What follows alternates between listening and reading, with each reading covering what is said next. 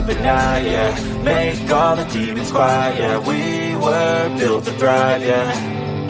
I think that we've all had enough. What keeps you up at night, yeah. Make all the demons quiet, yeah. We were built to thrive, yeah. I think that we've all had enough. Oh, yeah, I think that we've all had enough. Sick of dealing with the old plan. They know that we're calling them wrong. You got me like, oh, yeah, I think that we've all had enough. They know that we're calling it wrong. Hey, it's too late to try to go contain it. A generation fueled by creation. We live lives on a small screen nation. We control the airwaves, no negotiation. I refuse to think we need saving. Something good will come from creation. And when we think that the world is too anxious, we'll adapt, evolve, survive, and save it. What keeps you up at night, yeah. Make all the demons quiet, yeah. We were built to thrive, yeah. I think that we've all had enough. What keeps you up at night, yeah. Make all the demons quiet, yeah. We were built to thrive, yeah. I think that we've all had enough. Oh, yeah, I think that we've all had enough. Sick of dealing with the old plan. They know that we're calling them wrong. You got me like, oh, yeah, I think that we've all had enough. Sick of dealing with the old plan. They know that we're calling them wrong.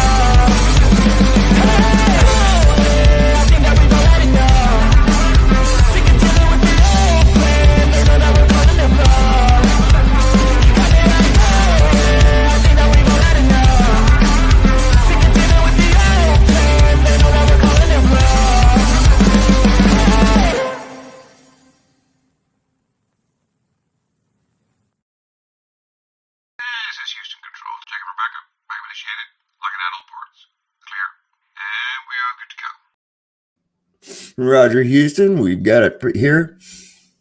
Good evening, ladies and gentlemen. Welcome to Sovereign Soul Unchained Mind, coming to you live from 250 miles above your imagination in the International Fake Station. We're reaching over here, going to turn a couple little knobs, and we're going to maybe adjust a few of these haphazardly run cables.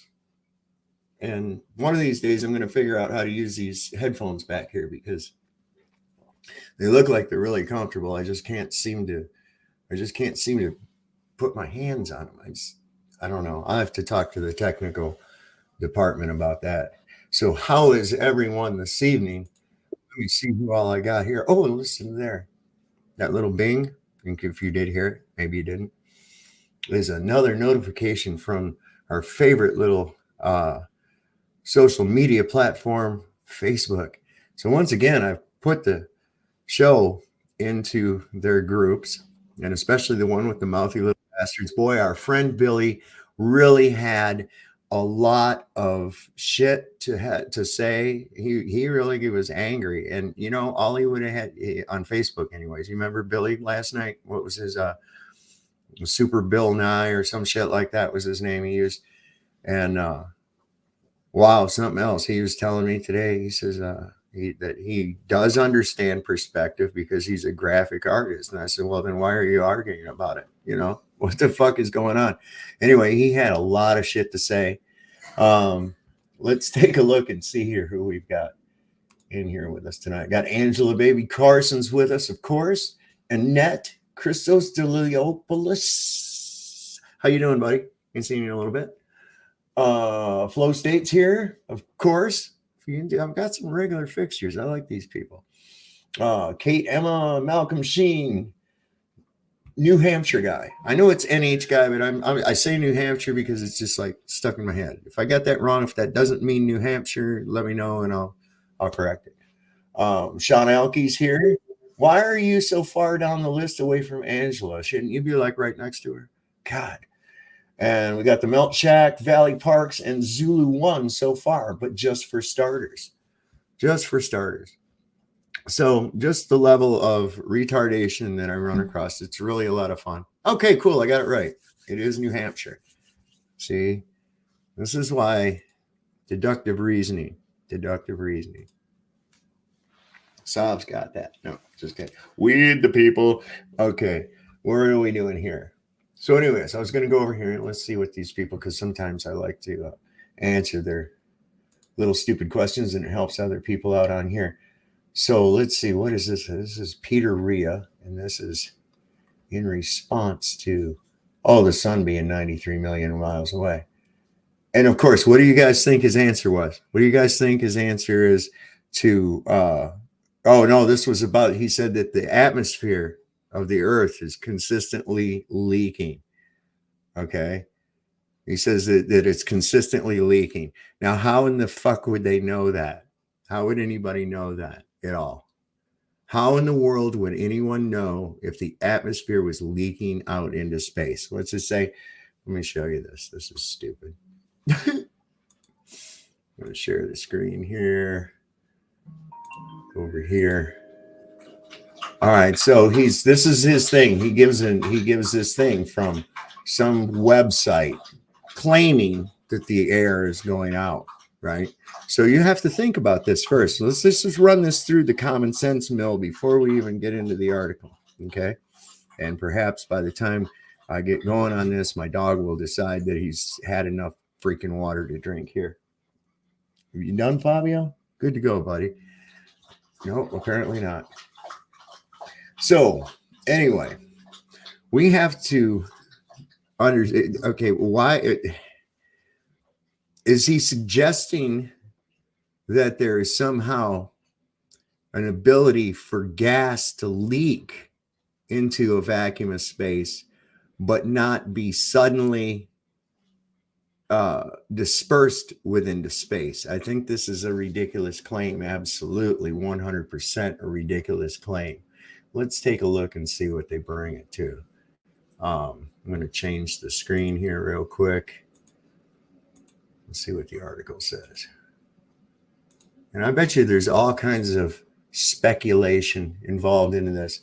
And I'm going to increase the size so that you people can see a little better. What do you mean by you people? Right. Okay. So Earth's atmosphere is leaking. Every day around 90 tons of material escape from our planet's upper atmosphere and streams out into space.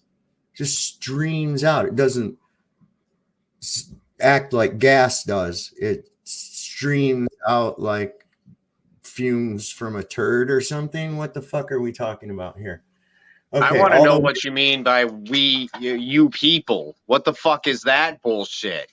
Yeah, I know, right? Fucking bastards. Do you see the fucking moon yesterday? No, well, I got to see it about the time after I cut off of here. And I went outside with the dogs and I could see a white big circle through the clouds. So I couldn't really see it, but I could see it. You know what I'm saying? It, like looking at it through the side of a milk container or something. It was the weirdest fucking moon I've ever seen. Well, I'll tell you, if I'm back around in 2037, I'll have to catch the next one. Because that's I would definitely say moons, like plural. Right. Like, because I saw the main moon and there was a moon above it and a moon below it. Right. And then there was this black thing behind it that emitted light, but not in the black spot. Oh, wow. Yeah, it was really fun. And it wasn't bright light. It was like all the other colors minus white. Wow. It's probably just God gave us a great big huge party light so that we can hang out at nighttime, man. That's what it is. I don't know. The most fucked up thing about that, though, is as I was staring at it, like my eyes would go buggy and it was like there was lightning going on where I wasn't able to stare at the moon. Oh, wow. Yeah, it fucked with my eyes real bad. What Kate, was smoke? Kate Emma says that it was the normal size there in the UK, but there again, there's another relative term because it's like, you know, I've seen the moon appear in several different sizes, from really little to great big, gigantic, huge. You know, so I'm just wondering how something that's supposedly a quarter of a million miles away from me.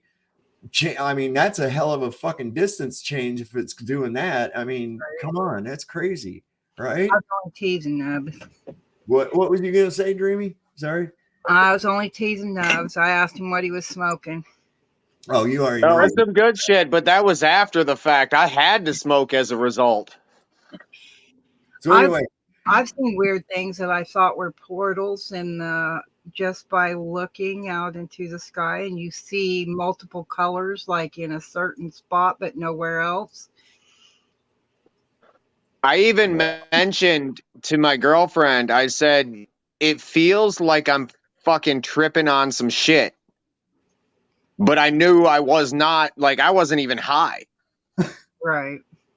So when And was it? Skies it real was yesterday. clear? Oh, I was going to say, was the skies really clear, and what was the conditions? Real clear. it was cloudy as fuck here, man. We all had the clouds that you had, we sent. Yeah, it came from North Carolina, man. It came down from North Carolina.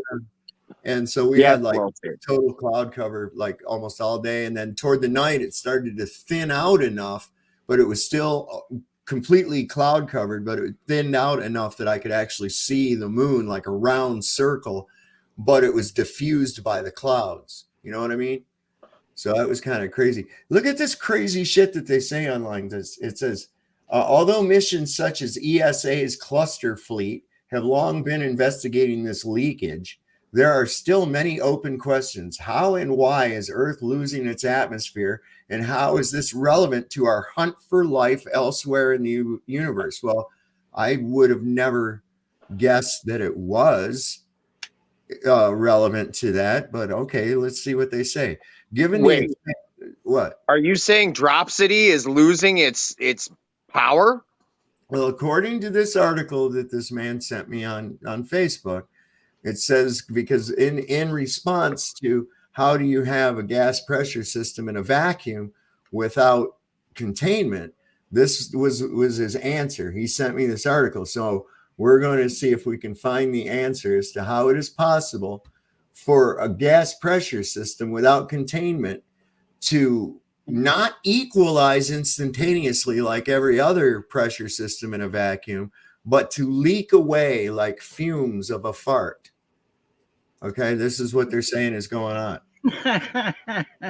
We just need to backtrack and we get it all back, right? You know, it's just little wisps, little wisps slowly drifting away, little wisps of our atmosphere, I guess.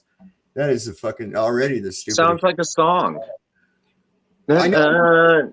The asteroid goes away. Already on its face. Where is this fucking shit from? Hold on a second here. This is from physics.org. Okay, this is from Flow State involved with them? That would make a lot of sense. Flow State's involved with a lot of things. He has his fingers in many, many pies. Yes, mainly his own. And Jack's. You know, we didn't say what kind of pies those were. Could have been hair pies for all we know. You just gotta. It's Flow State. What the fuck? What are you asking me about that guy for? What's up, man? I'm just wondering. I saw him down there typing like a secretary. All right, so check this out. It says, given the expanse of our atmosphere, 90 tons per day amounts to a small leak. Earth's atmosphere, oh boy, here we go. Earth's atmosphere weighs in at around 5 quadrillion tons, so we are in no danger of running out anytime soon. Wait a second, they're proving it's contained. By their wordage, they are saying there is containment and there is a leak. Mm-hmm. How can you have a leak without containment? Exactly. That's exactly right. So damn those words. Yeah. They fuck themselves, don't they? According to what they was saying in the 80s, though, we had a hole in the ozone layer, so we've been leaking for a long ass time.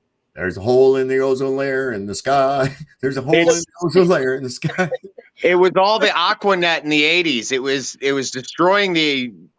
I wonder who is using Aquanet in Antarctica that much, but It's not. It's those bitches up on the space up here with me. You know. Oh, that makes sense. It's Listen. Sovereign's fault. I sent them. I sent them off to make sandwiches. They should be back soon. All right, so we're not going to run out. It says, however, understanding Earth's atmosphere and how it escapes to space is key to understanding the atmospheres of other planets. Oh, so now other planets have atmospheres too. Okay. Not only that, but they're also much like Earth with gravitos. Dropsity. Dropsity gravitos. It's like a first and last name. Right. Pretty soon they're going to put a gas meter on your butt so they can measure how much gas you're letting out into the universe. Oh, don't give them ideas. It could be crucial. It says, could it be crucial to our hunt for habitable planets and extraterrestrial life?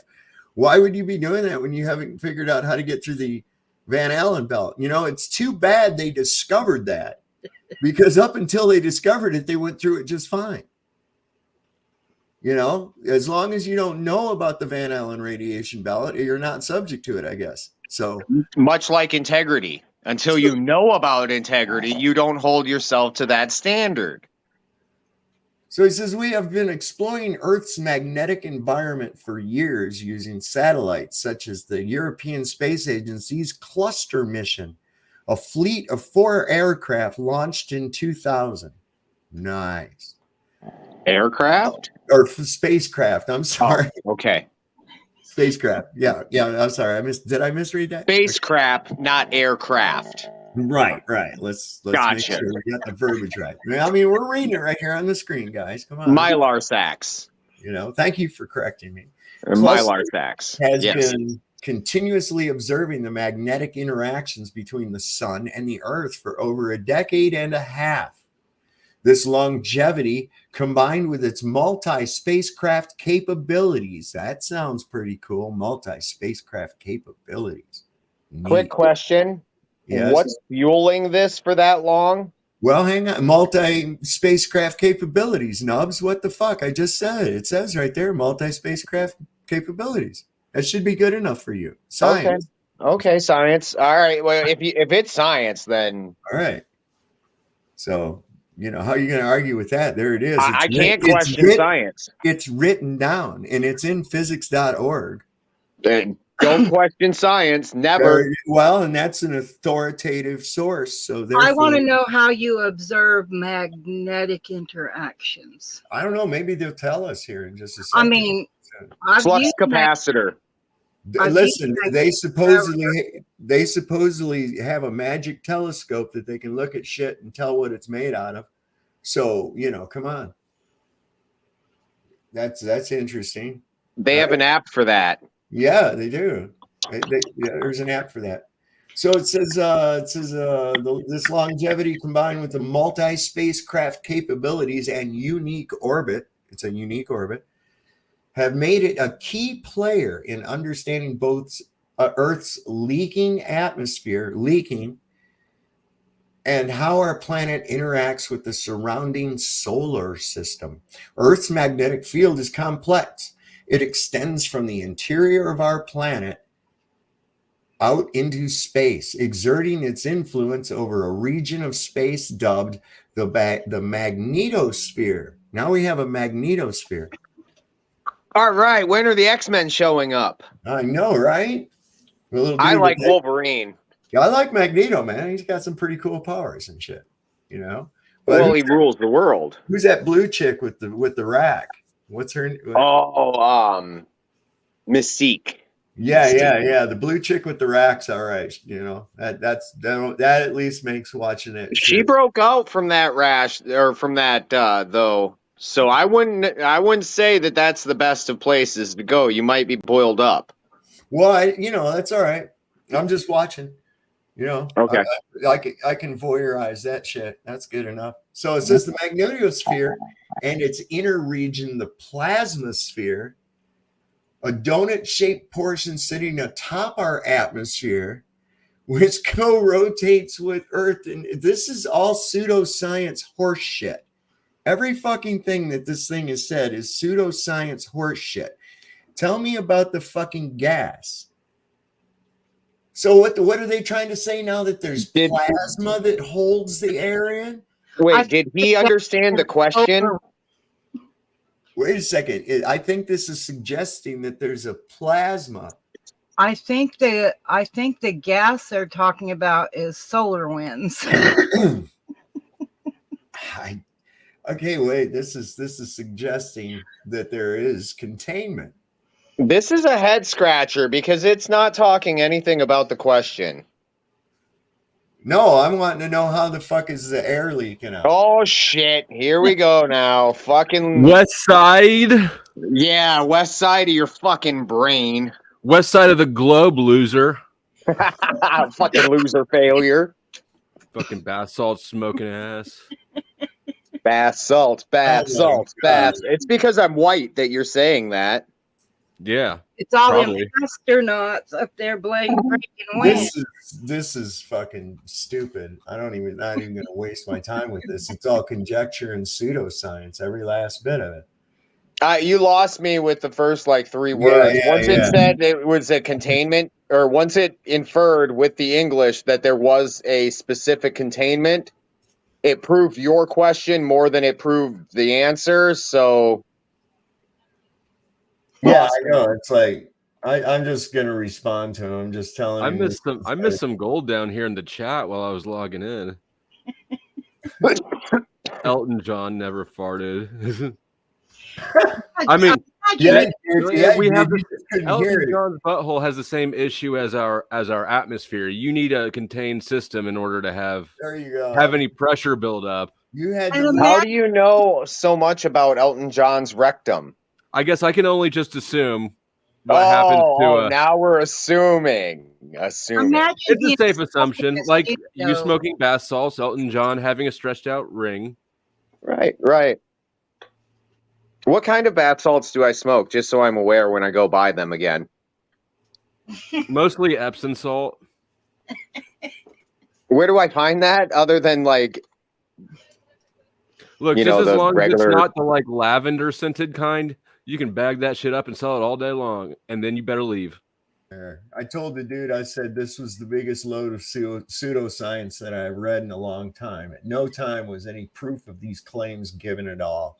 Get the fuck out of here. If you could send an invitation, I'd like to ask him a couple of questions about. Well, I have. I would. Here. Hang on. People on my show want to ask you questions. That's what I'm going to tell him. People on. Who are you fighting with? Well, at least it's not Jack today. Probably a Facebook monkey. There's monkeys all over these interwebs.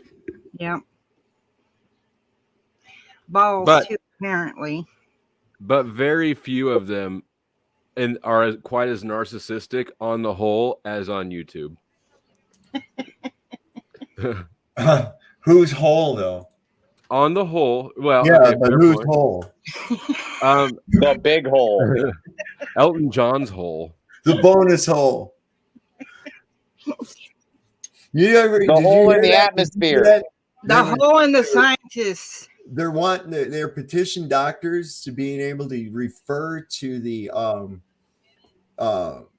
transgender vajayjay as a bonus hole. Bonus hole? What? A bonus hole. And I was like, I saw this and it was in an article and I was like, oh my God. For a medical term? Yeah, it's disturbing. No way. That's disturbing. That's the bonus hole. What's the fucking main attraction though, right?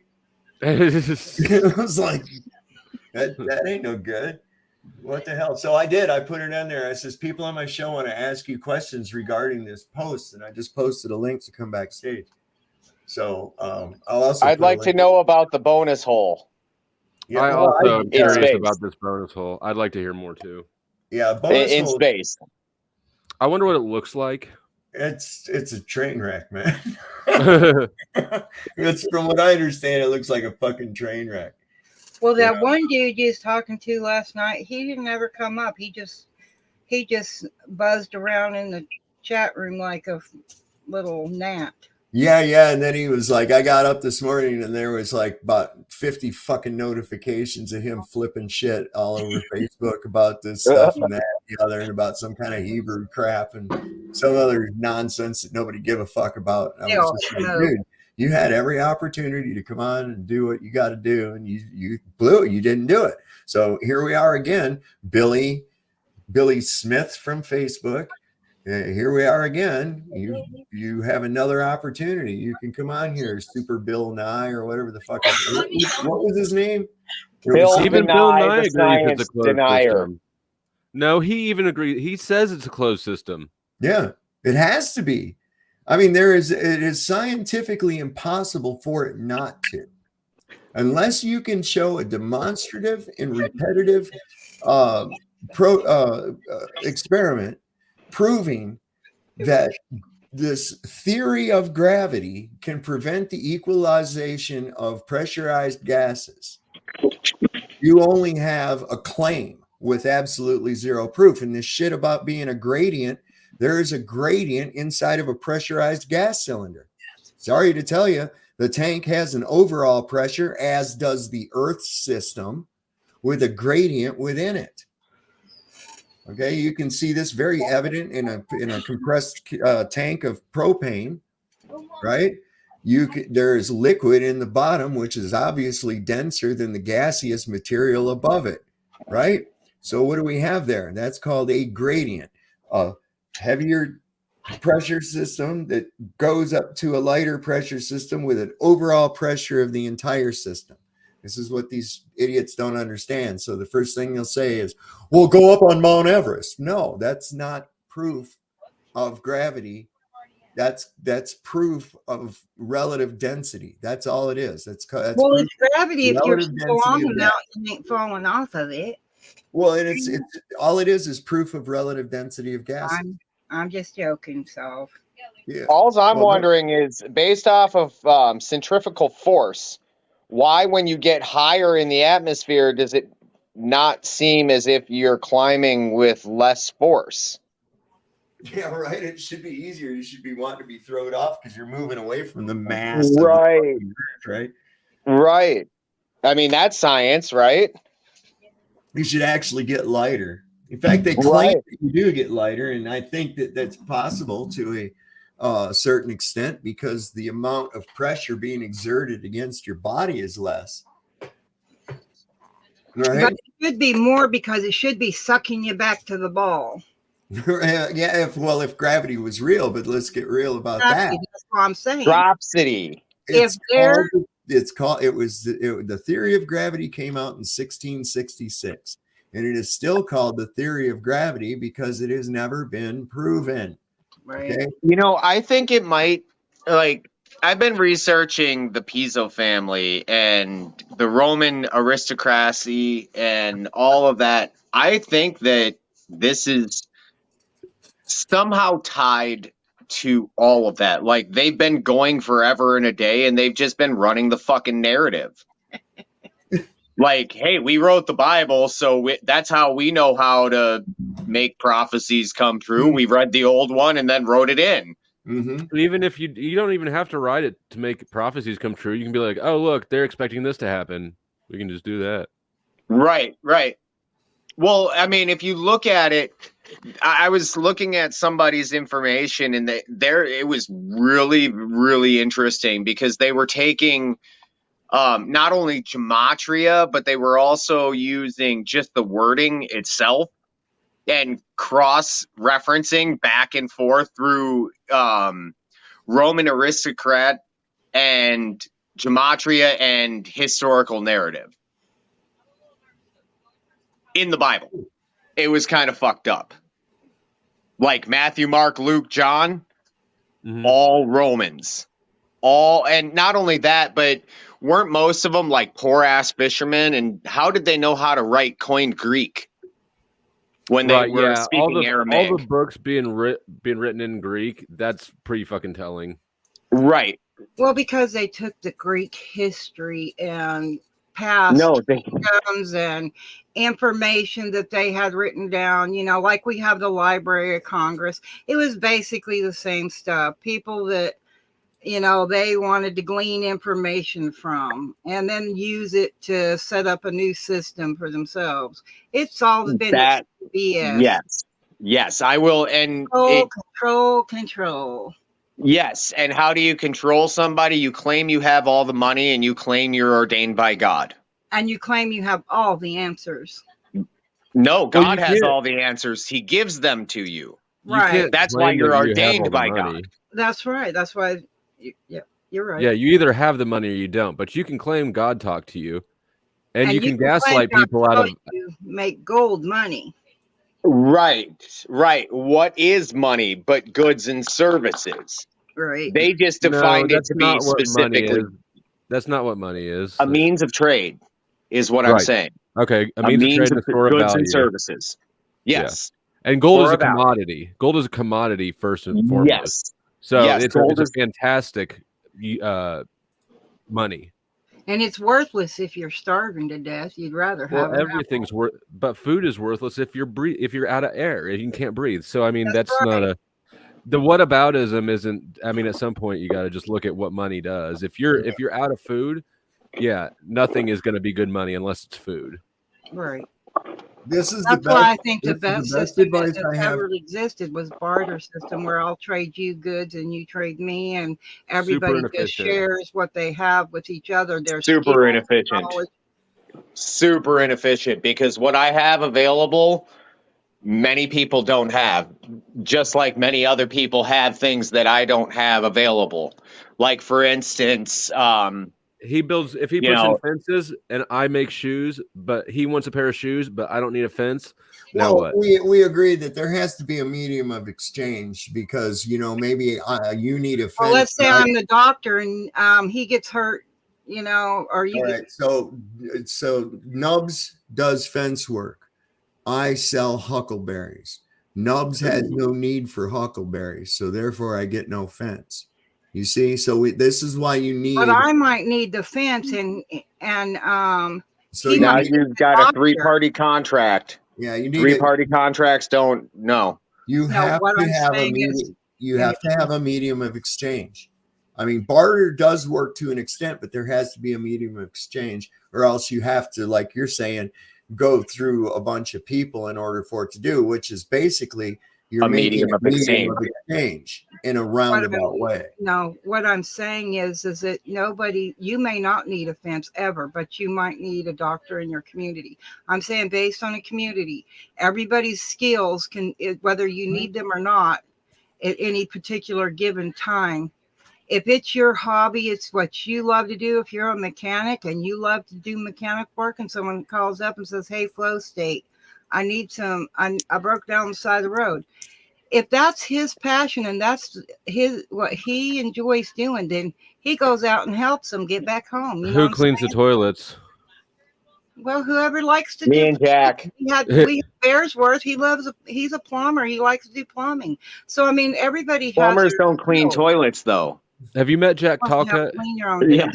What if there's somebody that doesn't know how to do anything, man? And we have a lot of people like that. They don't know. Yeah, we just mentioned him. Have you met Jack Talcott?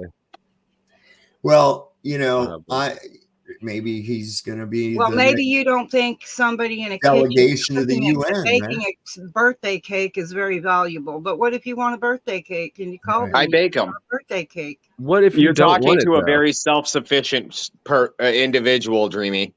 I'll bake you a cake and I'll fucking build a fence and I'll fix the fucking bathroom. But, I mean, it doesn't matter, because obviously the point of that's being made is that it's inefficient, because everybody has to want the thing that they want to trade for, or else there has to be a whole bunch of benevolence floating around that will be taken advantage of and quickly changed back.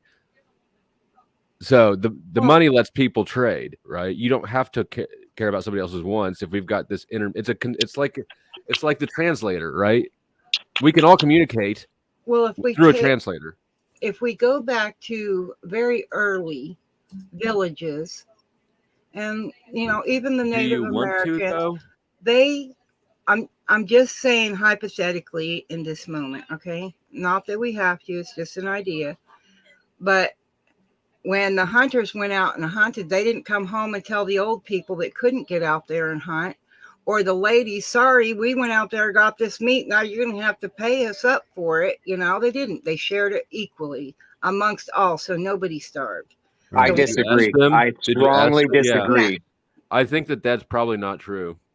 The reason why I strongly disagree is because the women, while the men were out hunting, the women were out hunting for this, that, and the other thing. The women were doing things in exchange for the protection of the man, and vice versa. But what Because if I don't have somebody, you're right. The women were out gathering firewood, gathering food, herbs, whatever. Nearby. The elders were taking care of the infants and the little ones, while the they were out hunting. By the time a native child was 5 years old, they knew what plants were for medicine and which ones were for eating, for the most part. Because they went with By the time they were 5. Yes. Most of the time. How do you know this? Yeah, Because I'll agree to that one. With my family, on the native side of my family.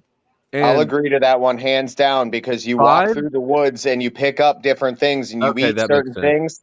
That makes sense. And you don't eat certain things. Yeah. Okay. No, I can see that point. That makes sense now. When I was young, pretty much how you get a kid to learn not to eat, batteries and fucking. No, I'm just saying that everybody in the village played their role for what they were capable of. And that's what I mean. It wasn't you owe me this because I gave you this. What they did do was, outside of that, they traded with other tribes and said, hey, we got all these scans or this or that or whatever it was that they had that they wanted to trade. What did they do with freeloaders? What? If somebody was sleeping in instead of going hunting, what did they do with the freeloaders? Hell, I don't know. Exactly. That's the point. I really know that they were. I think everyone just kind of worked together. A family is just basically a small nation, a little village. A family is a very dysfunctional group of individuals that are all bonded by one patriarch that determines the rules. Sort of. Not really. I mean, that's pretty reductionary. Back then. That's got a few more people. I just want to give a shout out to a few more people who have come in here tonight. I got Art Kudos here. Hope everything's doing good down there for you, Art. Nemo 289 is here. Mike Finnan. I don't know if it's still here or if you're just now here, but I see that the list has changed. Thunder Chicken, Valley Parks. And looks like we've lost a few in the chat, anyways, unless this thing is just fucking with me. So anyway, I just wanted to put that out there for you. Maybe they got equalized with the pressure gradient. That's absolutely possible. That is absolutely possible. I don't understand how. I think it's because these kids haven't had toys like we have. I was going to say, I don't understand how people don't understand these today, how they don't understand how pressure works. They really don't. We had toys that operated off of air pressure and water pressure. Like, you remember those rockets that you could? That is not accepted in the safe space, dude. Do you remember the rockets that we used to get you fill them up with water and you put them on this little air pump and they clipped onto it, and you would pump this thing up and the pressure would get to where you couldn't even pump it no more. And then you pull that clip off. It had a little trigger on it. You pull that thing off, and that thing would go up 100 feet in the air, poof, way straight up. And you started learning what different pressure differentials can do, what the actual force is going on there, right? And I don't think, because they're growing up, like you said, Nubs, in the safe space, they don't have things like that. They're not allowed to. They don't do anything that requires physical. Okay, everything they do is on a computer or a simulation. Whereas when we were kids, we actually, sometimes to our own injury, learned about physics, man. I mean, it's like each of us trying to top the other one to who could jump over the most shit with their bicycle. And sooner or later, somebody would take it to a ridiculous thing and have to go get stitches. It's like that damn duck hunt game. Excuse me. You don't know when you hit that duck. But if you was actually out there duck hunting, you would damn sure know it. Oh, yeah, yeah. It was like us playing with BB guns, those pump up ones, you know, and then shooting the leaves. Somebody go up the creek and kick a bunch of leaves in, and then come back down there. And as they get there to us, we'd start shooting them. We had to hit them leaves for it to count. Thanks for polluting the natural waterways. You're welcome. Unbelievable. I'm happy I did it. You know what makes me proud. Never mind. Did you at least use copper pellets? That would at least have benefited. Yeah, they were copper. All right, I'll give you that. Little, then. Yeah. We didn't use KDD. Hold on, I gotta ask KDD. Are you my girlfriend, or my girlfriend's name is Katie and it starts with a D, so that's either my girlfriend or it's not my girlfriend. Oh yeah, the little rockets with baking soda, man. Oh yeah. What about lawn darts? I mean, oh yeah, why do we have to get rid of them? Those? Were fucking awesome. Yeah, dude, you know how many wars I won with lawn darts? I think nobody wanted to battle with me. You know how many family pets were skewered by those because the dog go run out there chasing after it and get nailed? Yeah, they were bad. I mean, they were fun, I have to say, and you have to take a lot of precautions and be safe with them and everything. But we still have bottle rockets and Roman candles, though, oh and God, you can still have wars with those. Bottle rocket wars. You can nobody ever.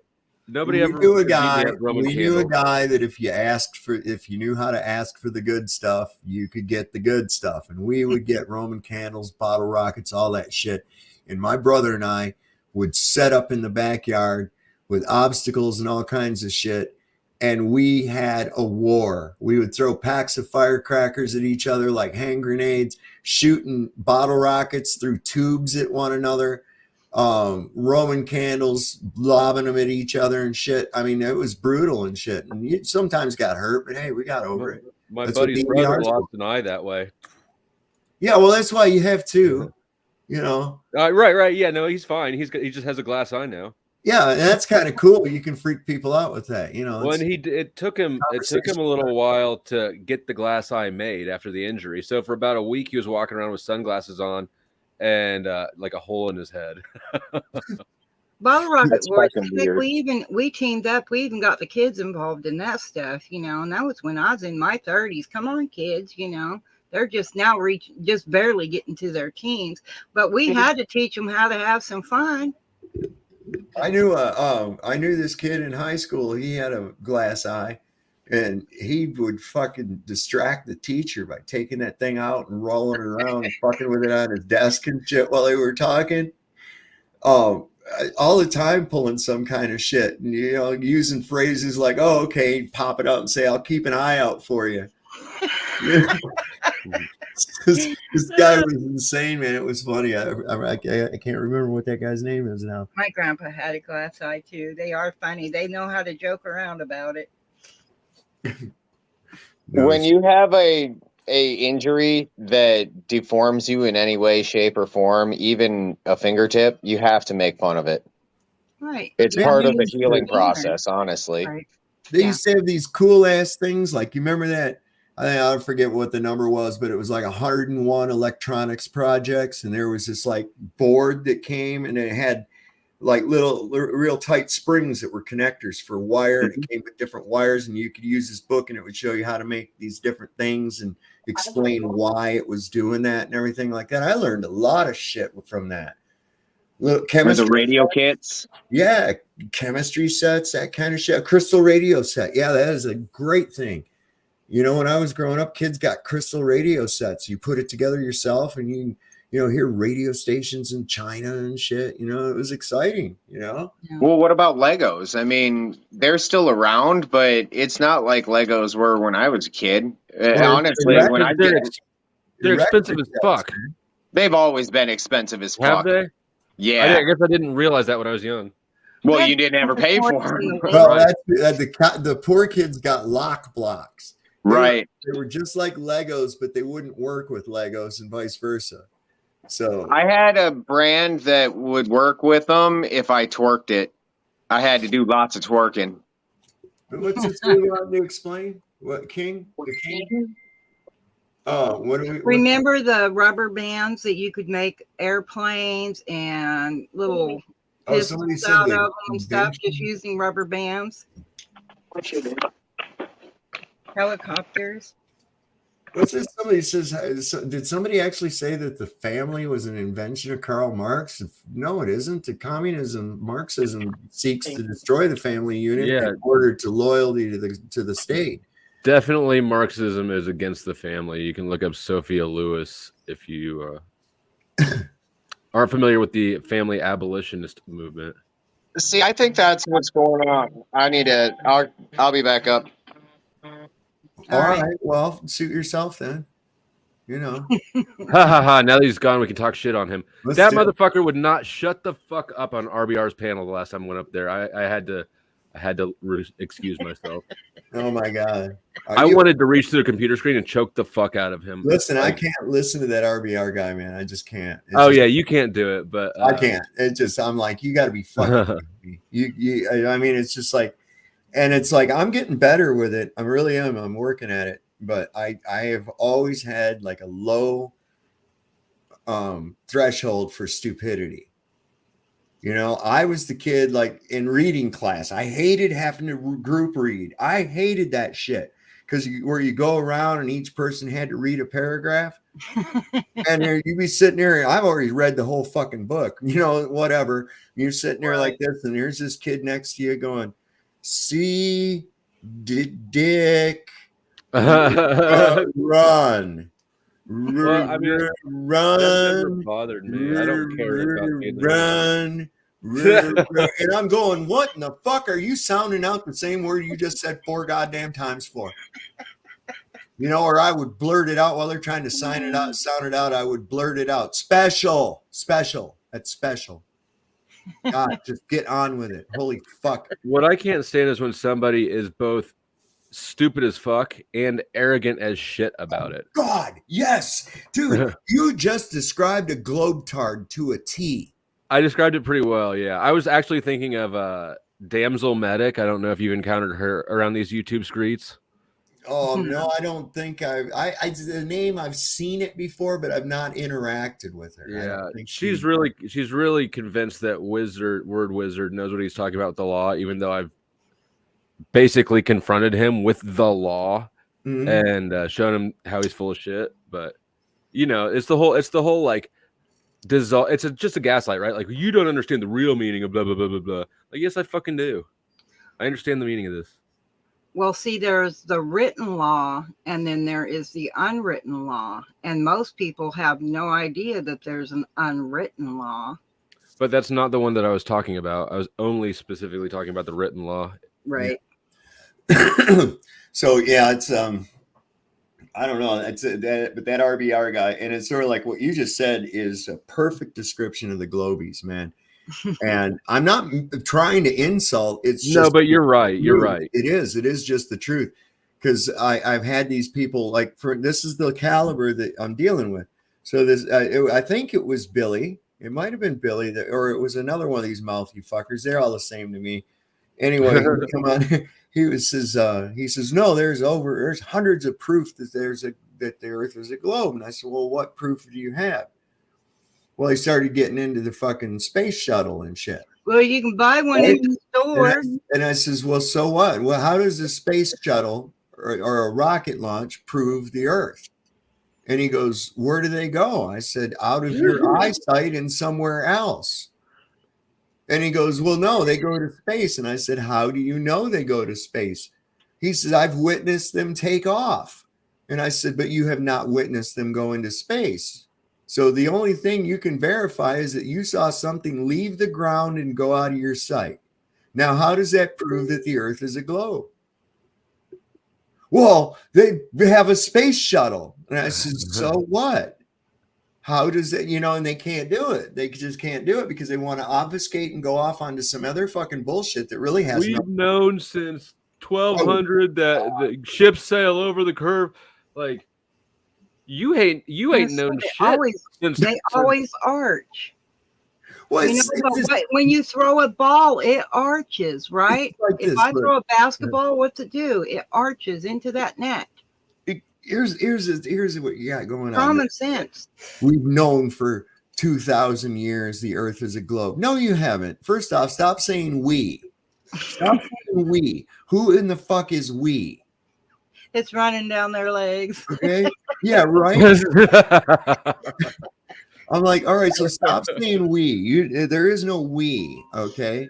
We have been told, I have been told, that some Greek guy 2,000 years ago measured shadows of sticks in two locations 500 miles apart at the same time of day.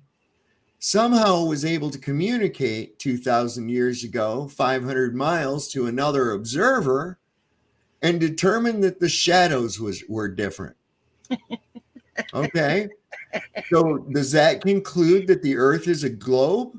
No, it does not. Not at all, because I can do the same thing on a flat surface with a local light source. It's not any proof of anything at all. You know, that's just so retarded, it's laughable. You know it?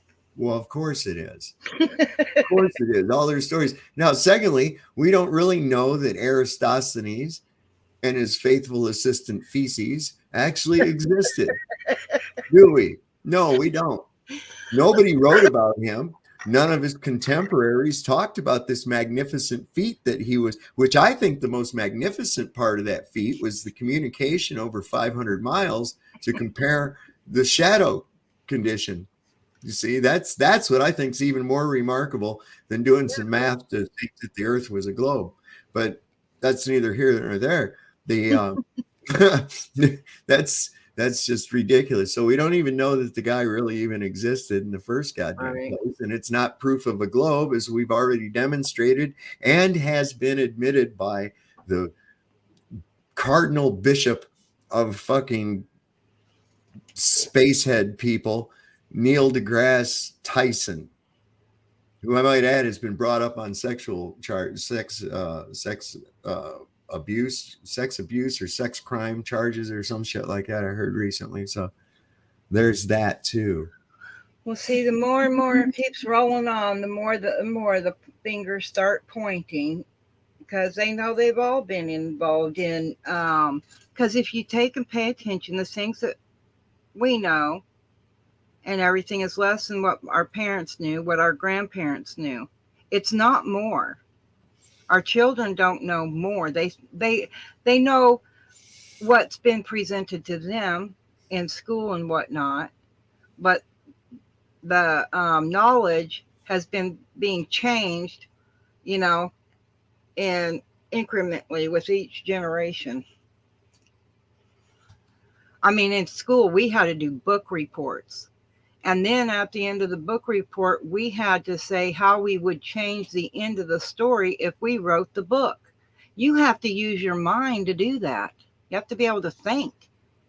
People are trained to not think. They're trained to react. Right. Now, my children and my grandchildren, by the time my children were in high school, it was multiple choice. Read this book, answer these 10 questions, and here's the answers. And you got to choose the one that answers the 10 questions. There was absolutely no thought.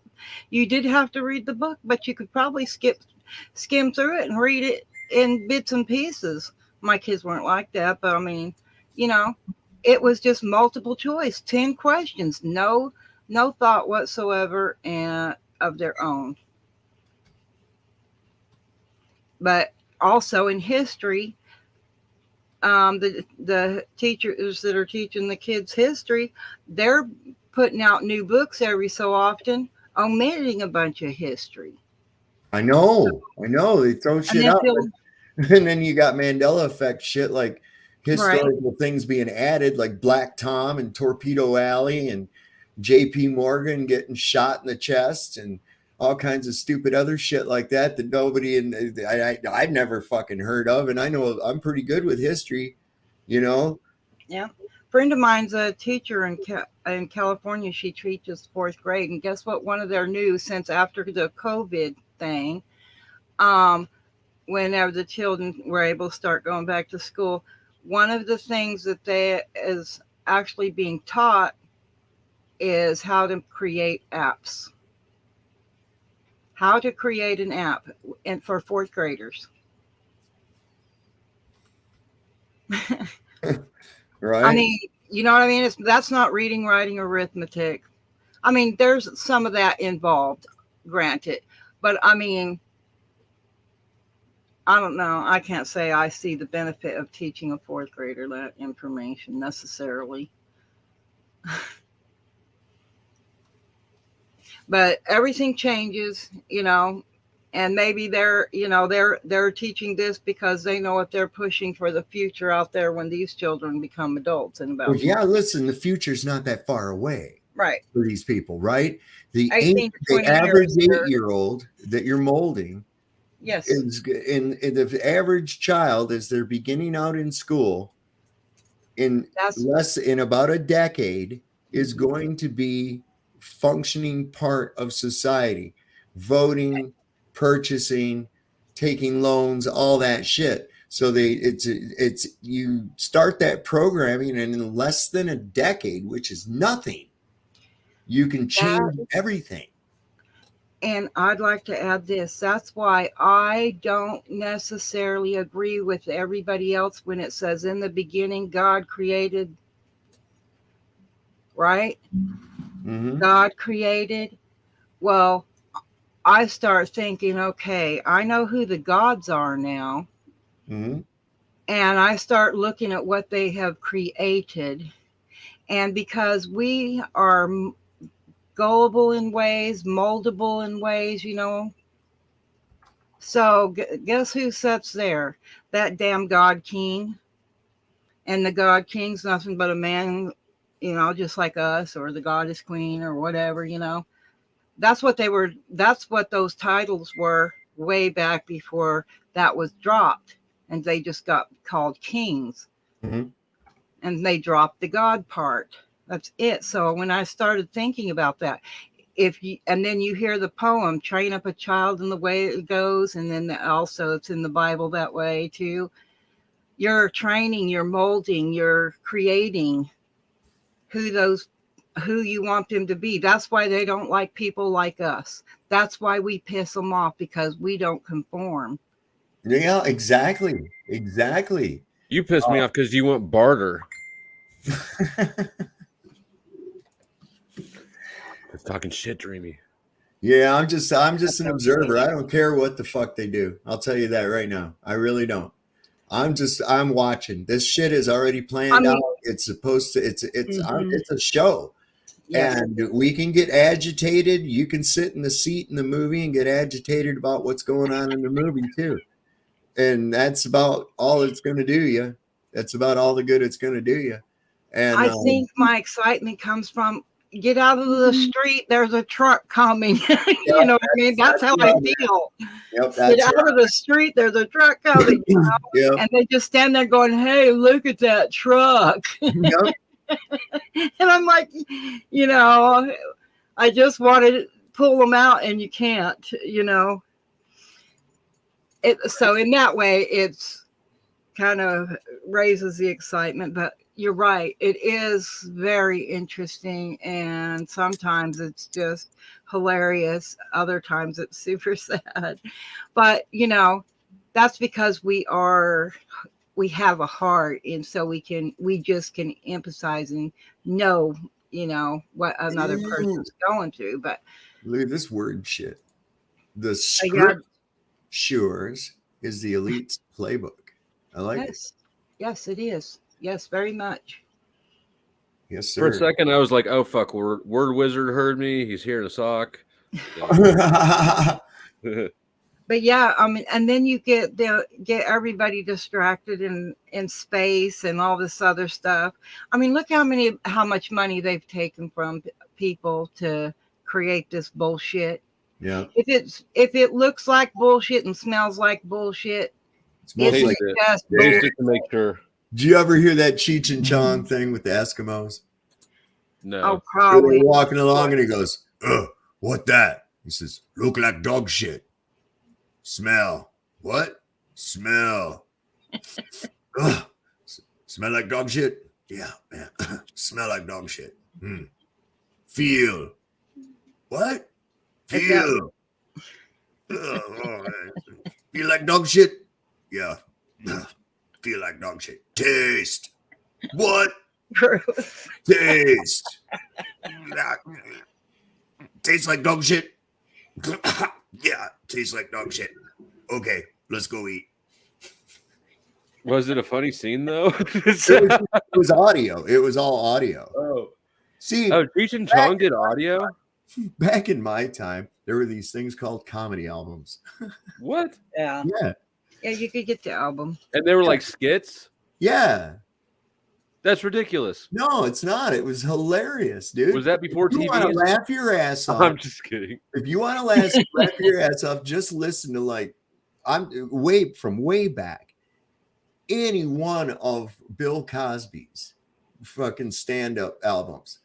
Dude, that shit's hilarious. I know. I remember You listening can to imagine when he's talking, you can imagine the shit. His skit, that one he does about Noah is that is a good one. Yeah, I don't remember that one. Oh yeah, he's sitting there. He says Noah. He says I could just imagine Noah was in his workshop, plugging along, doing his stuff, making tables. So one day he's in there. He goes, "Vuba, vuba, vuba, vuba, vuba, vuba." Noah, what? Who was that? Who said that? I'm hearing things. Vuba, vuba, vuba, bing. Noah. All right, who said that? It is me, the Lord. Yeah, right. Come on, candid camera. Yeah, He was good, man. And, he was. My favorite was about raising kids, and he come home and something had happened, and one of his kids lied to him, and so he told the kids not. He told them, if you just tell me who did it, what happened, about cutting her hair. You won't get in trouble. It was about her cutting her own hair. Oh, was that about cutting her hair? He's like, I took him out to the woodshed and he goes, "Who cut your hair?" whipped her butt. I don't know. He says, "What do you mean you don't know? Were you conscious all day? I don't know." No, I think that was a different one, but yeah. Tommy said, "Yeah, the kid one is hilarious." Is this the pigeon pecker panel? Say that 3 times real fast. Pigeon pecker panel. Pigeon pecker panel. Pigeon pecker panel. That's a rough one right there. Isn't pigeon pecker what that one dude calls the Jays? Yeah. The okay. Liquor store Santa. What's his name? Jurassic Liar. Yeah. That guy's wild. Oh yeah, he said that me and Brian Stabley are going to go to hell because we noticed the changes in the Bible. Hell effect and shit. So nice shout out. Yeah, right. Yeah, I'm subscribed to him, but I never really find myself in the mood to watch him. He's kind of a tough pill to swallow. He really is. From what I gather, Trump is going to be wounded in the head in Seattle due to this guy's prophecy, according to his prophecy, that Trump is going to be wounded in the head in Seattle in August or September of next year. And something about Elvis is going to come back and cure the coronavirus or some kind of shit. I don't know what he's got going on, but it's really out there, boy. I got to tell you, it's, Tommy's favorite one was the roofie skit. Damn. And not nice. I'll tell you another one that's blow your mind. My sides ached listening to that. What was the name of the album that the one that Eddie Murphy did where he talks about the fucking barbecue and his dad getting drunk at the barbecue? That one is, I swear to God, I can remember sitting on a picnic table with a couple other guys drinking beer and listening to that on a boombox when I was in the Army. And just rolling, laughing, literally, man. When they say the LMAOF, I literally was, man. My sides hurt the next day I laughed so hard. That was so funny. Have you seen Grandma's Boy? Yes, I have. That's yeah. how I was during the scene when he's jerking off to the action figure, and then the mom walks in. Oh my god! People in the movie theater were like looking at me long after the scene and did like, "Shut this dude up." Oh yeah, okay. So yeah, so Angela says that her parents had that stand up on a VHS. I'm assuming. Another one of my favorites was Richard Pryor. That man was hilarious. Oh yeah, I used to like Richard Pryor. He's all right. I don't think that he or George Carlin are particularly funny. Like they're not laugh out loud. Are you funny. shitting? Seven words. Just puts it in your face, and everybody laughs, thinks, and he's joking. No, George Carlin is like a dose of truth. The 7 words you can't say on TV. That was that album was funny as shit, man. That was funny as hell, and especially for its time, because it was like you never heard that kind of shit on any kind of media, hardly, and so it was pretty funny. I remember my friend's mom went ballistic when that came on. What did that man just say? You buy the balls. Robin Williams. Robin Williams was funny. Yeah, he was funny too. Yeah, none of these guys will take up on that. This is funny as shit because all day they were the mouthiest fucks you could ever see in your life. Dude, that's always I've made one video where it's called, I think, Taking a Shit on NASA. And it's got the worst like to dislike ratio of all my, it's like 28% likes. Right. And it's got there's a lot of comments, but I could not get anybody to debate me. I put out invitations. I even scheduled something with one dude and he bailed. Yeah, they will, because they know it's fake. They just want it to be true. It's a belief system. It really is. It has all the hallmarks of a religion. Every single bit of it. It has its priests. It has its saints. It has its revelations. It's apostles. It's fake miracles. Yes, indeed. It really does. And it does require faith and belief in order to swallow that. It really does. And you have to really believe some impossible shit in order to think that's real. I mean, even before I'd looked into anything ever at all, and when I was still like, I was a kid, you never even questioned certain things. It still never made sense to me how we could be moving through space in all the ways we are, but the stars still keep their shape. Like there's the Big Dipper. How the fuck is that there again tonight? Exactly. Right. Why has it been in the same place on the same day of the year every year for the last, God knows, fucking 5,000 years? Yeah. See, that don't make any sense, man, especially when you consider the velocities and distances involved. It should have been long gone before anybody had a chance to name it. Yeah, you would definitely see that due to one of their favorite words, parallax. And the way they have everything spinning around each other, and against each other, and you gotta have some good timing, I mean, that's like juggling. I mean, parallax between the fixed stars would be evident continuously if it was the case. Right. Okay, they would be changing, morphing all the time from what you see at your perspective. That's just some of the dumbest shit. They always want to talk about parallax, and I'm like, well, there's your parallax right there that we don't see. So what are you talking about? They go by every part of it is based on an assumption. The assumption of a convex Earth, the assumption that the Earth is rotating, and none of this has ever been proven. Yeah. No convexity of the Earth has been word proven. Parallax, it makes me giggle because it just reminds me of a laxative, because that's what they need to get rid of that backed up buildup in their brain. Like X-lax, right? Yeah. Parallax, X-lax. I'm just saying it's like they're all backed up and clogged up and they can't get through that. So they have a parasite in their mind, and in order for them to be able to shit it out, they need some parallax. you think that you're a monkey on a spinning ball? Perhaps you need parallax to shit that worm out of your brain. That'd be cool. I should make up a little mock fucking parallax product and do a commercial for it. That'd be hilarious, man. That would be fucking hilarious. It would be hilarious. But like I was saying though, they have no proof of there is no proof of axial rotation.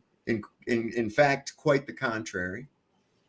There's no proof that anything orbits the sun. This is all conjecture based on movements of objects in the sky.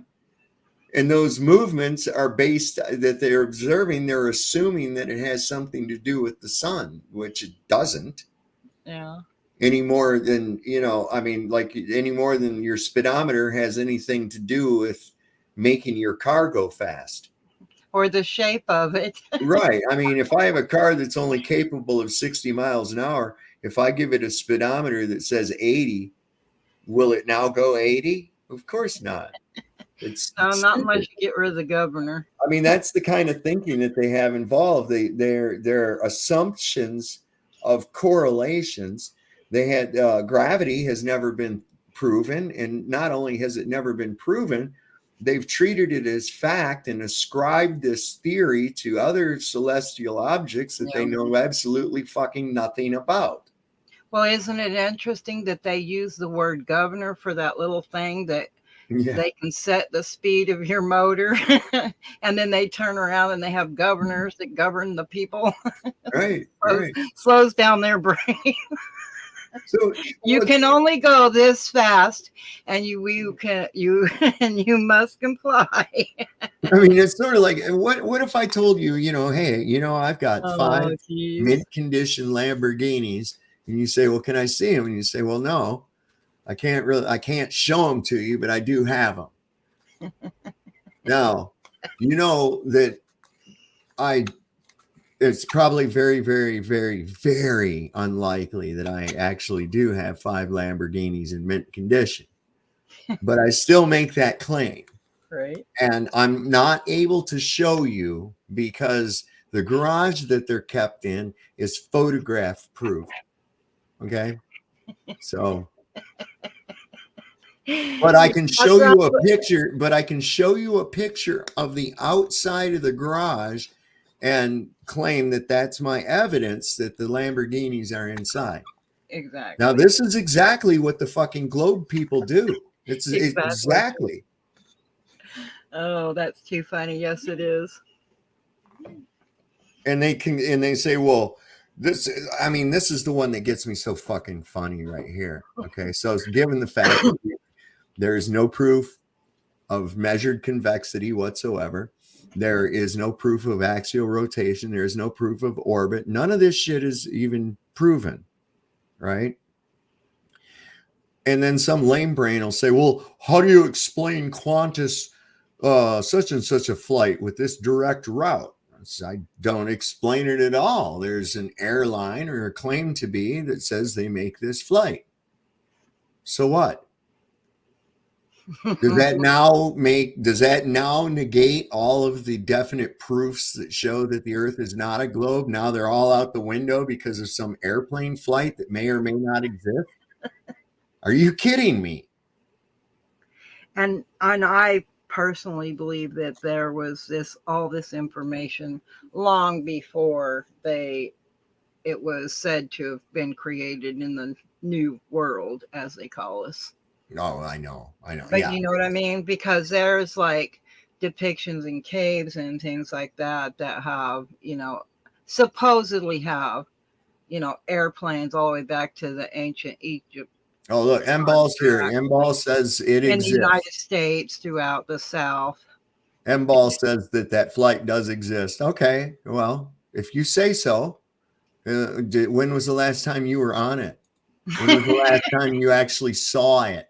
And I'm not talking about it on a flight tracking software. I'm talking about when was the last time you experienced that flight? Because I've looked into it. It's between $1,500 and $2,000 for a seat on that flight. Now, how are you going to get enough people to pay that kind of money to make a flight between those two cities, Santiago and Sydney, or somewhere in Australia down to South America. How many people do you think are making that flight back and forth to keep that to be a route? In all reality, I mean, just common sense wise. I think you're mixing me up with Nubs. Tommy, tell the truth. I've never been to space camp, and I never touch anybody's rockets. No, not even your own. I did get kicked out of Boy Scout camp for drinking. Oh. You don't know how to shop for flights. It doesn't matter, M-Ball. What would it matter? Do you think the Earth being a globe is the only way that flight could take place? If you do, then you're stupid. I'm just saying, if you think that is concrete and the only way that a flight like that. Which way? What is it? Qantas Flight 27, I think it is.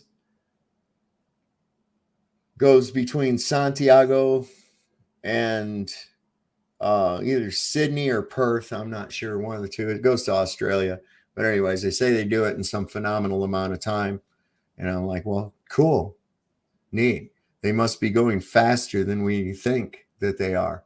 Now, I do happen to know that that there are trade winds that move in both directions at various altitudes. What is an M-ball? Quite fast. They go faster than the speed of sound. And an aircraft caught up in one of those would never even know it, that they were accelerating that fast. What is an M-ball? I don't know. I guess it's like a Mexican ball. A Mexican ball, probably. A mud ball, or Mike Could ball. Be a mad ball. Maybe really ball, angry. Maybe balls is the last name and M is like a first initial. Monty balls. Monty balls.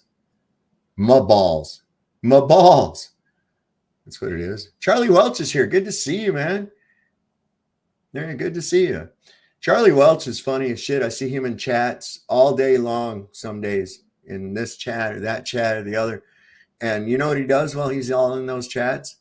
He admonishes people that are in the chat and on the show for not having a job. And I'm just wondering how he has a job where he's in the chat on YouTube all the time. I mean, this might be his job, It might, absolutely.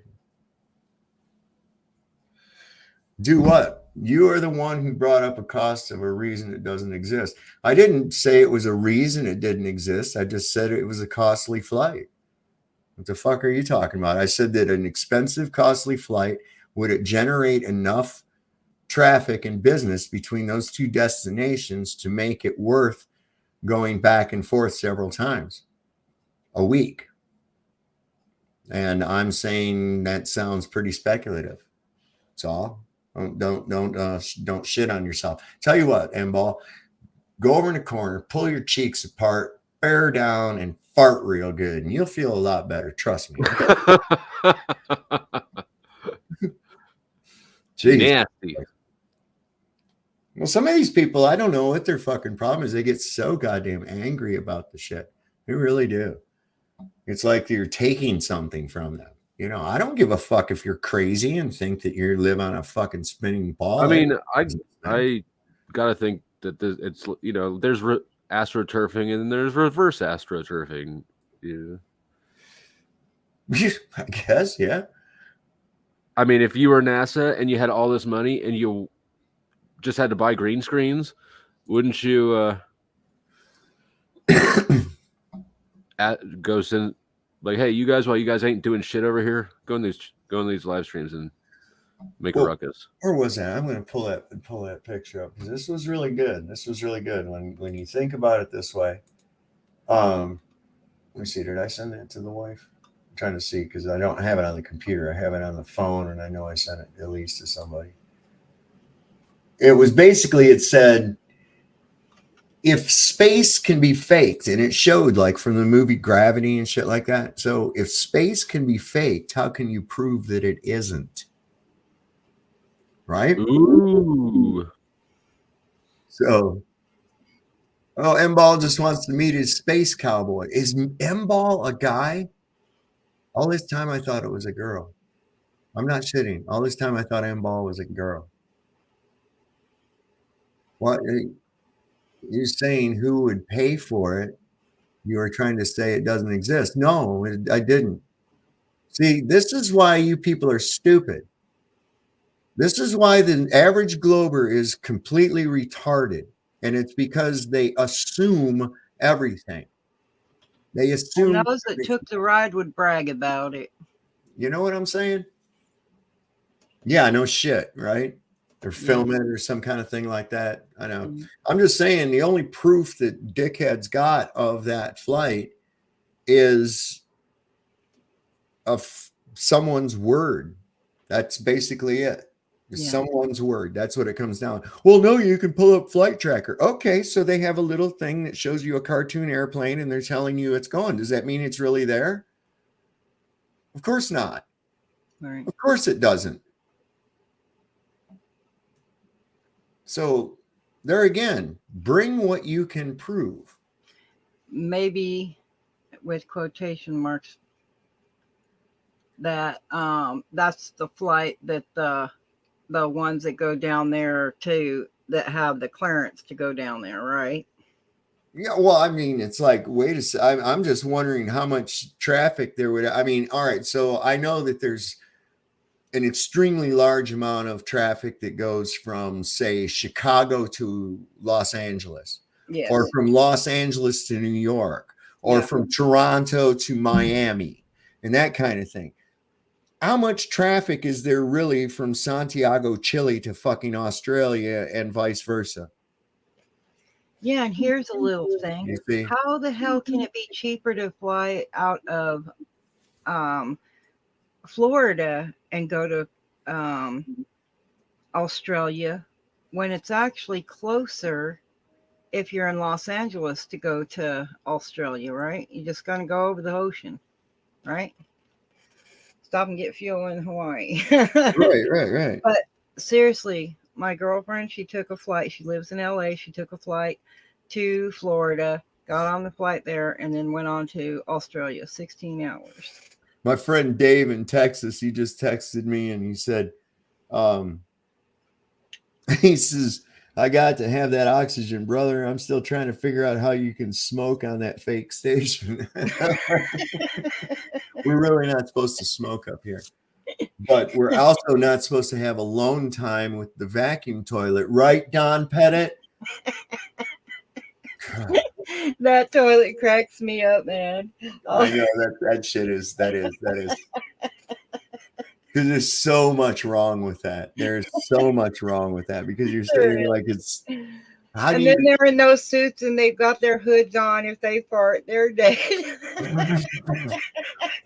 Just pops up. Yeah, they look like the Michelin Man. That would be funny as shit. Don't you can't help it. I mean, it just when people paint, when they speak, they paint pictures in my mind, and a lot of times they're hilarious. Yeah, man. Yeah. I'm like, oh my God. But yeah, that's some of the crazy shit that these people and the assumptions, the fucking assumptions that they live on. That's what they do. Everything they assume this shit. And it goes all the way back. I mean, I was looking at this thing where I was trying to figure out how the fuck you could figure the distance of the sun. So somebody sent me this article. I looked at it. All right. It said, so the Greeks was looking at the fucking sun and the moon, and they do appear to be the same size, but since the sun is so bright, it must be much further away. And I'm like, why must it be much further away? Because it's brighter. What the fuck is that? I know. Why does cars have high beams? What, all of a sudden they just stay the same, or do they get brighter and sit in one spot? Well, according to that logic, when you hit your high beams, that means they've moved to the back of your car or some shit. Exactly. That's what I'm saying. I mean, there's so many examples you can pull the logic from. Oh my God. I know. And it's so simple. It's so goddamn simple to understand, you know? Oh, I'm supposed to believe that there's this force that's holding water steadily to the earth as it spins different directions and going around and all this other fucking shit, and it's just staying there. It's holding it fast, holding it so good, ain't even fucking ripple on it when there's no wind. That's how good it holds it, right? But I can walk over there with a straw and you just go and sucks that water right up into my fucking lungs. It's like, whoa, wait a minute, man. We're Sovereign, when you were in about 7th, 8th grade, somewhere in that age bracket, was your school teaching the modern math where you had to use like 16 pages to solve one fucking fraction problem that you could have done on 2 lines? Oh, well, they may have, but I refuse to do it. Well, I did it the way that it's done. My grandfather taught me how to fucking figure out ratios, how to do all that shit, man. And so I just wondered because, and I'm like, why are you doing all this craziness? All you have to do is this. Look. Right. Well, I made F's because I just used the 2 lines, but so many of in the education, they were taught to complicate shit. That's why they can't think with simplicity in mind. You know what I mean? Right. Look, it says on Indoctrinated, it says he's been practicing taking a dump into a shop vac, so maybe one day he could be an astronaut. I'm like, that's right there. You got to start training somewhere, We'll worry about those pesky G-forces later. We got to get this pooping down. Just the word not. Yeah, right. Let's break that word down into its syllables and say it. Ass. I don't know what they meant by tro. But there's a not at the end of that. In other words, it's nothing, right? What does the word not mean? Just saying. Not. Oh, this is a great point. And the word ass at the beginning, you have to be an ass to believe it. Right.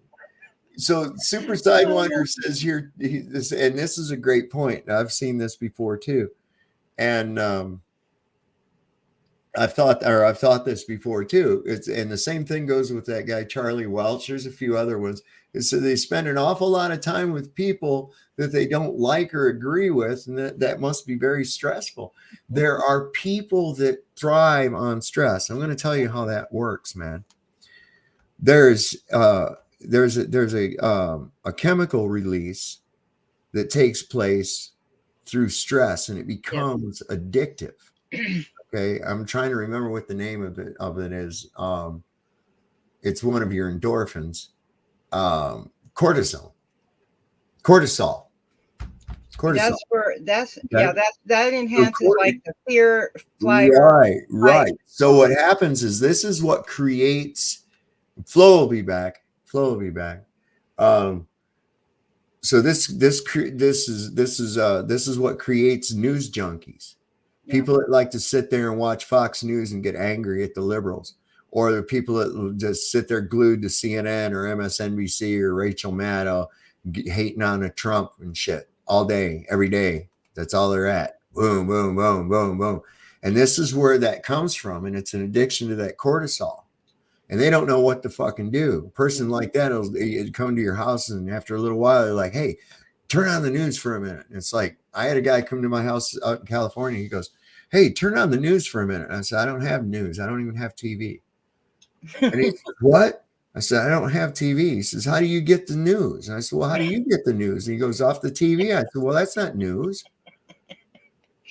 Yeah, my dad taught me that misery loves company. And when he told me that, because I have a sister, she is always, in a miserable state of mind. And I was talking to my dad about it, and whatnot, with some stuff she was trying to pull on me. He says, misery loves company. So if you play into people's misery, they love it. And they will go out and they will seek it any way they can get it. And if they can't get it one way, they'll get it another. So these people that get out here and they come to channels they don't agree with to just stir up garbage. And I think that's what they're looking for. Like you say, they're just looking for that high. Mm-hmm. They're Yeah. miserable. They want everyone around them to be miserable, Yep. and they'll do whatever it takes to get them miserable. Yep. That's why I ignore them. Oh yeah, I fuck with them. You know, I mean, I do. I Well, I do to a point, but I mean, once I'm done, I'm done. You know, Right. and then from that point on, I just ignore them. They don't no longer exist. I ain't giving them rented space in my brain. Valley Parks is asking, can y'all poop in a shop vac? We unindoctrinated is in training for the space toilet now using a standard. I mean, I heard it was a rigid brand shop vac, but I'm not sure. I could be wrong. So, you know, Oh. we got that. But see, here's the thing. Here's like a lot of these things, and they say there's no gradient inside of a pressurized thing, you know, like they're talking here. Well, I guarantee you that there is inside this.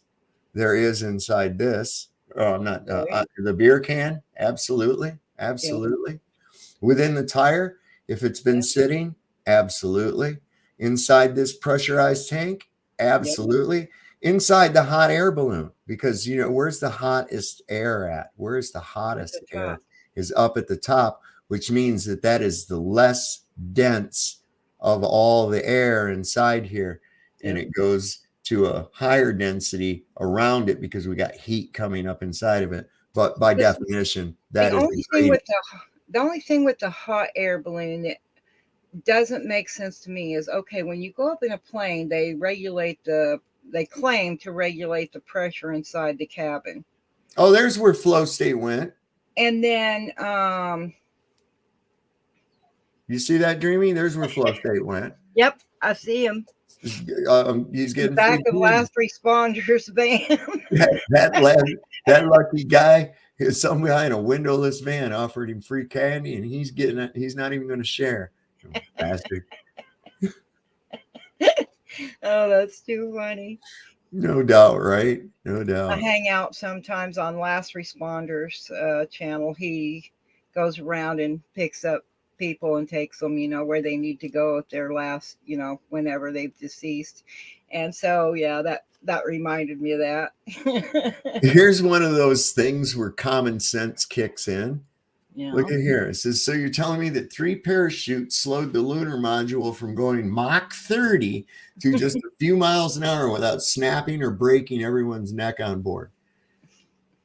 Or even snapping and breaking those fucking cables that the parachutes are on. Think about that. Burn when they came back into the atmosphere. Oh, what up, Buttercup? Look at here, an old Jeebus Crisp. What's happening? And Sarah, hello to you too if you're there. Hello, guys. So yeah, this is some pretty fucking common sense shit. You know, and I thought that at the time, but then I think it was explained to me. It was like, well, because they used 3 parachutes. I'm like, now I'm looking at it and like, wait a second, I understand these speeds. And I have enough life experience to tell me that that's bullshit right there. You know, there ain't no way that fucking thing did that. Well, I bought into things that, you know, at different times, but then, you know, certain things happen and you start to question, well, wait a minute, what about this? And what about that? When you get more and more information, but you can only judge by the information you have. Yeah. In any given moment. So I don't think that all these people that believe we live on a globe, I don't think that, you know, it's their fault that they believe that, because that's what they were taught. That's what they were told. They were and they haven't stopped to question yet. But now we're all talking about it. They exploited the trust of a child is what they did. Yes. Absolutely. This is, I think, a very good philosophical point. I'm not trying to get off topic or anything, but remember this, as Ed said, think about this. This is true. Since hot dogs are basically just pureed meat stuffed inside an animal intestine, a hot dog doesn't stop being a hot dog even after we eat it. We just become the new hot dog casings, and that makes us, in a way, hot dogs as well. Yes, that's so damn true. See, that's what we do. We explore. We explore. That's awesome. We explore the deeper thoughts and concepts of Yes. This was pretty good too. I like this.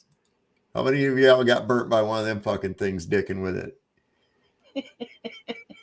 How many of you even know what the hell that is? Radiator cap? No, that's a the cigarette lighter. Car. Yeah. Yeah, that's a cigarette. Yeah. I mean, I had to lean up to look and get closer look, but yeah, that's a cigarette lighter. Hurts like hell, but it does leave a really cool burn mark. It does like a little spiral.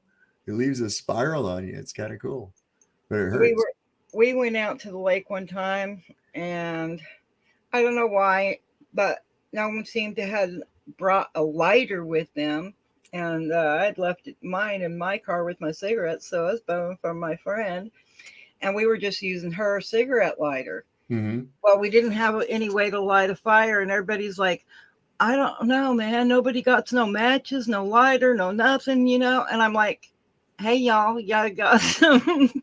You have any paper around here? We got cigarette lighters in every one of these vehicles.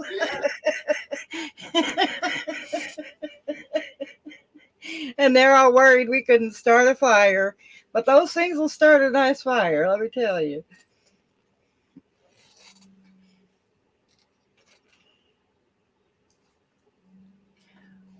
Queef or beef? Oh, quality beef.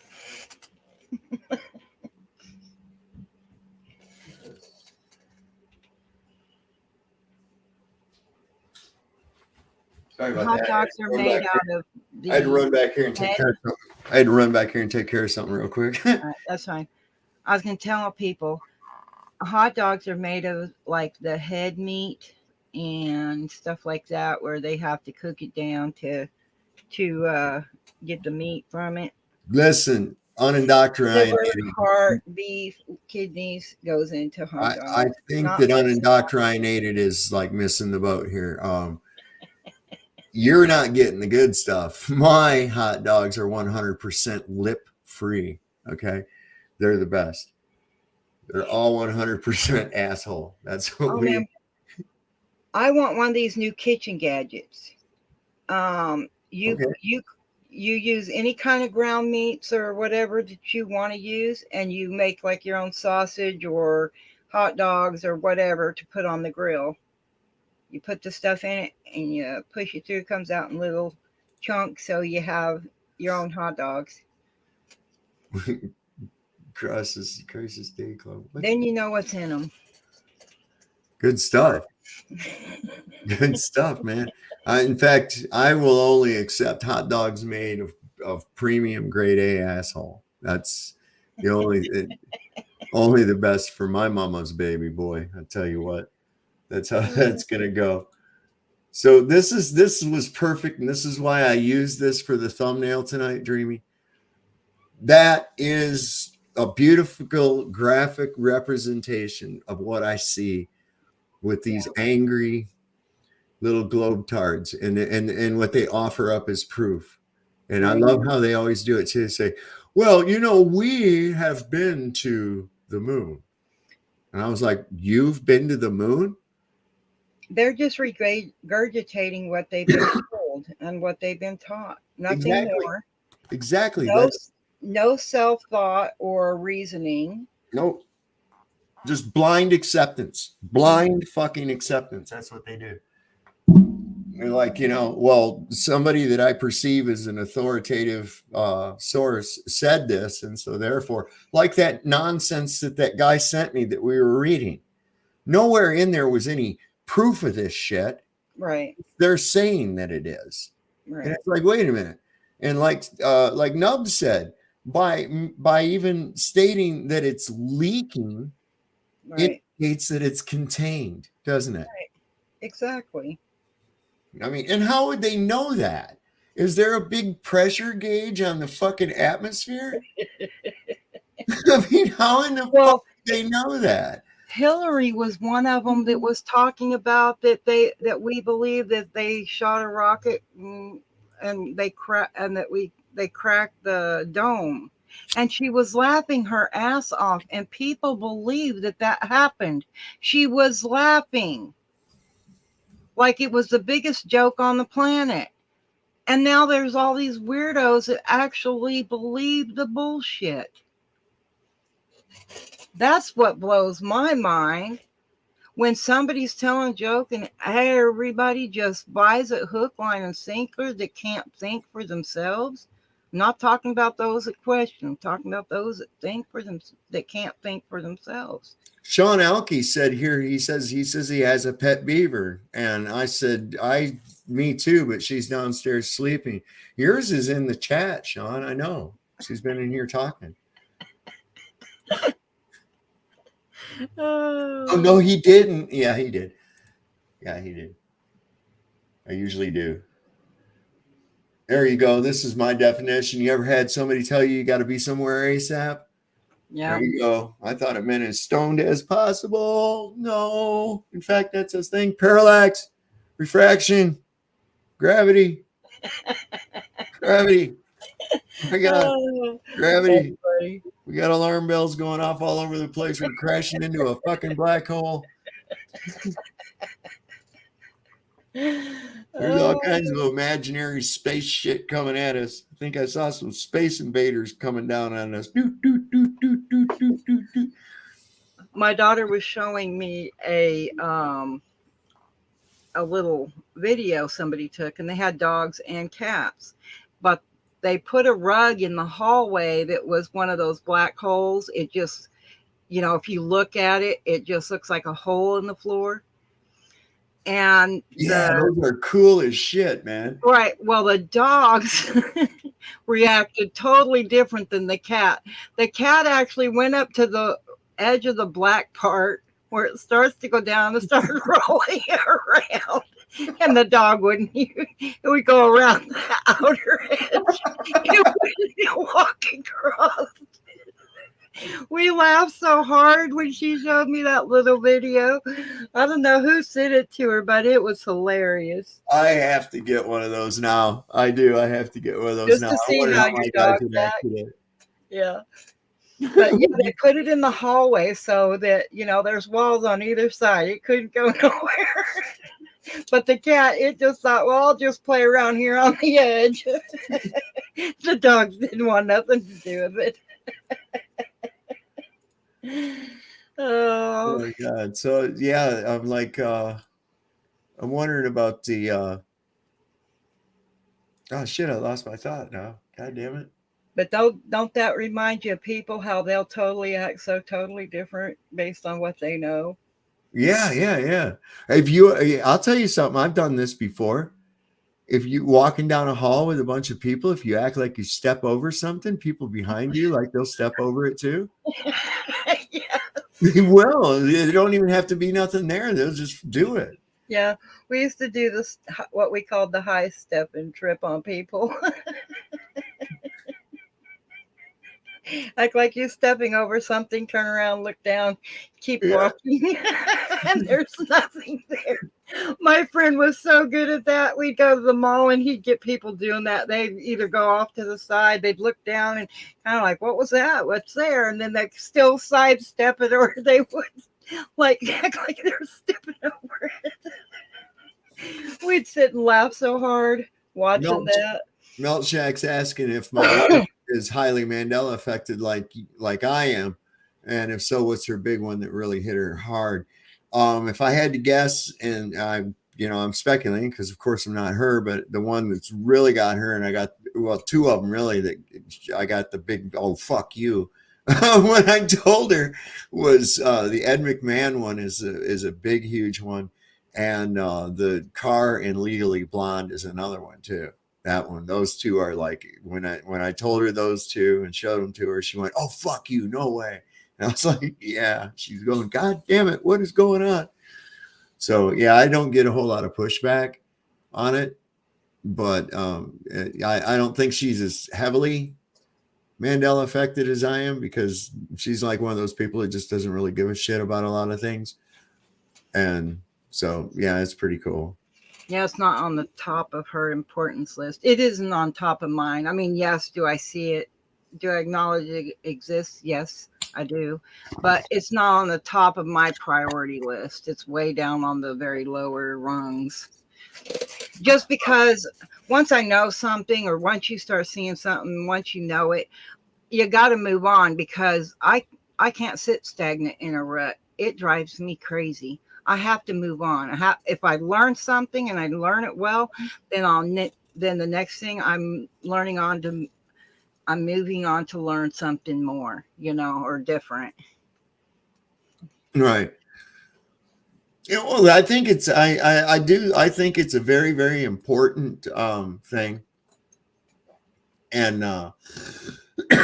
in the fact that, I mean, that's amazing. This is supernatural. Right. This is something supernatural, and it's not like it's something that has happened, although there's events that have happened regarding it. It seems to be something that continues to happen. Right. I mean, and the latest one being the Bob Barker thing. Yeah. And I was like, I have to admit, I thought he was already dead too, Well, see, people like you that have that more on the top of your priority list are exposing it to those that may not know or have an interest in the same topic. But kind of sort of how I see it is, we need people like you, as well as people that aren't as focused on it. You know what I mean? To balance things. Well, I'm all over the place because all of this is huge stuff. It exposes the big lie. That's about really the biggest interest I have in it, is the fact that it exposes the lies. Yep. Other than that, the rest of it, don't, it's there. Here's the kind of shit I run across. Look at this. And I said, this is why we fail society. Let this sink in for a moment. This guy actually stated containment does not create pressure.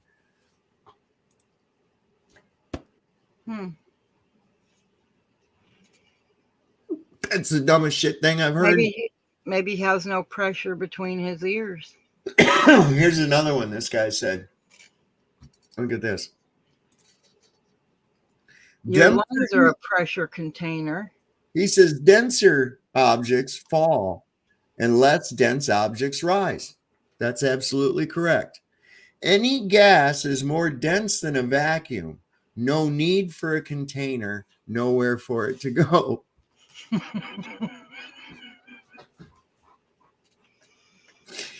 I can just imagine he got his logic from a Cracker Jack box. What logic? That's the question right there. What logic? That was the dumbest shit thing. One of them lick and stick tattoos. How do you say I don't know anything about basic thermodynamics without saying you don't know the first basic thermodynamics? That is, I mean, and I'm talking about, that's common sense shit that little kids know right there. That, right.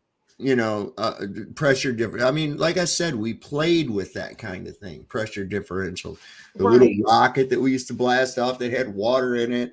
A number of things, even to pump up squirt guns. Right, exactly. The water shooters, Yeah.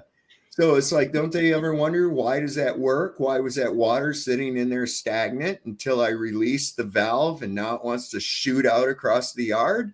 Right. The more you pump them, the farther they shoot. And here's even better. I can turn it up like this so gravity will hold the water down, right? And I pull the trigger and it still flies out. So I don't know what's going on. Exactly. God. I don't know where these people, I don't know where they've been or who's been teaching them what, but they are sadly misinformed.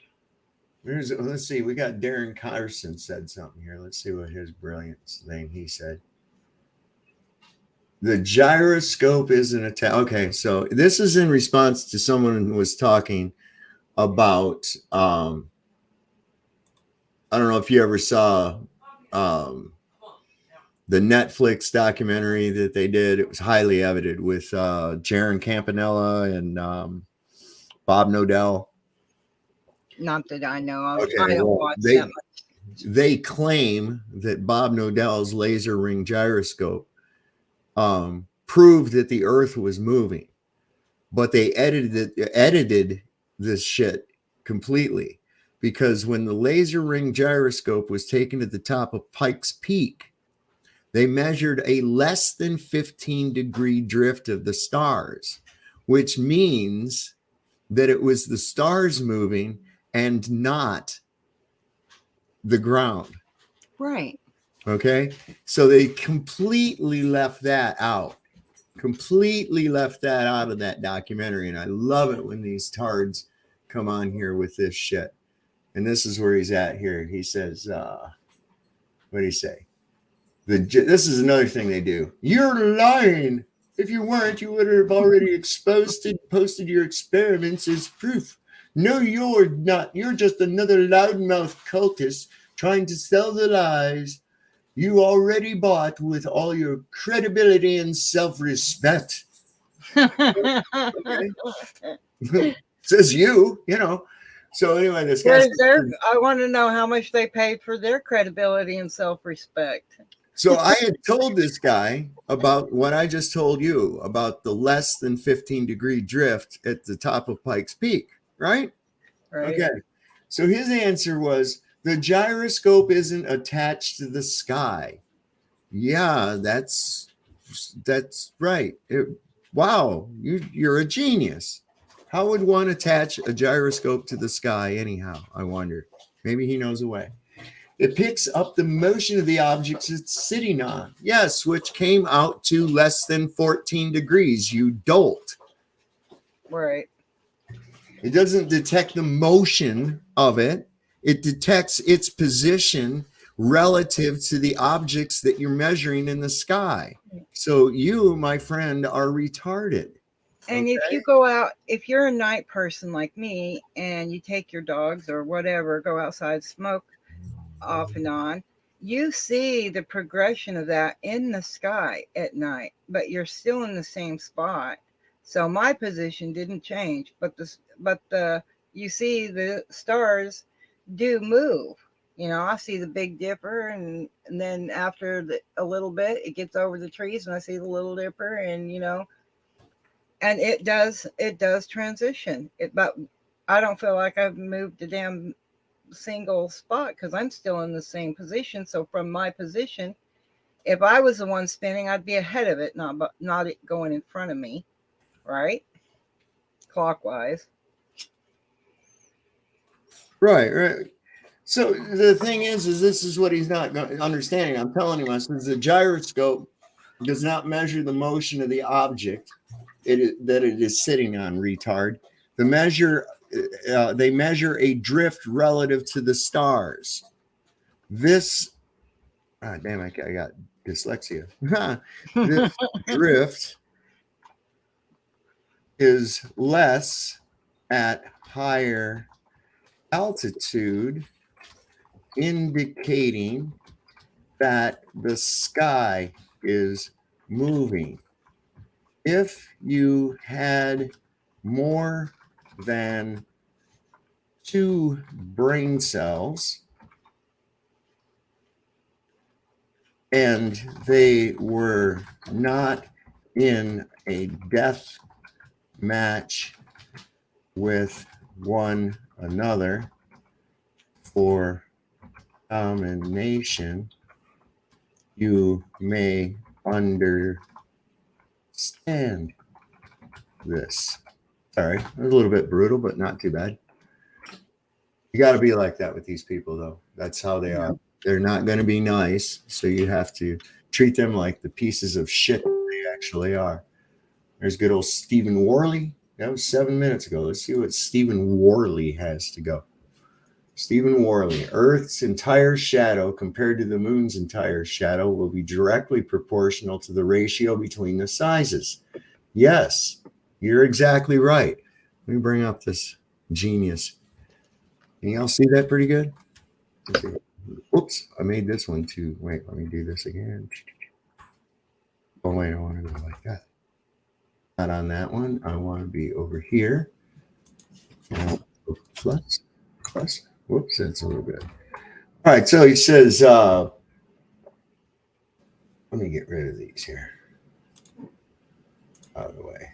So everybody, here's old Brian Staley on there. All right. Okay, so it's directly proportional to the ratio between the sizes, but the issue is that during a solar eclipse, the dark center of the shadow, the umbra, only just reaches the Earth. Okay, great. Yes, I know. So here's your problem. The penumbra is out of ratio too.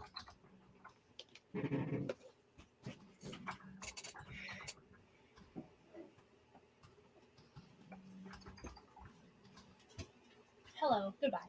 All right, see you later. What? I said, all right, see you later. All right. Love you, bye. So there you go. I knew they always got to go there about the penumbra and the umbra. It doesn't matter. It's still out of ratio. Okay, because what we're measuring, the 70-mile diameter of the moon's shadow, that is the narrow shadow. They tell you there's this umbra and a penumbra, right? Okay. I just think those words are really it's retarded. So I'm supposed to believe that a fucking shadow of this object actually as a whole looks like some kind of a fucking gray circle with a black dot in the middle of it, which is right. Stupid. Nobody sees that. But in any case, it still doesn't work out. So this penumbra, the small one that measures out 70 miles, right? Okay. So we don't see the Earth with a penumbra and an umbra when there's a lunar eclipse, do we? We don't see a dark circle in the middle of the moon when it's fully covered and grayness around that, do we? Right. No, we don't see that at all. Nobody does. So when you work the ratios out, which is simple fourth grade fractional math, it's not hard to do. Yeah. You put the size of the shadow over the size of the moon. Okay, you multiply that side. It's all cross multiplication and division. You multiply it 70 by the 7918 diameter of the Earth, divide it by the 2160 diameter of the moon, and it gives you 255.6 miles. Okay, so that would be the Earth's penumbra across the fucking moon. Right. That you would see. In other words, the dark shadow of the Earth crossing the moon would only be 255.6 miles, which is roughly 10% the size of the diameter of the moon. And there would always be a shadow of the moon if its light was coming from the sun. There would be a shadow somewhere on Earth of that moon.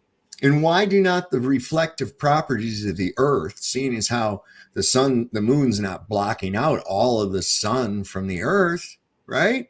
So why is not the highly reflective properties of this 70% of the surface covered water ball reflecting light back to the moon, kind of like how the moon reflects the light back to the Earth? Huh? Right. Wonder why that is. Nope, you don't even see any features, nothing. You're just a black disc just a black circle going across the sun. And as it's crossing the sun, you don't see it approaching. You just see it going in it. Right. It's dumb as shit. I think it's something that's polarized that we don't see until it is within the sun. I think that it's something that it's there all the time. We just don't see it because of polarization. Yeah. And then once it gets within the anti-polarization zone of the sun, it becomes visible. Well, I think the sun is its own thing, and I think the moon is its own thing, separate from each other. Not, they're not connected because of each other. Well, they're the antithesis of one another. One's the negative, one's the positive. They're their own thing, but they are part of a relative system. Well, yeah, if you want to, go with, because everything's connected. I mean, it has almost like the same relationship. The moon has almost the same relationship to the sun as the minute hand has to the hour hand of a clock. Even though each one of those hands is independent, they work together in order to tell you what time it is. Synergistically. Right.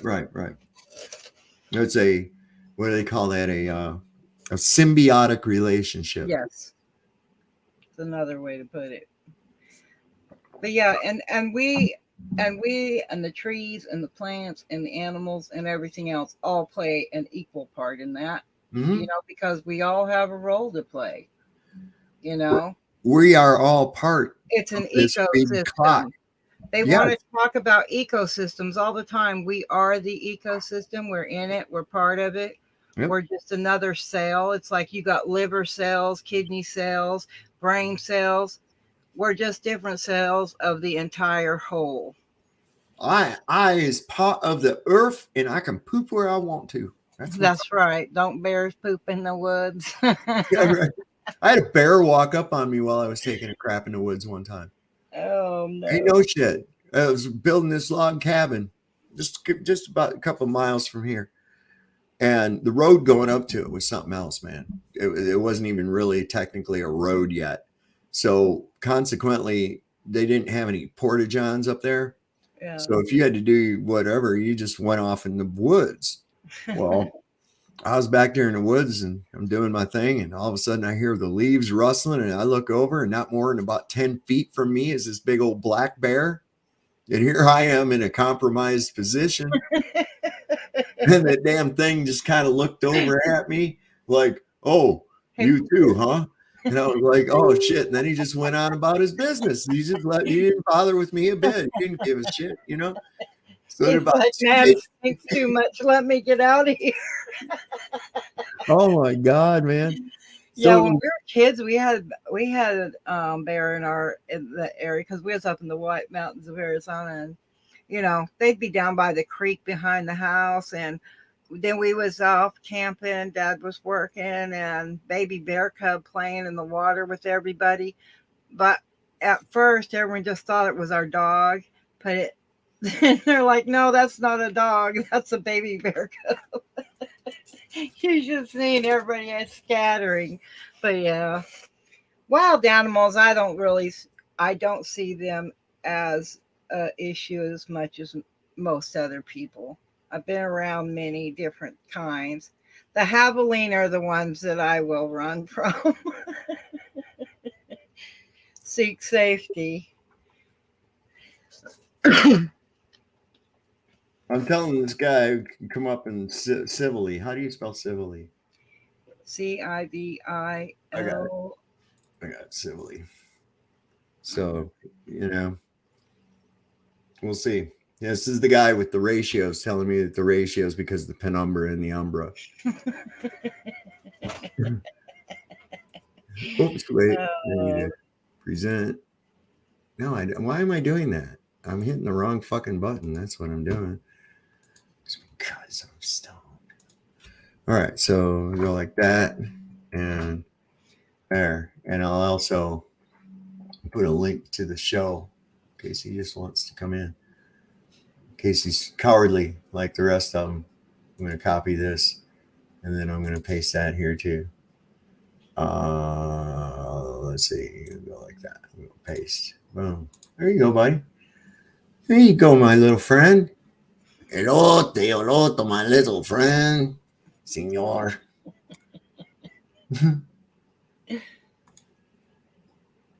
All right, where was I at? Put a full moon's shadow out your cheeks. Absolutely. That's trashless. Right?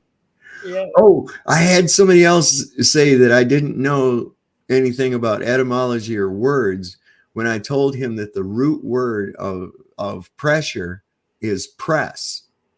Right. He says, no, it isn't. And I'm like, you got to be shitting me. So I sent him the definition right off fucking Webster, just like the first thing, the act of pressing. And I'm like, people have a lack of vocabulary. oh my God. I know. Do you see that everywhere you go? All the time. And then they're usually the first ones who say, oh, you used the wrong type of your. Fuck off, man. You know? This day and age, you know, Taiwanese, so. Oh, no. Building a log cabin is not. No, I really was building a log cabin, which is interesting. If you've never done it, it is not anything at all like standard frame house building at all. it's a completely different process, and there's a lot more to it. It really is. You have to plumb the wall as you build it. Right.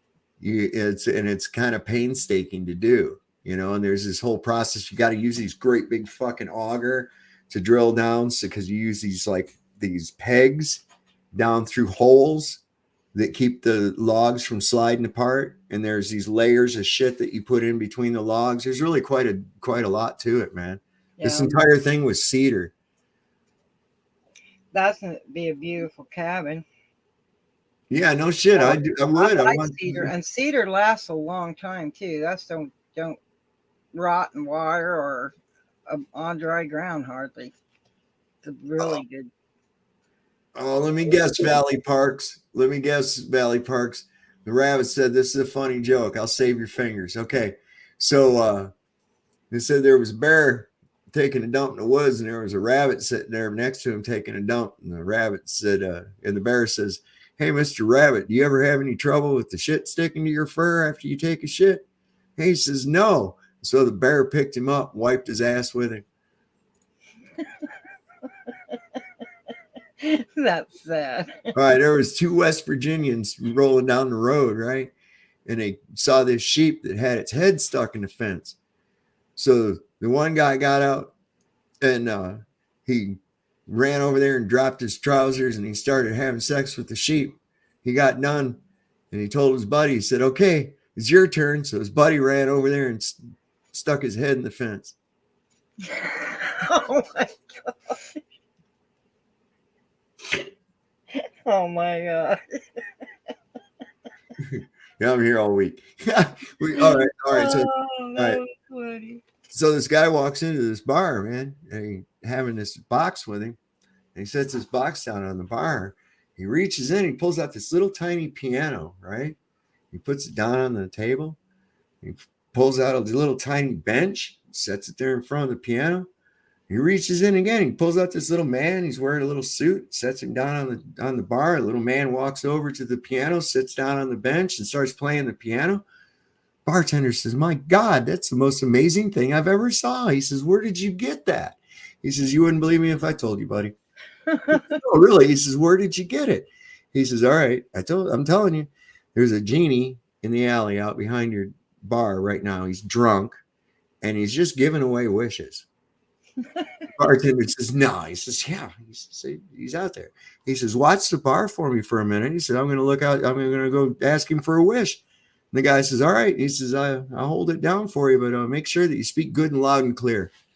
He says, "I think that genie's hard of hearing." He says, "Why do you think he's hard of hearing?" He says, "How do you think I ended up with a 9.5-inch pianist?"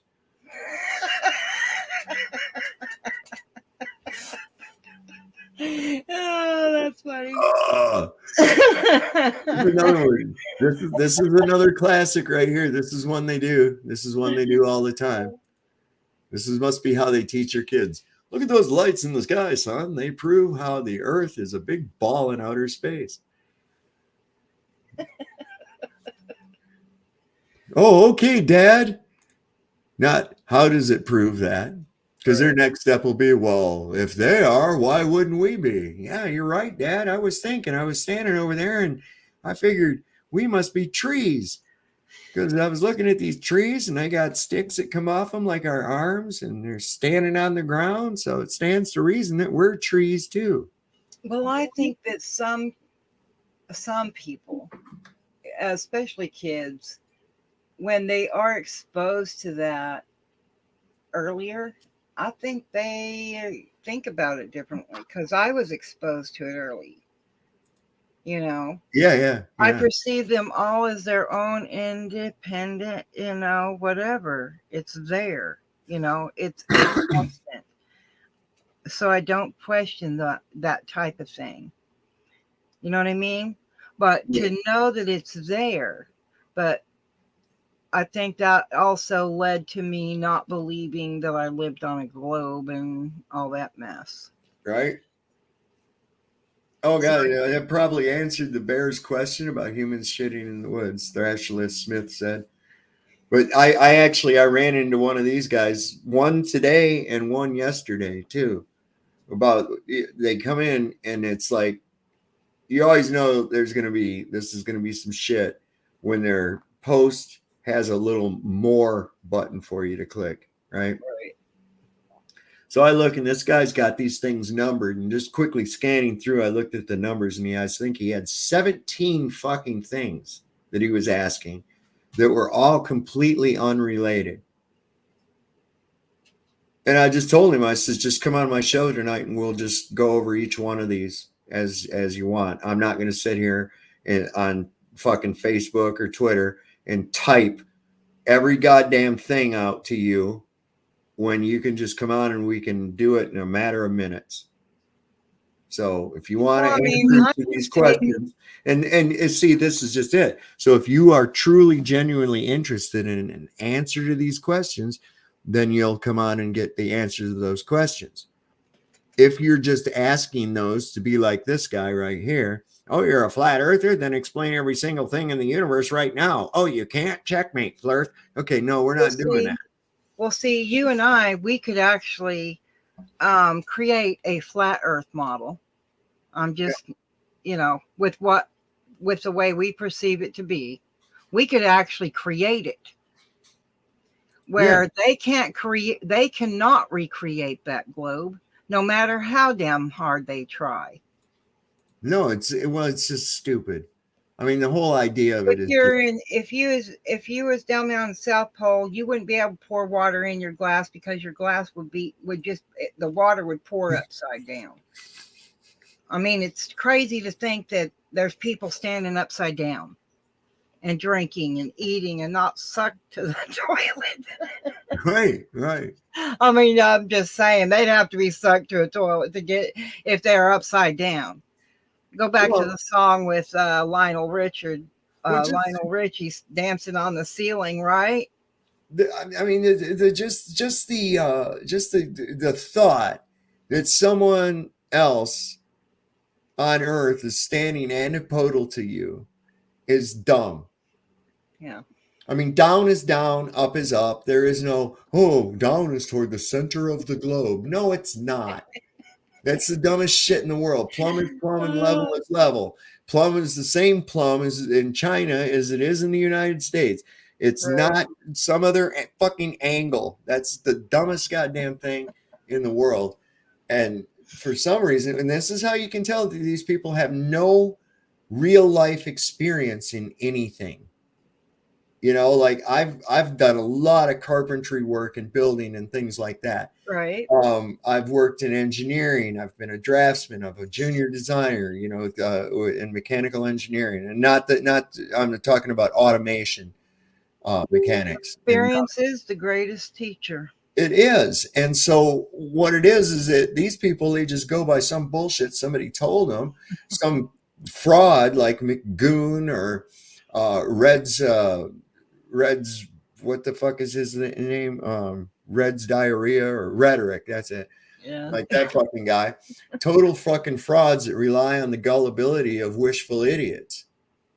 And they're wishful idiots. They hope that they can have sex with green Martian women someday I don't know what the fuck the appeal to going out into an environment where death is almost certain at every turn. I don't see any kind of progressive thinking in somebody like that. I think that the reason water is so much a part of my beliefs in it and my knowledge of it is because I've always lived very close to it, or right off the waters, lakes, rivers, creeks, you name it. There's almost always been water connected to where I live, except where I'm at right now. But I'm only a few blocks from the river.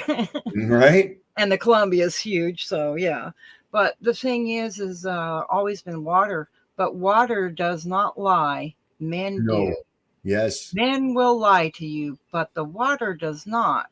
So it is very logical, and it's faithful from beginning to end of its cycles.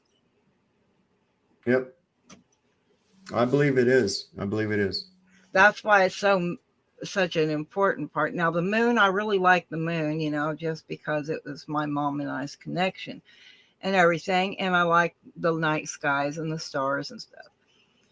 But the water is tangible. We can see it, we can hear it, we can feel it, you know.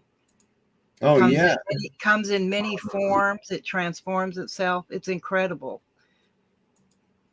You can have hail, sleet, snow, There's a water. What you're yeah. about to hear. Water is a very curious element.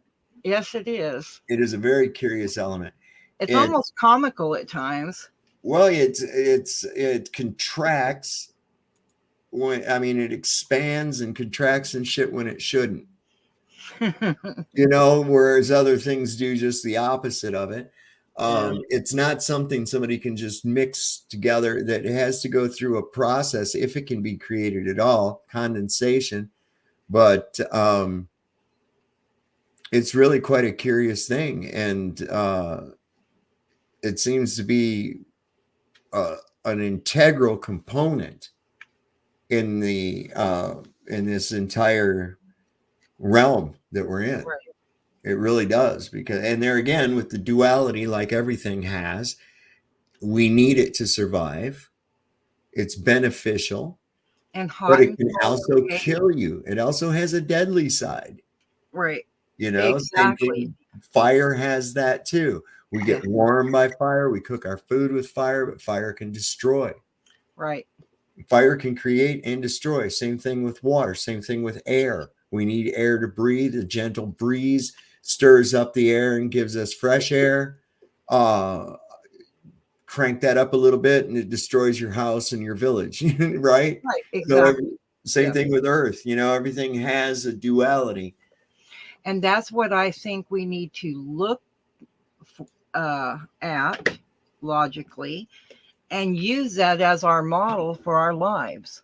Not all this other BS out here, directing us. Oh, look over here, look at this, look at that, learn this, learn that. But I really do think if we stuck with pure nature, our lives would be so simplified.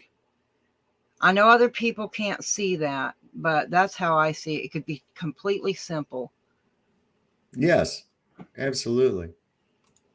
We don't need to be fussing and fighting with each other, and we don't need 99% of half of this bullshit we've created.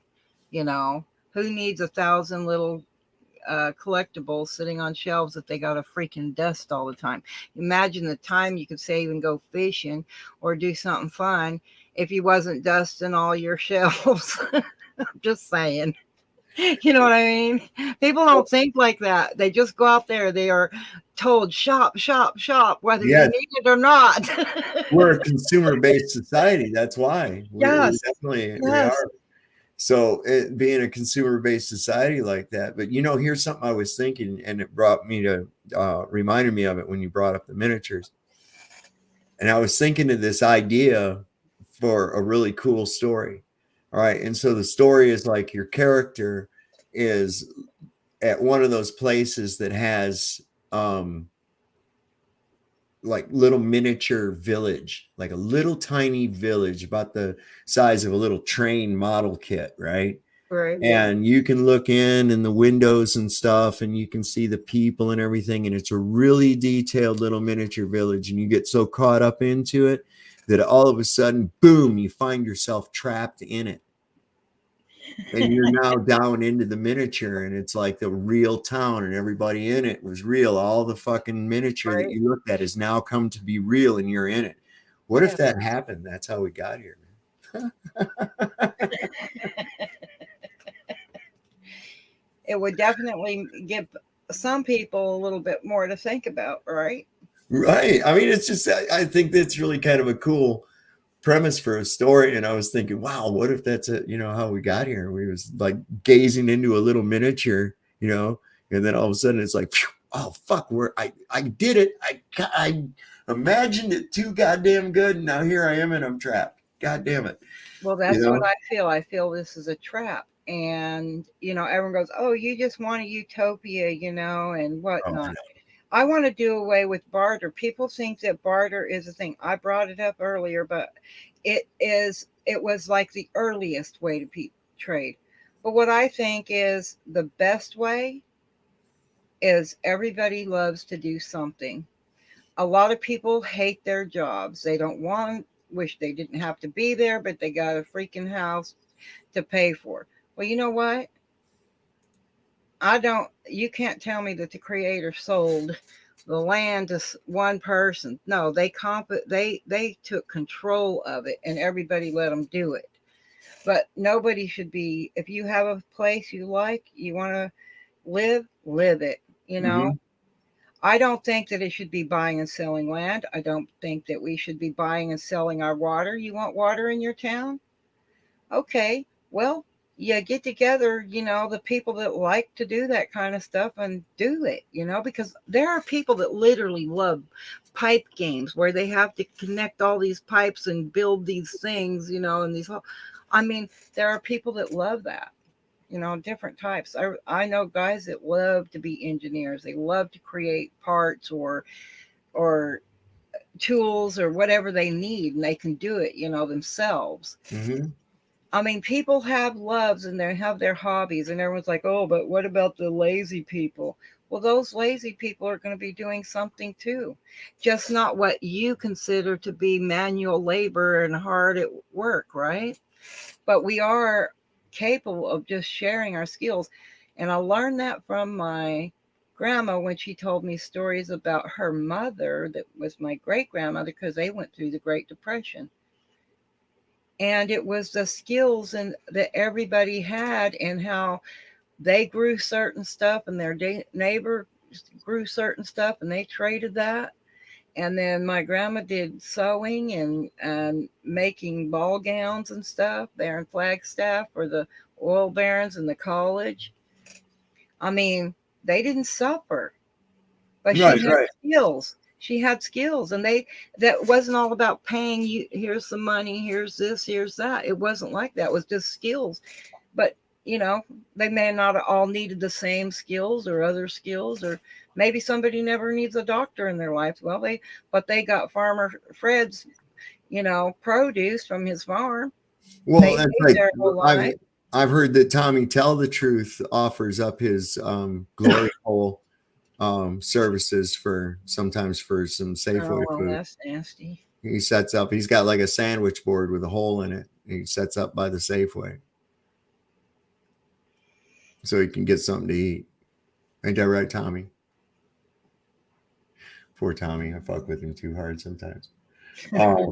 So this guy's wanting to discuss. He said, he told me, he says, well, we can discuss. I'm more than willing to compare qualifications at your convenience. I don't know what he's talking about, qualifications, but I said, okay. And I gave him the links and I said, it's convenient right now. Come on. Right. And he said, a laughy face, laughy face. That's nervous laughter is what that is. It's nervous laughter. You see? And so I told him, I said, let's discuss it. I said, no, he says, so your qualification is a stream nobody watches? I said, let's discuss it. I guarantee you more people hear me than hear you. Absolutely. Absolutely. Even by just how many people are in the stream right now. That's not even counting the restreams. I usually average around 500 to 700 views, and that's commensurate with my subscriber count. I also have a really great like to dislike ratio.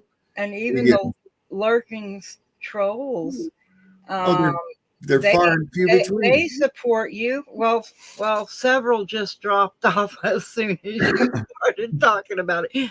It went from 46 to 43. Bam. Right. Yeah. So, but the thing is they do help the algorithm, Sure. And here's something I've learned about YouTube just by observation. I've noticed that I've gone to somebody's stream, and then I notice other people start saying, hey, I just ran across this stream, within a day or two of me watching that somebody's channel. If you pay attention to people you watch and you listen to people and people bring things up, you'll notice it too. So it's like they're connecting us. So we do have to be careful. I'm very cautious who I decide I'm going to watch. You know what I mean? But I've been noticing that, and I've been getting a lot of crap, getting all this recommended bullshit that I wouldn't watch in a million years. It's not interesting me. I could care less about mainstream news.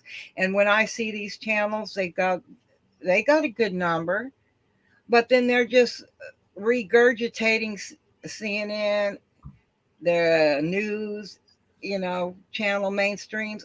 They're not out there getting anything. They're just feeding you what they've been fed. Of course. And there again, the only reason that they're doing it, they don't understand what they've been fed. They only memorize what they've been fed. Right. They never thought about what they've been fed. So then when it's put to scrutiny, they're done. It's over. You see? And the reason they do that is that they feel like that if they emulate someone that they perceive as smart, and they say the same things that person they perceive as or been programmed to believe is smart says, then they are then smart by proxy. Right. See, it's like a mask. It's like the guy that sees somebody in a movie and everybody thinks that guy in the movie is really hot, right? So they start trying to dress like that guy. They start trying to wear the same clothes as that guy. Right. See, is and almost an attempt to be that guy. Emulation. Right. Monkey see, monkey do. Exactly. Monkey do. No, my DC's at you. Huh? No. It was one of the cats. Yeah, I just don't get it sometimes when I look around me and see what I see. I mean, I almost just feel like, I woke up one day and everything had changed. You know what I mean? This guy on here, this Dustin Lanham, that wanted to, I guess he's a some kind of an authority on qualifications for what, I'm not sure. But anyway, he's the one that laughed at when I said that it's convenient right now. Come on. So he put a little laughy face. He's qualified because he's a repeater. Well, most likely. So then he said, please view my laugh reaction as savage mockery. And I said, no, I view it as nervous laughter from a coward. That is how I see it. Then when you got there's always one or two of them, and I usually just block them after they've done it like 10 posts. But I'll look at my notifications, and all of a sudden it's just a string of somebody reacting with laughy emojis to everything I say, like even an answer like no, they laugh. And it's like, yeah, that's pretty funny. All right. So they're just trying to, it's like, I don't have time for your stupidity, so I just block those people right off the fucking bat. They're not even worth wasting energy on or talking to. But what I like doing, it's good sparring. I already know all of them are pussies. Not one of them will ever come up. And as we were pointing out earlier, we're pretty blessed. We don't have a shitload of globe trolls. I wish I did, actually, because I'd like to bring some of them on panel if they dare. Right. And they won't, of course, because they know that they are. I don't let assumed bullshit slip by me. I'm going to question every fucking part of what you try to lay down on me. Well, there's a lot of things that we do not know. Oh, and people that go, oh, I know everything, and they act like they know everything. They know nothing, and they've just proved it by saying they know everything. Right. Because, I mean, I don't think people fully comprehend why we have like ice covered areas and volcanoes, with bubbling hot magma in them and stuff like that. I mean, there's a lot of people that don't have experiences, don't know how to connect the dots and put it all together. But it's almost like it's its own organism. It's like a single organism, just like our body is our single organism with many different types of organisms within. You know what I mean? I've got asked that shit before. People say, well, how do you explain volcanoes then? And I'm like, well, how do you explain volcanoes? And what the fuck has that got to do with the earth being a globe? And their answer is, well, it proves that there's a molten liquid core.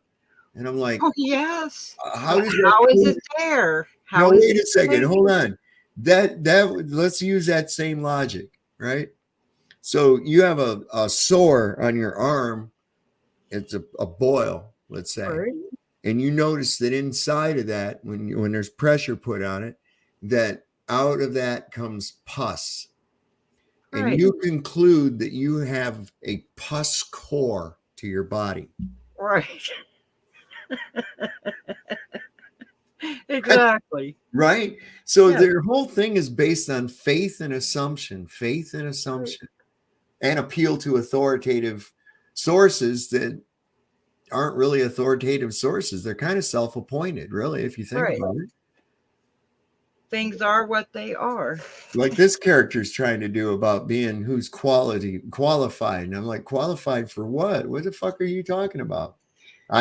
I speak the English language. I have a pretty extensive vocabulary. I don't know what other qualifications you're looking for. I've obviously held myself with you on any of the scientific discussions. So what does that matter?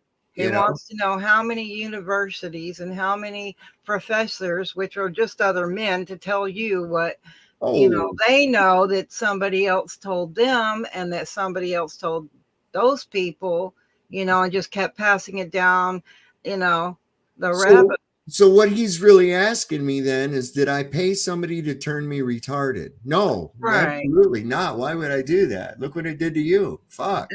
And yay, now you've remembered what we taught you. Now you can regurgitate it, and here's your official paperwork. Mm-hmm. And now here's your certificate. That doesn't mean they have an ounce of common sense or experience to go with anything they supposedly learned in those books. He says, exactly what am I afraid of? You're the one who won't compare qualifications. That's why I'm asking you to come and do just that right now. We'll compare my common sense to your paper. Right. Your paper. Right. I'll tell you what, if I didn't have any toilet paper, I would wipe my ass with your degree. I would. That's how little value I see in it. That is how little value I see in that fucking degree. That's a good one. I mean, I don't understand how people think that that's a measure of intelligence. I know PhDs that don't have even the slightest command of the English language. They can't spell. They don't know how to use any punctuation. They don't know really anything. I don't know how the fuck they got that shit. They paid somebody. You have to be careful what doctors you get too, because I've had some really rotten ones that I just was done with the minute I met them. Well, a PhD, even though you call them doctor, it's because they have a doctorate. It doesn't mean they're a physician. You see, that's a different thing too. I would much rather see a physician than I would a doctor, because doctor's not really a cool thing. If you think about it, what is it when they fix the books? They doctored the books, right? Right. When they jerry-rig something, they doctored and it. And they up used to call them physicians too, and now they call them doctors. Why? Yeah. I guess they're not physicians. I think it's because they're not really physicians. Right. Agreed. Because you're right. I remember a physician, pediatrician, that kind of thing. Yes, that's what I'm asking you to do. Yes. Very interesting. I forgot that. Asking you to come on and compare qualifications. Whatever. But I do think that surgeons and stuff should be qualified, or if that's, what the word they want to use, and they can actually do what, they're claiming to do. I think that's good to know that they've been, taught from other people in that kind of a way. So I don't think it's completely off the table. But people do need to have a brain to think for themselves. So I answered him back. He says, you're asking me to come on your stream that nobody watches. If you really had any qualifications, you'd lay them out here. I said, yes, I'm asking you to come on and compare qualifications, whatever that means. then you will have a video record so that you can watch it and touch yourself.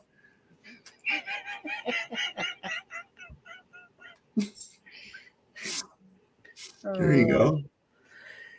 Enjoy that. I guarantee you he's never going to come on here. And it's like it's making him mad. It's making him mad that I won't answer his question the way he wants me to answer it. I do that to him all the time. Had somebody fucking with me about maps. And he says, "What map do you use for what map do flat earthers use for navigation?" And I said, "Well, normally if I don't know where I'm going, I use a standard Rand McNally road map. What about you?"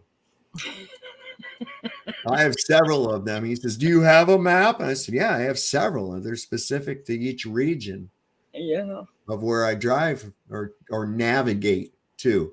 Why? What do you use? You got a globe in your glove box? Is that what you use? I can see that. I mean, Or one strapped in the seat beside him. What the fuck, right? I mean, wow. It just blows me the fuck away to even just the shit they ask. So, you know, what he's wanting, he says, "Well, thank God for GPS, he'd be lost." He says, "Do you have a flat earth map?" And I said, "What's a flat earth map?" I said, "Are you talking about a standard azimuthal equilateral projection map that is used by military, shipping companies, and airlines?" "Yes, there are several." He says, "Well, post one." Oh, I have a lot of them. "Are you sure? Just post any one." He said, "Yeah." So I posted the 1587 Monty map. There's one. But that's really old. So what is it you're going after? He says, "No, post a picture of the flat earth map that you use to navigate." So I went out to my Jeep, got a fucking Rand McNally out of the goddamn glove box, took a picture of it, and posted it to him. So there you go. There's the map I use to navigate with. Okay. And notice it's flat, isn't it? The map is flat, isn't it? Ain't that something? Nobody has a globe in their fucking glove box to navigate with. Or some Tommy shit Tell like the that. Truth says a globe hood ornament. Yeah, globe ornament, right? Right? Oh, wait a minute. I'm late for work, but I have to grab the globe. Yeah. Shit. Honey, we're lost. Oh, hell. Get out the globe. No, give it to me. You never fold it up right. Oh, that's funny. Jesus Christ. We can't use that But map. I mean, the reason it's so humorous is because it's just so lame. I mean, because we can see it so clearly. I know. Now, with those poor souls, I'm telling you, they just give you material to laugh at, don't they? Well, if they weren't such assholes about it, you know, I might be a little gentler with them, you know, but no, they can't do that. They're right out the gate. They're assholes right out the fucking gate, man. It's like, whoa, that went from 0 to 100 quickly. What the fuck, right? So I'm like, no, I'm not even fucking with this guy, man. You know. Oh, So I have people tell me they don't want to talk about the flat earth at all. You know, well, don't ask me questions if you don't want the answer, right? And then somebody was asking what people in the chat thought, so I opened my mouth and they didn't like it. So they didn't like me, and I was just carrying on normal conversation like we do here, you know. And they were so freaking hot, and then finally they told me, "We're just not going to talk about that or politics or religion." And you know what? There's a lot of educational learning about all the lies going on behind your back if you pay attention. I'm not saying you have to watch everything, but you got to know who your enemies are. That means you got to observe, you got to learn, you got to listen. And they don't get that.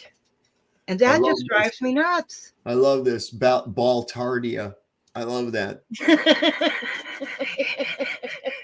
Sometime in the future, after this reset, people are going to start discovering their hidden history, and they'll realize that there was an empire once that lived on the earth that was completely mongoloid called Baltardia. A strange and curious society worldwide that actually believed they were monkeys on a spinning rocket ball full of water rolling around through the galaxy. That's what it'll be. There'll be, oh, you're a conspiracy theorist. No, there really was. There was a worldwide society that believed that there was a thing called outer space, and they thought that they could go on to the stars and shit. No, yeah, really, look, here's evidence. We found this thing with a Hebrew word for deception written on it called NASA.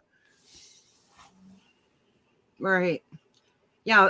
When you said that to me, I actually went, I believed you, but I wanted to see for myself. So I went and actually looked it up and found it. And you were 100% right. I mean, I'd never thought about it before, but I did go check it out because at that point it piqued my interest. Well, a lot of people, and it's not to any fault of their own, they don't really wonder about the words that they speak.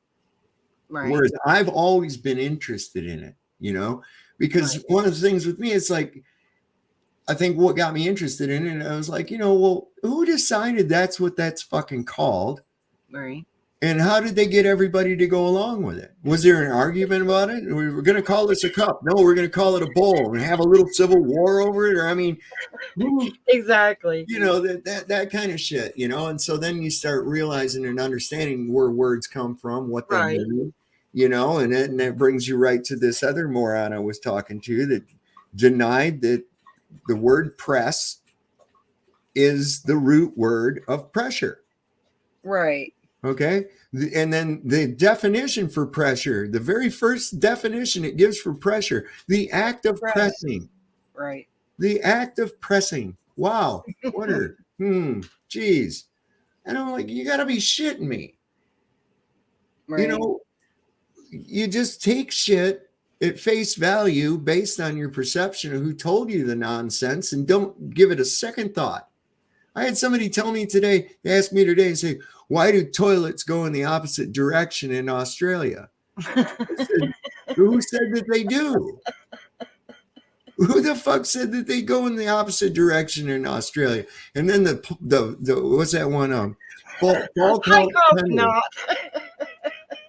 When they just saying the opposite direction, you never mind. So, and then they want to talk to Foucault's pendulum, right? No way I'd want the reverse of that. And when they bring up this Foucault's pendulum, right? You've ever seen those in a museum?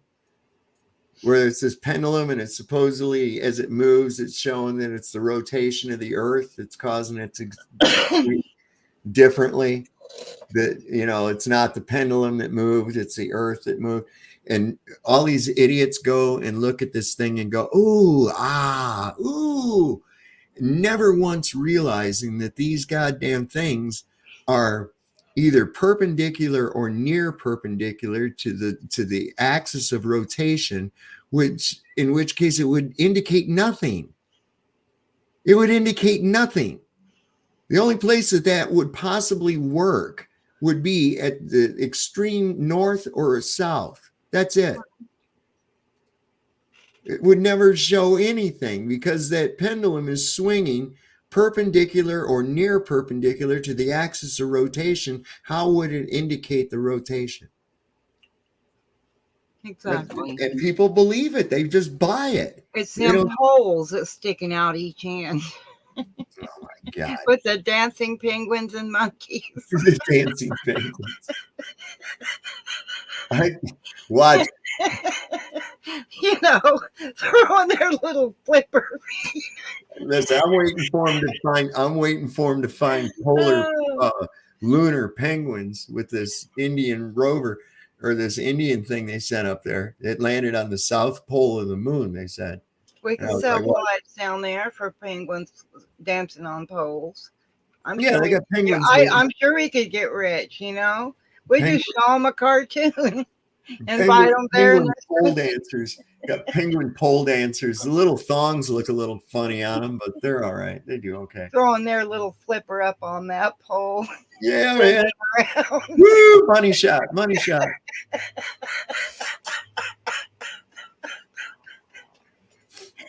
I mean, they've been. Well, think about this shit they created for us to believe. We have that kind of creative minds. We can create the same bullshit back, right? Yep. But that is hilarious. Well, now they're saying, now India, I guess, right after landing on the moon and having such stellar success, no pun intended, they're launching a probe to the sun. They're launching. So I'm starting to understand this push for the telephone calls for extended car warranties, because, you know, that was a cash grab for this. And look at the words they choose, like the word probe. What does that bring to your mind immediately? What word is that? Probe. Oh, probe. Yeah. Oh, yeah. Yeah. I mean, just think about the meaning of that. Yeah. Why would you need to probe anything?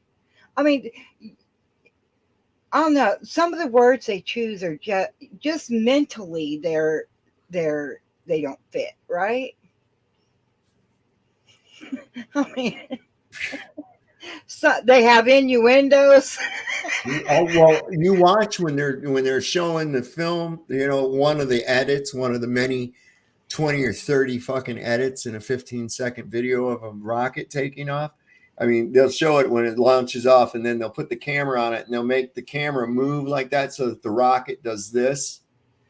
Yeah. Does this, you know, and, you know, making it look like it's making like a thrusting dick. I mean, they do this all the time. The tracks of the rover made a big dick and balls in the fucking dirt. I think that's why they call it a mind fuck. Even their orbit for the Apollo, right, showing how they were going to orbit the moon and come back around the Earth and go back around the moon and all this other shit. It looked like a drawing of a dick and balls. They cannot help themselves. They're all about the crotch all the time. Even their little vagina cup for 0G. What would that design have to do with weightlessness and drinking water? Exactly. Nothing. It was just to throw it in your face and go, look, we're going to put a fucking vagina cup up and have some lesbian drink out of it. And yet we're going to put you on a suction toilet to poop. Tell you that it's science. See? Oh, I must be unblocked. Ryan sent me a Facebook message. So I must be unblocked. He must have got over his mad. Well, I'll get to it when oh yeah, it's a message request. Sent me a message request. Well, I'll decide whether I want to confirm or delete that request. I'll have to think about it. He acted like quite a fucking asshole. I don't know if I want anything to do with him for a while. Tough love's sometimes the way to go. Yeah. I'm not. Is it where I have to weigh out? Is this going to be a reoccurring pattern that I'm opening myself up to, or is it best to just let it not start to be a pattern at all? You see. So I don't know. We'll see. We'll think on it. Not time for that right now. Maybe by the end of the week I'll know. But as it stands right now, I don't. So, you know, that's how I am. I mean, if you want to act like a shit like that, well, that's, you know, you don't get to do that, and then everything gets to be okay. And, you know, that's what I had to go do the same thing with my family. Yeah. They don't talk to me. I don't talk to them. There's Mike. It's not because I wouldn't like to, but I'm not going to be abused just for their pleasure. Right. And do it for free. Nothing in it for me. I had old Mike Franciosa. I think he was one from last night too. He's He says, how's that working map and predictive model of flat tardia coming along, champ? Just dandy. What's that glotard, whatever he said, glotardia or Voltardia? He called it flat tardia. I'm going to say just dandy. Voltardia. Thanks for asking.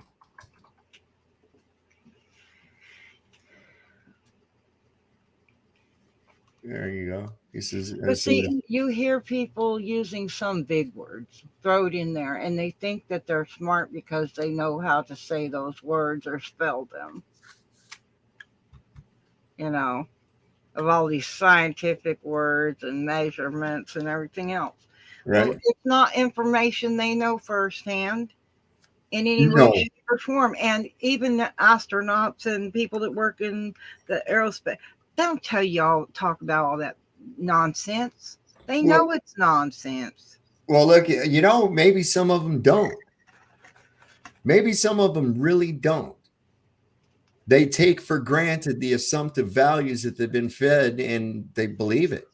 They're supposed to deceive us. That's their job. This is just more of how would you go to measure any of this bullshit to begin with? Exactly. Like I say, they're there strictly to deceive us.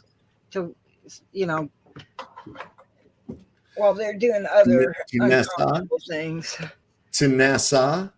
Yeah. Is that what their purpose is? Is to NASA? Yeah, exactly. Right. Where is it Muppet? Because the more you dig deeper into it, the more it exposes their lie. Maybe that's what makes the people that have bought into it or are part of it so angry. Because really, there's not that many that are attacking people that agree that the Earth is more like a flat plane. So this is really a good way to get somebody to have a good conversation with you, because he says how is that coming? That predictive model of flat tardia coming along, champ? I said, just dandy. Thanks for asking. He said, where is it, you muppet? Oh, well, sure. Thank you. Since you asked so fucking nicely, I'll be more than happy to accommodate you. Right. So you know what I gave as an answer? A link to the stream. There you go. Yeah, there you go. That's a good one. Oh, cool. Let's see. Angela Carson put a video up. Let's take a look at it.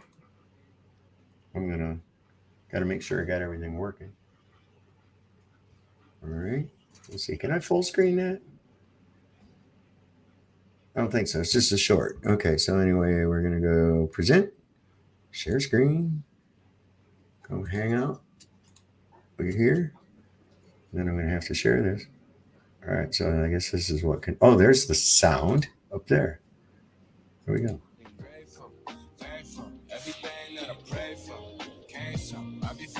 Dave's not here.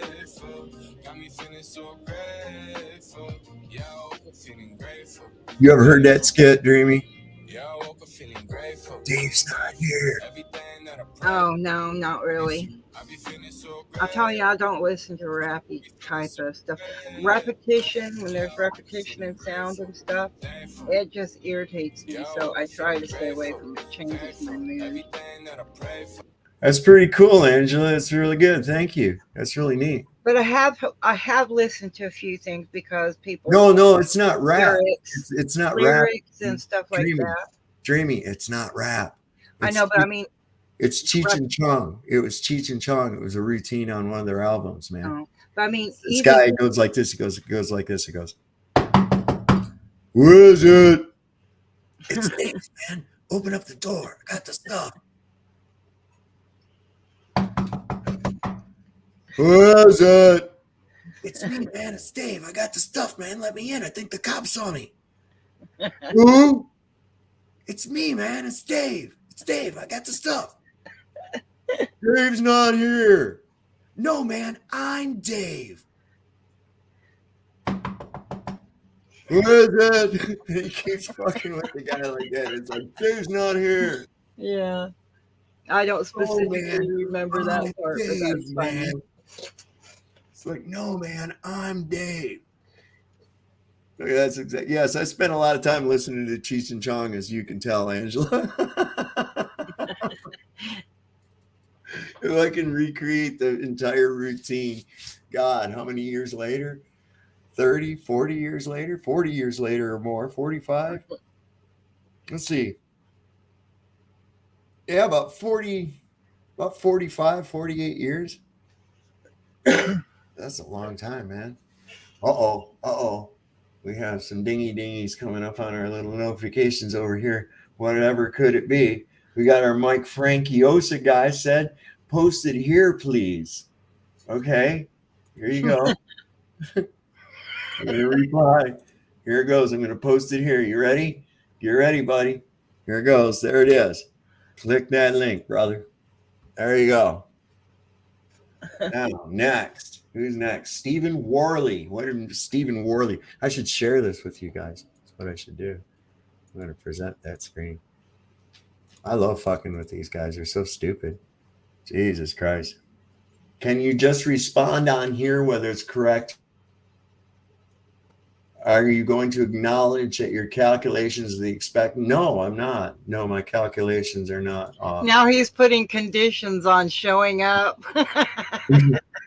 No, I am.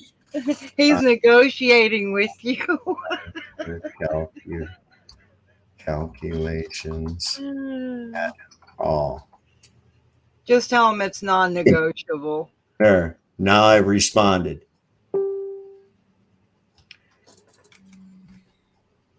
I'm not wrong on the calculations at all. Okay. So what do we got also up here? Somebody else. Laughy faces, nervous craziness. This is craziness. I view this as craziness right here. Is because it's just like, why did you even bother to respond? There was nothing humorous about it at all. Idiot. Okay, good response. I'll like that comment for him just to give him a boost, you know. And we got Mike Frankiosa back again. Nice map and model you have provided. All right, thanks. Thanks for the not thanks for the memories. Why would that be on there? Because I've said that before. Oh, it's a page. Thanks for the memories. How about that? Isn't that cool? I don't suggest things to me. Stop. There. There's a web page called Thanks for the Memories. I'm assuming there's probably a breast cancer awareness page. Maybe. You know, very creative name. Stole my joke. I used to sing that to my wife as I would squeeze her bosom and go, thanks for the memories.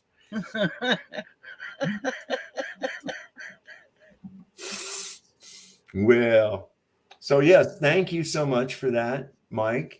Although that wasn't a map and model that I provided. I never said that I was ever going to provide you with one because you're not a very nice person. You don't ask very nicely either. So I will treat you like the turd that you are. That's how I do. That's what I do. If you act like a turd, you get treated like a turd. Does that make sense? Is there anybody else that operates in a different manner? Right. You know? Don't start no shit, won't be no shit. Right? Right. That's how we operate in the realm of sovereign soul, unchained mind. Well, I do really think that there's more good in this world than bad. Yes, there are people that are out there hurting each other and doing things that I wouldn't do. But, you know, I don't think that's the majority of people, you know. No. But everybody's treated as if they're those people. And why others can't see around them and see what's going on, you know, that they're sucking everybody into the same pot. Oh, okay. And then, you know, you've got to memorize all the same stuff. You have to believe all the same stuff, or they're going to make sure that they've trained your peers to put pressure on you and let you know that you're going against the grain. Mm-hmm. Mm-hmm. Yeah, they're just and I've brought this up before. If anybody's ever watched sheep, right? Mm-hmm. If one of them strays away from the herd, even without the sheepdog, the other sheep will bleat at that sheep to get it back to come in line, Right. come back with the rest of the herd, right? Yeah. And this is exactly what they do. This is exactly what they're doing. What do you mean you're not part of our herd mentality? And it really, I think what upsets them is that they think that if less people believe their nonsense, that it won't be true anymore, when it's never been true in the first place. Right. You see, I don't understand why that's the only reason I can figure that they get angry over it so quickly too, is that it's almost like, well, it's almost that whole mentality of that, well, my mask won't work unless you wear one too. Right. Right? Yeah. And it's exactly And I got vaccinated. You didn't. So I'm the one that should be sick, right? Or I'm the one that should be healthy because I got the vax, right? And you should be unhealthy because you didn't. right. Well, When like, it's actually the opposite. And when I tell people I ain't had one, there are people that still go irritated or go off on people. You know, you should have your, then you make it, you make everybody else sick. How does that work? I know I ain't it's the one hard. sick. I ain't the one carrying it in my system voluntarily. Well, that's why when we had somebody on here last night, they had so much to say in the chat as usual. And I even put up a poll, should you come in or not? And we know through previous conversations that they're fully protected, yet they were sick. Right. And where that doesn't make any sense to me is the fact that I, of course, as everybody knows, am not protected, and I haven't been sick at all. Right. So I don't know. I think I've only been sick once, and it was like when Terry was here, and it was only for like a few hours, and I think it had something to do with something I ate or whatever. Right. But that was it. That was it. I stay away from those ghouls, man. I really do. I see what they do to other people, and it's and what they did to my father. Oh my God. So if you guys, I'm going to put a video on here. It's a 2-minute video. It's pretty good. A lot of you have seen this before, but it never gets old. This is pretty good. This is the Go Fast rocket that was launched from Arizona, and it stops abruptly at about 72 miles in altitude. Whoop, I got the wrong screen. I have to do this screen like this. There we go. So this thing stopped abruptly at 72 miles and then started its descent back to the earth. But not before kind of hanging there for a minute or two, right? So this is kind of interesting. Also pay attention to the sound. It's interesting because as the medium surrounding it changes, so does the sound. The vibrations become different. This is the same reason why when you breathe in helium and talk, you sound like a mouse or some shit, right? It's because it's a different medium that's being vibrated. And of course, it's going to sound differently. So I have to go and use the vacuum toilet. Hopefully, good old Don Pettit's not in there with his alone time still. And I can use that real quick. So let me play this and I'll be right back. All right. This is a Kubrick production.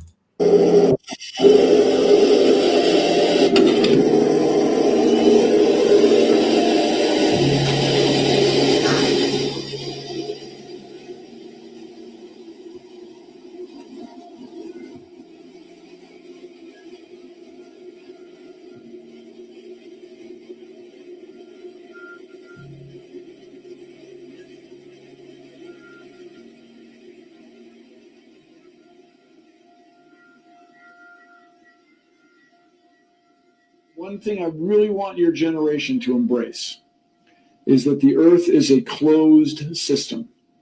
We cannot leave the Earth. There's no place to go.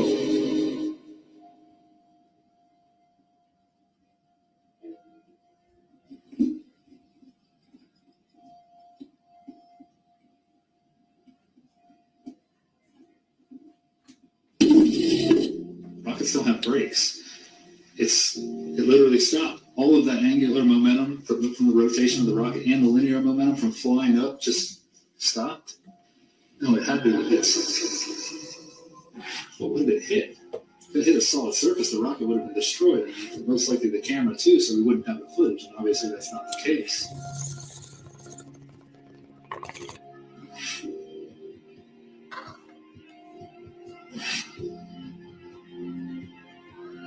Here's the deal. It's a long fly ball going back, and the ball shatters the sky, bringing the ocean itself down into the stadium. Oh, Simpson just broke his dream's reality wide open. I know we have still not shattered that highest and hardest glass ceiling, but someday someone will, and hopefully sooner than we might think right now.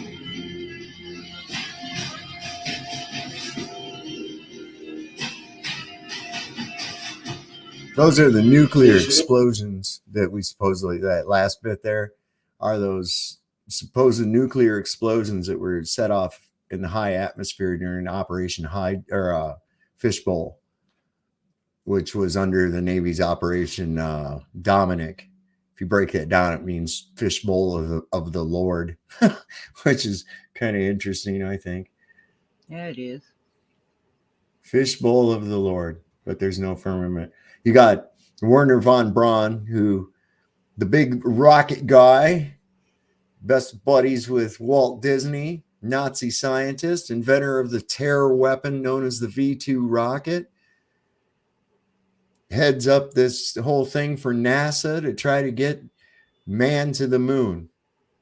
And on his tombstone, he has Psalms 19:1. Do you know Psalms 19:1, Dreamy? Not off the top of my head, no. The heavens declare his glory, and the firmament showeth his handiwork. Yes.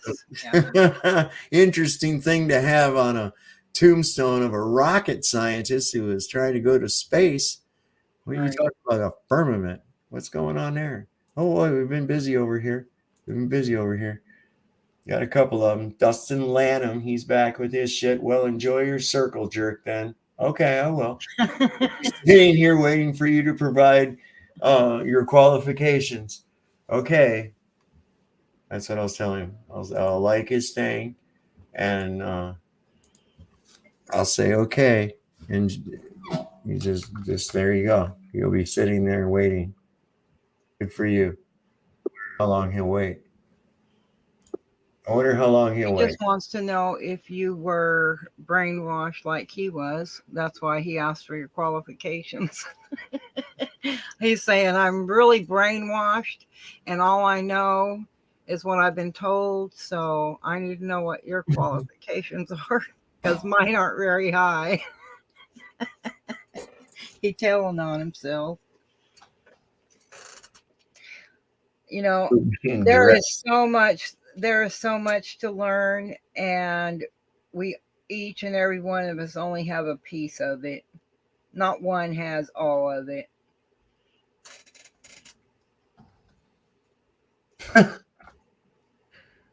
Here we go. What is going on, Tommy? You talk about genitalia really a lot, bro. What's this? You were really sick last year when you started, remember? No, I was sick, and I just talked about that. I was sick for about a day at one time when Terry was here. And and then I had allergies. I know I had allergies from the pollen, but no, I don't get sick. Very rarely do I ever get it sick. But I'll tell you what, when I do, it's like, ugh. But it don't last long. It's like usually like a day, at the most 2 days, something like that. And then I'm like back up and at it. I don't know. It's crazy. I just don't. I guess I don't. I guess it helps with too if you don't even think about it. I think that there's a power that works against you and going around a lot of times, even in your subconscious, going, "I hope I don't get sick. I sure hope I don't get sick." And then you get all kinds of people saying, "Hey, there's a flu going around. There's a cold going around and shit." And you're sitting there in your mind going, "I hope I don't get sick," knowing that the subconscious does not recognize negatives. All your subconscious is picking up, get sick, get sick, get sick. And that'll happen. I'm not on any medications at all. I wasn't. And I think it was 2016. I had to go to the hospital. Sorry, Lisa, I don't recall that, honey. I really don't. And the thing is immediately they wanted to give me 9 medications. And some of them I was going to have to take to, sustain my life, they told me. I told them I didn't want none of them. I refused them all. They made them so mad. But the thing is medication isn't, or medical help is not supposed to be, for the rest of your life. And that's what sucks people in, gets them addicted. Then when they can't get the medications, they can't pay for their insurance. They lost their job. They lost their house. They couldn't pay the mortgage. They couldn't pay for their car. I see homeless totally as the opposite of what so many people do. There are literally professionals out there on the streets, doctors, nurses, people that many people worshipped at one time and another and were famous and whatnot, living on the streets. Mm-hmm. So, I kind of see, if people could just see what's around them that they don't see, that's hidden from them. This can be you, this can be you, this could be me, this could be me. We never know until we're at that crossroad for that experience. You know what I mean? If we're living in the moment, those are the moments, where you're crossing paths with someone else. Right. But to say, for all these people to say they know this better than somebody else because they're qualified to know, that's just bullshit. Didn't we used to have a saying back in the 80s, if you can't something, if you can't baffle them with, if you can't, oh shit, the last part is you can't baffle them with bullshit, dazzle them with something. You know that saying? Yeah. Well, that's what they do. They try to baffle us with their bullshit. Yeah. They piss on you and tell you it's raining. Exactly. Yeah. I'm not real good with people that do that shit.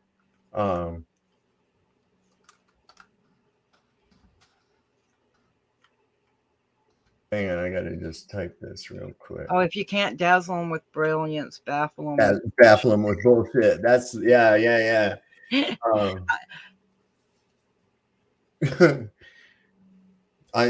Why would you think I have COPD, Lisa? Why do you think I have COPD? What is it? What is your problem?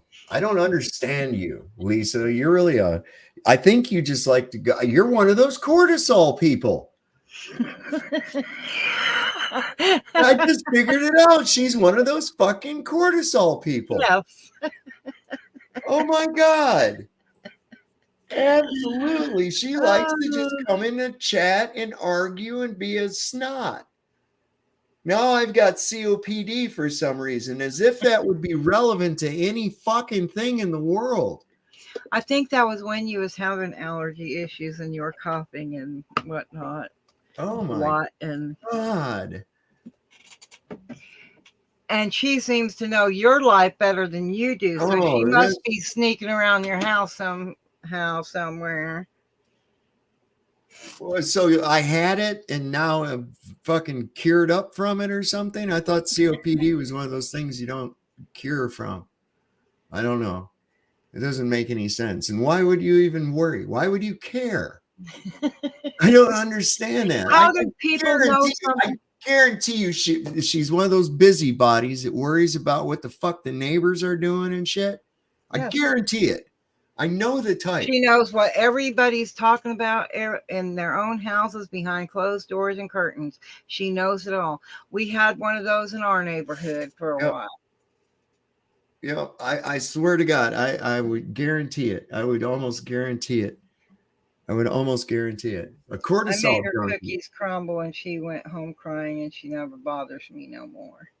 Yeah, I mean, that's a serious that's one of those cortisol addicted people that they just thrive on that stress of arguing and being a shit, you know. I don't know why they do that. But this guy is really losing his fucking mind in here about this ratio of the umbra. He says, well, you're not counting the umbra. How big is the umbra? And I says, well, it's going to be bigger than the penumbra. And I says, and it will still be proportionate to the umbra that the earth casts. So what the fuck are you talking about? What? How does the proportion change when the light source and the size and distance from one another of the two objects in question never changes? Okay, that never changes. The moon doesn't get closer or smaller or bigger or anything else like that. And a lunar eclipse happens when the earth is between the sun and the moon, right? And the solar eclipse happens when the moon is between the earth and the sun. So what changed? Nothing. Light source, same thing. Two objects, same thing. So the ratios that don't work out should work out, but they don't. Well, you know, when we had all that really thick smoke, mm-hmm. And the smoke is obscuring the sun some, but I mean, it was a very, very, very small from what we normally would see, like in a clear day without the clouds or any smoke in the air. You know, it looks relatively large. Yeah. But that day, I mean, literally could look right up at it because it wouldn't hurt your eyes because it was so small and whatnot. So it actually looks to me smaller than it is. It's emanating a much brighter light. You know what I mean? From something much smaller. But I don't know. I still think it's a separate entity from the moon. I don't think one is shining off the other. I think they have their own thing going on. Well, of course, it's evident. I mean, it's evident just in the way that the light behaves, that it is not an object 93 fucking million miles away. That's just stupid. I mean, who even comes up with these numbers? And where did it come from? And every time you ask, you say, okay, you did this, and all right, I want to know how you did it. And they're all the time with assumptive bullshit. Right. All the time. Well, the orbital radius of Venus, hold the fucking phone. How are you assuming that Venus is orbiting the sun? And how do you know the distance of Venus from the sun if you don't know how far away the sun is in the first goddamn place? What are you just slipping in numbers on me? Right. You know, so that's not that you can't do that. Yeah, you know, you have to have a place to start. Well, I can't believe more people don't see this. They just take it as like it's some kind of a holy gospel and shit, and it's like, hold the fucking phone here. Right. I mean, I'm the guy in the pew going, you want to explain to me how donkeys can talk, man? You know, I want to know. Right. So, you know, well, it's like the map makers, you know, even modern day map makers, you know, are just in awe at times because of how accurate the ancient maps are and whatnot, because they used their stars and mapped everything out. That's how things were mapped back then, was the position of the stars. Well, let's see how far back they were doing this. Right. Okay. Long before GPS came along. Well, yeah, we have the tropics, which are named Capricorn and Cancer. Mm-hmm. This is because of where the sun falls during the equinox. Okay, that's where it gets its name. Right. It hasn't been in those two houses of Cancer and Capricorn for 5,000 years. Okay, so and that's when that's how long ago those were named. Technically, right now they're Gemini and Sagittarius, and we're getting ready to shift into the next two consecutive zodiac signs of where the sun lands. So right now, technically, the Tropic of Cancer and Capricorn are Gemini and Sagittarius. So we have to every be very age, careful. yeah, we've gone through 2 ages. But we also have to be very careful because they changed our calendar, which has thrown us off on our dates. You see what I'm saying? Well, Another right. thrown in there Well, to add to the bullshit. Right. So really a number date, they can say whatever it is. That's not going to change that. But it still will be the 2,100 whatever years it is in an age. You see, each one of those ages went from Aries to Pisces to now we're in Pisces right now, and we're getting ready we're just right on the cusp of coming into Aquarius. You know, that's why I'm Pisces on the cusp of Aquarius. Axis Monday says dogs rule, cats suck, and I'm just going to let you know that you probably got 5 at least I can count in this room alone that will agree with that statement right there. Ain't that right, Brandy, Moonshadow, Fabio? Yeah, they're down with it. They like that. Oh my God, yes, Fabio was good friends with a guinea pig that my daughter had. Yeah, that was amazing. I never saw anything like it. He loved that thing. It was really cool.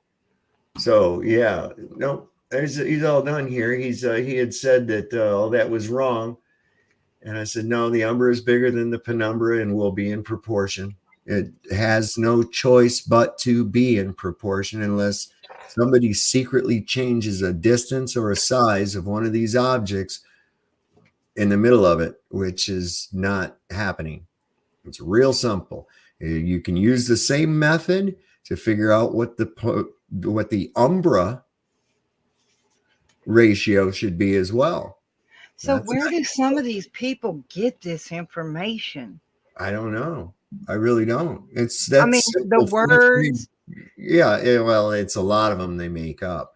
See, this is another thing I'm getting ready. I'm going to smack the fuck out of him with it here in just a minute.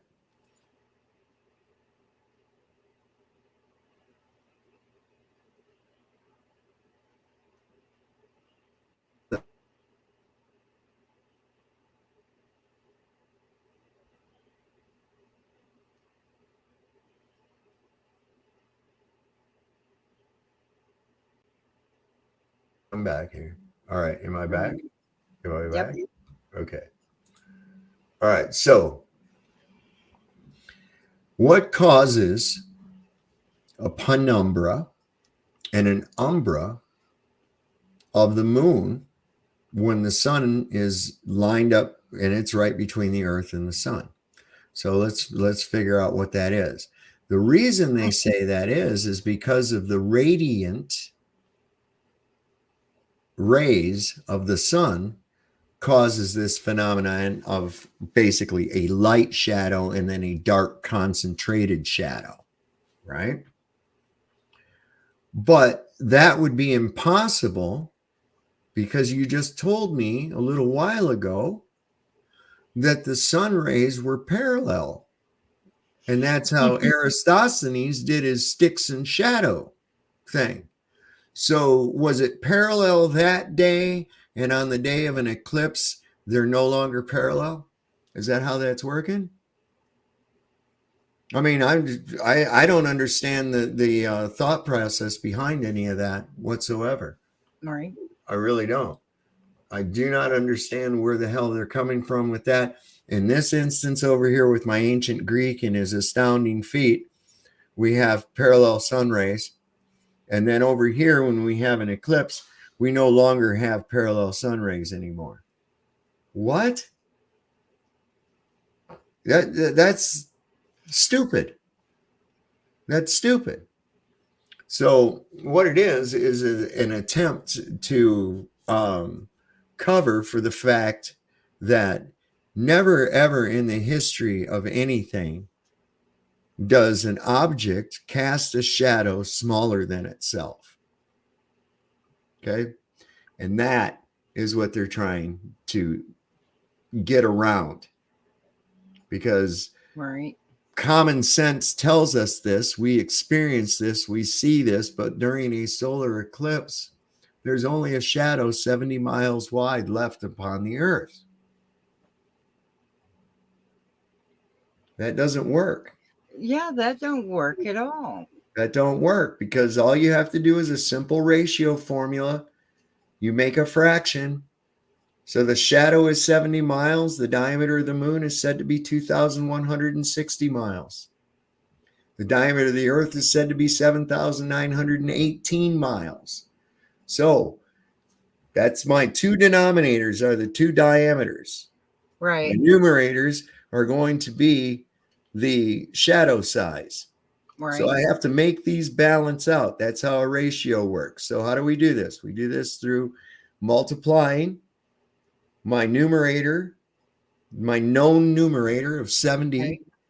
times the diameter of the earth, and then dividing it by the diameter of the moon to get my ratioed size, which in this case comes out to be 255.6 miles. Right. Okay. Well, here's the thing: on a flat Earth, you could easily figure out the diameter of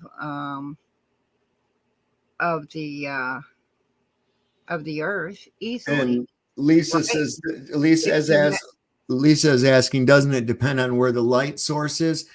Not really, not in this instance, really, because the light source distance doesn't change, and the light source itself didn't change. Okay. All we've done is swapped places with the moon and the sun, or the moon and the earth. In one instance, the moon is here. In the other instance, the moon is here and the earth is here. That's all we have. And Well, see, when I say you could measure the distance by using time is because there's going to be dusk and dawn at the outer edges, right? Dusk and dawn. And then you would have the midnight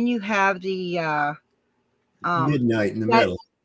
Right. You've got your time, right? Mm-hmm. So how many hours?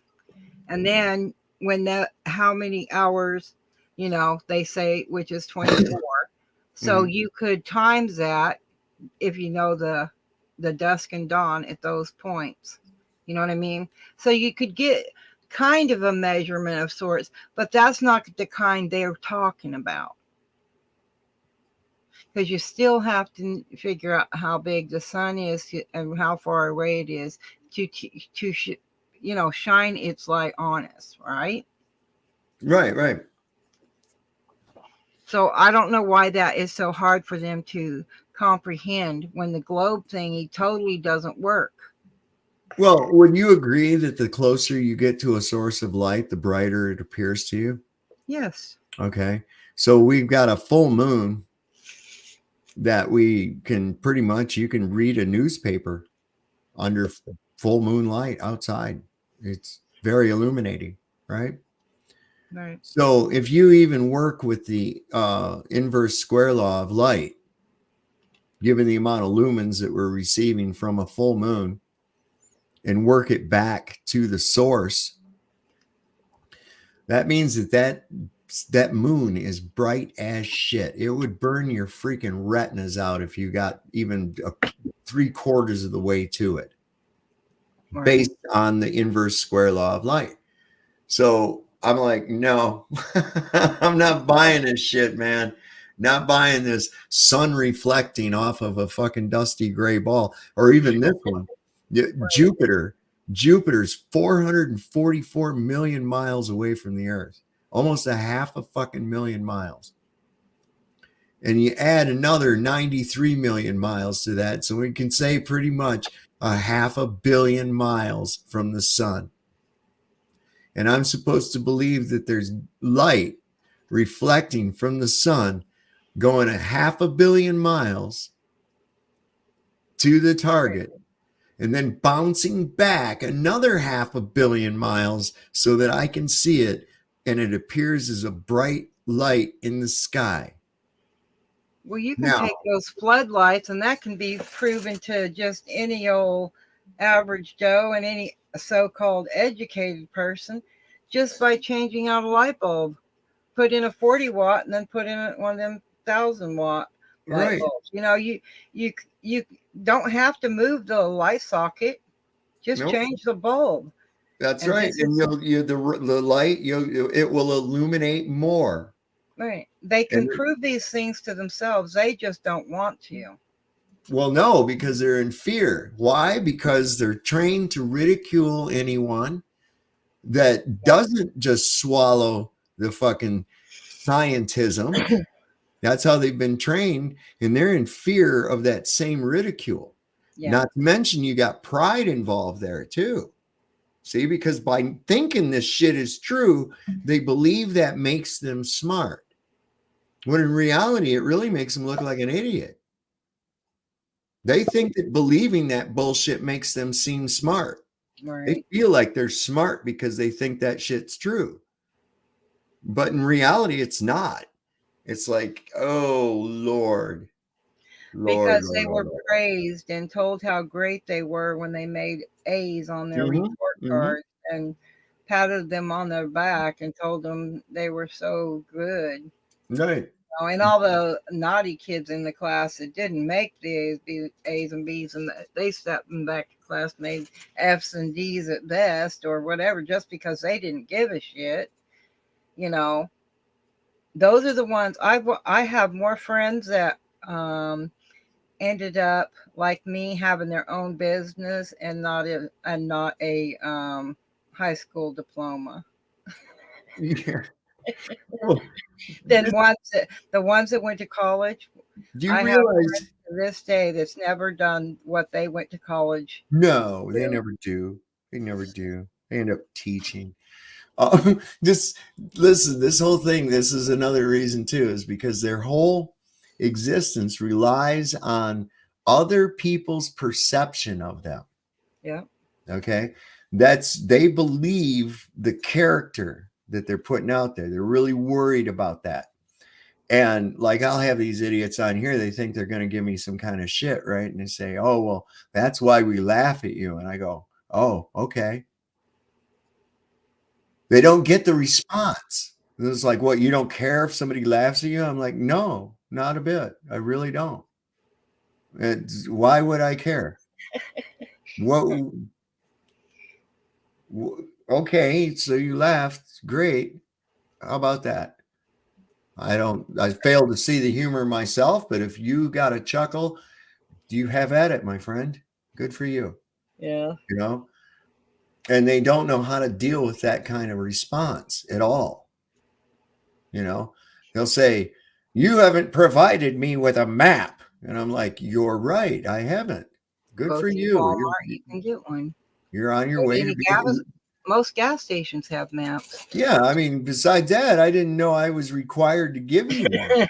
You know, I know. Don't you love how people make you seem like you're the one obligated to do for them? Yeah, I don't have to do shit with you. They'll come on there and say, well, hey, you know what? I don't believe the earth is flat. And I'm like, well, okay, cool. The quickest way to lose my friendship is to make me feel obligated that I have to do something for you in return for something else. Yes, I'm you know not. What I mean? Without my, talking it over or agreeing to it. It's this simple, man. You're the one with the ridiculous claim, not me. Right. Prove You're trying to claim scientifically impossible shit without proof. And that's terrible. They will not prove their claim, though, Sovereign. They won't. Well, how do you prove something that is scientifically impossible right from the get-go?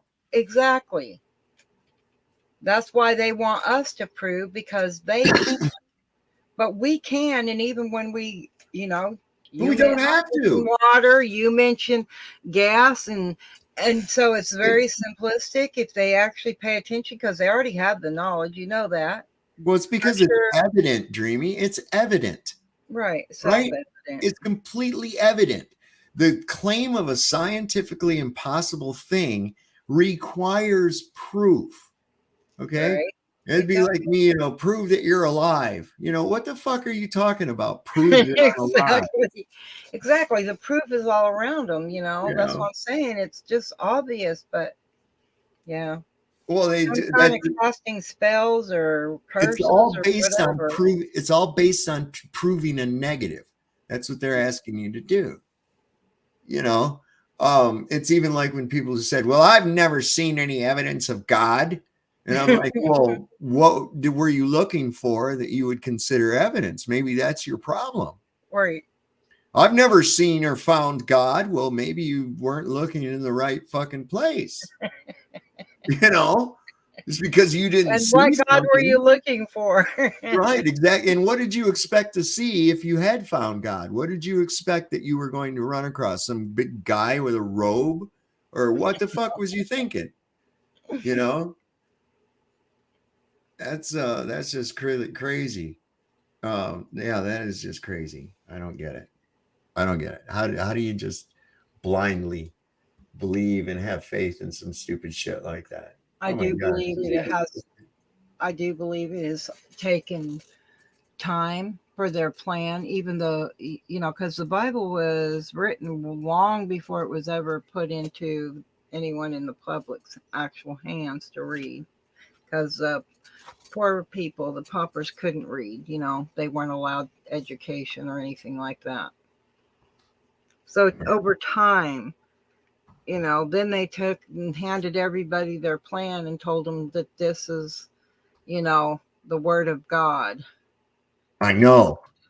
That is where I stumble and say I can't be part of that immediately, because it hits me in the gut and the heart in a bad negative feel to it. You know what I mean?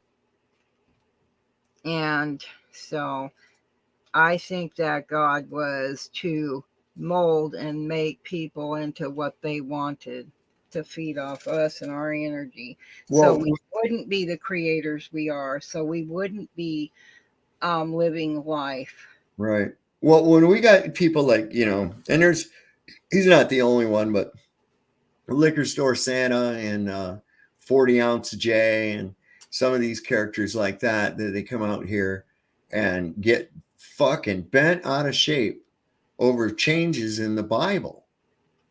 And it's like, why are you mad at me? I didn't fucking change it. Exactly. Right. And it's obvious that it's changed. We have evidence that it has changed. It is obviously something supernatural. And then they hit you with, well, that's the word of God. It can't change. No, that is not the word of God. That is the inspired word of God. In other words, some God inspired someone to write it. Right. Okay. It's not a biography. It's not an autobiography. It's a biography. You it's understand? Because people don't know the history. They don't know where it came from. They don't know where the scriptures came right, from. Right. And that each one of these books in a collection, which a collection of books is called a Bible or a bibliothèque. Well, I believe that it's possible that those existed, at the time period they said, but I have no proof of that. I can't prove it or disprove Hold on, it or wait whatever. a second. But I do know that according to other histories, that those histories are written into the Bible, but they've switched up names and other things like that. I got a guy, Flat Top Hank, says, listen, Dreamy, look at this. Do you see that comment on the screen? Flat Top Hank says there was a globe made over 150 million years ago. Can I explain that? Yeah, again, you're full of shit. There, it's been explained. The first globe, the first globe was like in 1492. Right. I was going to say, about the time everything else started changing. Where in the hell are you getting 150 million years at? Do you realize even how long that is? I don't think you comprehend how big of a number you just threw up there. I really don't think They must have done some of that carbon dating, Oh, for crying out loud. Accurate test. That was so funny. I couldn't believe it. Ryan and I both were laughing our asses off so hard because it was like, yes, and we know that this is wrong, but we must use it or our calculations will not work. What? Exactly. I'm like, and this is in their explanation of how the carbon-14 dating works. And I'm like, you got to be shitting me. And people believe that, and this is the circular logic they use. They'll say, well, we know how old things are because of the layer that it's found in. Oh, okay. So how do you know how old the layer is? Well, we can tell the age of the layer by the things that we find in it. What? Are you kidding me? You got to be kidding me, man. For real. This is just. Well, I mean, you can break down certain layers and things like that, but to know how old each particular layer is, because here's the problem.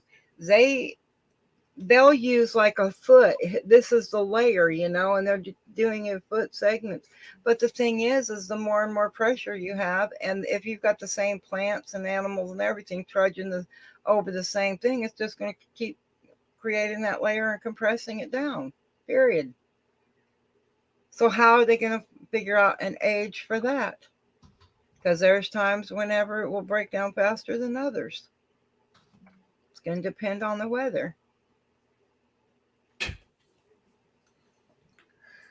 I am like getting, maybe it's because I'm getting older, but people are saying, I can't believe how much patience you have with some of these dumb people.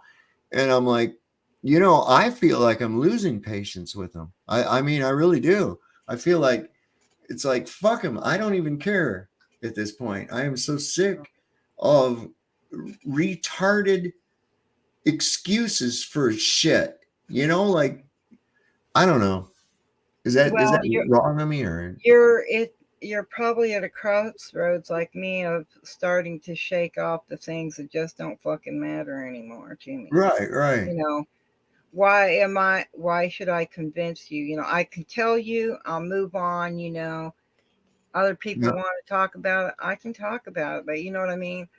To not be just in a rut trying to help people, because they're going to hold on to you. Those are the people at the bottom of the ladder who don't like the truth, and you're on the rung above them and they're hanging off your legs. That's how it feels. Like they're just trying to pull you back into the soup. Yes. And here's what'll crack me up too. They act like you never heard any of this nonsense before. They act like you must have just immigrated here from the savannah of Africa, and were never exposed to this crap before, and so they're going to explain it to you, and it's like, hey, dumb fuck, I used to believe this stupid shit too, right? And now I'm going to wake you up from it too. Okay, this is why this is fucking retarded. Okay. Right. And I'm not going to cut anything at all. I'm just going to say, look, this is stupid. And I'm right on the same page with Lucky Haskins. Look, man, fuck your stars and all your other dumb shit and your air flights and every other goddamn thing. Show me curvature. Right. And don't show me some doctored up fucking picture or some other shit where you don't understand fucking perspective. That's bullshit. The best thing you can do is you can do that on video. Right? I had this joker, that guy from last night. He was trying to send a picture. I finally figured out he had a message request. And he sent a picture of a picture that he took. And he said with a theodolite. All right. Well, it wasn't an actual theodolite. It was a theodolite app on his phone. Because I was trying to imagine this fucking idiot setting up a tripod and a fucking theodolite on a goddamn airliner. With people on there, I was laughing my ass off. And so come to find out it's an app. But he says, see, here's where the crosshairs are, and there's where the horizon's at. Why is it below the crosshairs? Well, because that what you're seeing down there below the crosshairs is not the horizon. That is the apparent horizon.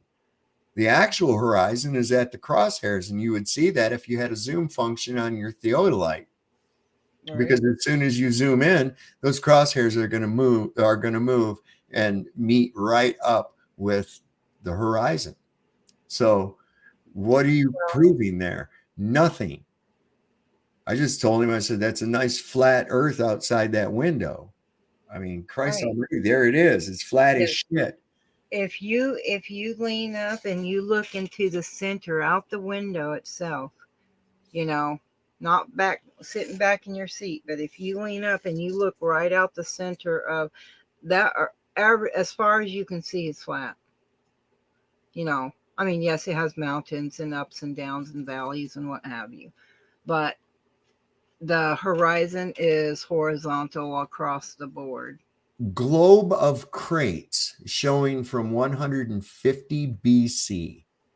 Okay, there's a lot of problems with that flat top, Hank. There really is a lot of, one of which is. Did he mean a crate of globes?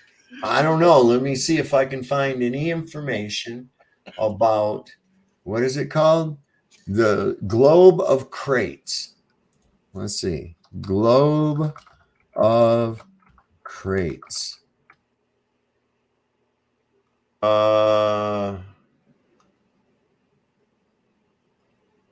Crates of mollusks was a Greek grammarian. Oh, I can pull this up so y'all can see it too. We'll stop the screen, pull this up. So this was what I got when I got, as you can see up here in the search thing, it says crates, globe of crates. And unfortunately, that's what I Dreamy said. We got crates and we got globes. No crates of globes, unless you consider this one a crate of globes. I don't see any. Let's see, maybe under images we can see a globe of crates. There it is, the globe of crates. This is it. It's not actually a physical thing. It's a fucking drawing. Really? You got to be shitting me. Is this what you're talking about? This is what you're talking about, and you think that this is... Hold on a second. Let me... Hang on. Is this what you're talking about right here? You got to be shitting me, right? That's it. Oh. And that's supposed to be like all the whole earth, and this means that it's a round earth, or is this just a encompassing they have? It certainly doesn't depict a globe. Where the fuck is the rest of Africa and shit? What are you talking about? And how do we know that this is really from 150? Well, that's like somebody took and laid a magnifying glass on a map and just got a particular spot. Yeah, I mean, that's what it is. I mean, if this one main area right here is all of Libya, right? There's Ethiopia. I guess that's supposed to be like Ethiopia down here too. Europa, and the Mediterranean River is just a Mediterranean Ocean. Doesn't have an end to it anywhere. It just wraps around the entire earth, I guess. Well, that's why I say it's just a small portion of a map. You know what? Well, I have no, listen, I have no fucking verification that this is actually even anything real. It doesn't mean anything, and it certainly doesn't mean that people thought the earth was a ball. Right. Exactly. In 150 BC. It just means you have something. This could have been made last week for all I know. Exactly. You know? So no, that's not really that ain't so good. That's not so good. I would not use that flat top. I definitely, if I was trying to prove a globe or the history of a globe, I don't think I would use that. I really wouldn't. I really wouldn't. I'm sorry. Just yeah, that's bad. Not good. Okay, so besides your globe of crates, that's it. Here we go. Here's a good looking globe. Jesus Christ. I cannot believe people actually buy into this. You got to be kidding me. Oh, man. Wow. It makes my fucking head hurt, man. It really does. I just if some of these people were in the electrical business, they know that you have that heat shrink stuff that you can put on your wires. A lot of people, yeah. I mean, that's all they did to the damn globe. They wrapped an azimuthal equilateral projection map around a fucking ball. Yes. And then used the circumference of the midpoint zone that the sun uses to say that was your diameter. All right. Okay. That's all they did. And then they took that shoreline of that we call Antarctica and just crunched it all togetal and made it so that is the inner is the outer. That's all they did. And it's a load of shit. I can't believe people actually know. No, but well, you know what? How could they have known that the earth was a globe if it's not a fucking globe? Flat top. The globe is scientifically impossible. There is no proof of convexity.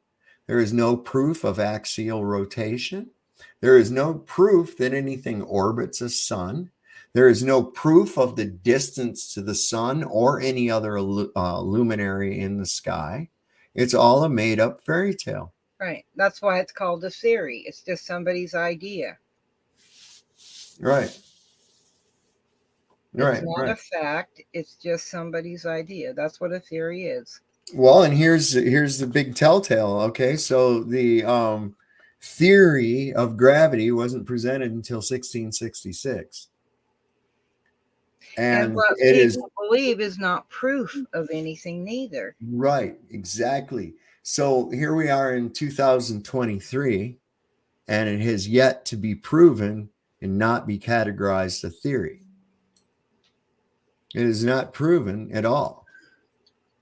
And anytime somebody wants to talk about their stupid Cavendish experiment of mass attracting mass, well, you can increase, the more you increase the mass of a helium balloon, the stronger its urge to repel from the mass of the earth it gets.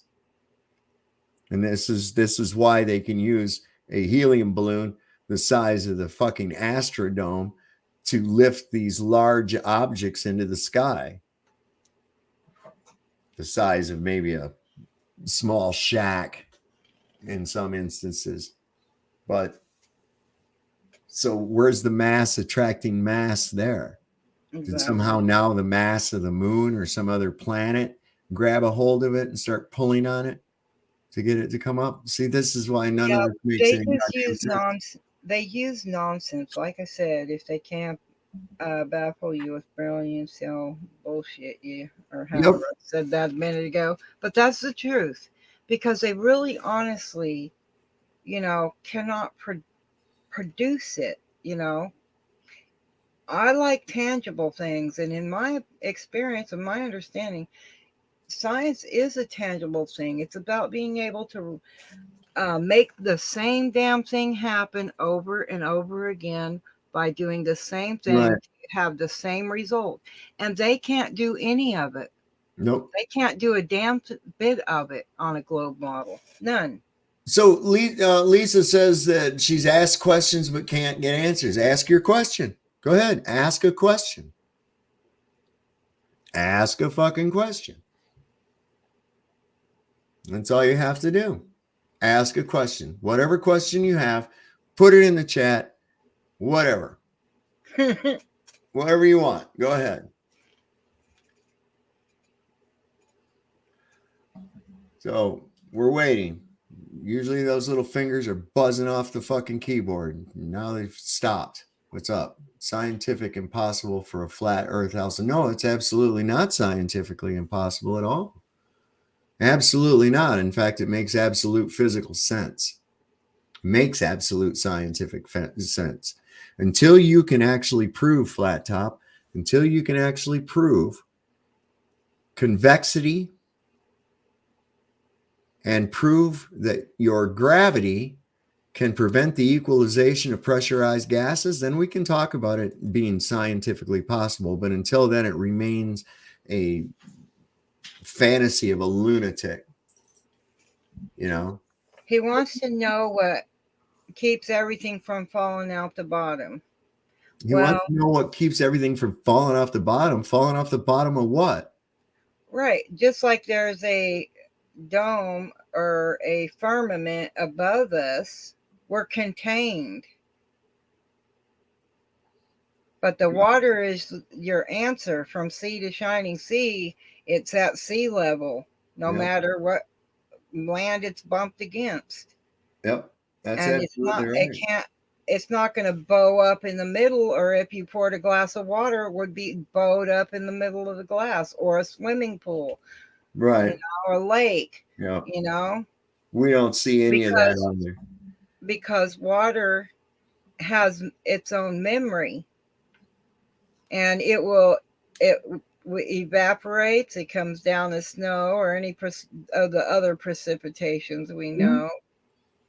Rains down from the mountains, rolls down the hills, lands in the little valleys and crevices, and creates rivers and lakes, and out to the ocean it goes. I mean, perfect. But here was the thing here too. But what was I going at here? This thing right here. He says there again with the definition of a theory. Absolutely. And here's the thing too. But what I've to understand is if you put the word scientific in front of theory, then you can say any kind of wackadoodle shit you want to, and people will treat it as fact. Right. That seems to be how this works. Still can't understand how a projection can heat up the earth. Is a projection coming from Earth or beyond Earth? I don't know. I really don't know. I don't know. Don't know. So there you go. There's more questions to answer sometime down the road, Right. I mean, there's that's the thing. See, if I don't know, I'm not going to make a claim. Right. Right. These idiots all the time. How high is the sun? I don't fucking know. I didn't measure it. Why? How high do you think it is? And then they'll say 93 million miles. I say, okay, well, prove that. And why was it 73 degrees one day here, and then the next day it was 95 degrees? I mean, the sun hadn't gone that far astray. It was just one day to the next. Right. Well, and that's the whole thing is why we have weather is that there are pockets of hot, pockets of cold, i.e. high and low pressure systems. Right. And when they converge upon one another, as they eventually will do, and most oftentimes attract to, they equalize, and the result of that is the ensuing weather that is produced from it.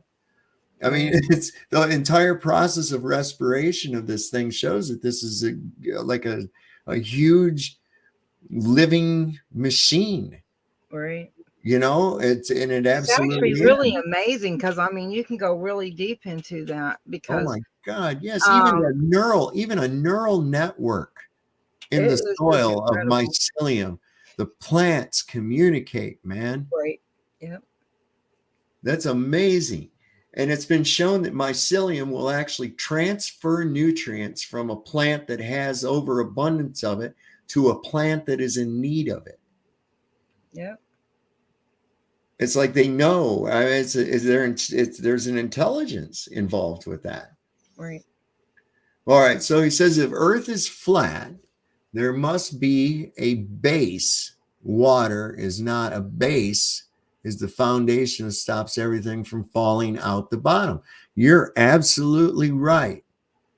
So there is obviously a base to it. Yep, you're right. Very good. Well, there's Now you're getting it. they've been checking out the oceans and everything else on the floor of the ocean, and apparently it seems to be like dirt. Right. Now, Rock, just like Lisa, I went carefully through and opened up paint so that I could draw out a diagram of something that I had been working on involving a lens. Do you remember that? Where I showed how the concentration of light through a lens, that concentration remains there even after it's not on the ground. You remember that? It was just last night. We drew a picture and everything. So I don't even know why you're asking that. We've already said there again that it's just a speculation and idea, that it's not concrete, just some ideas we're playing around with. The truth of the matter is, we don't know what the sun is. No one does. And we don't know what fuels it. We don't know what causes it to have heat. There's some good theories on it, and I've got a few of those. And it has to do with its distance from certain portions of the earth. And I think it's primarily electric.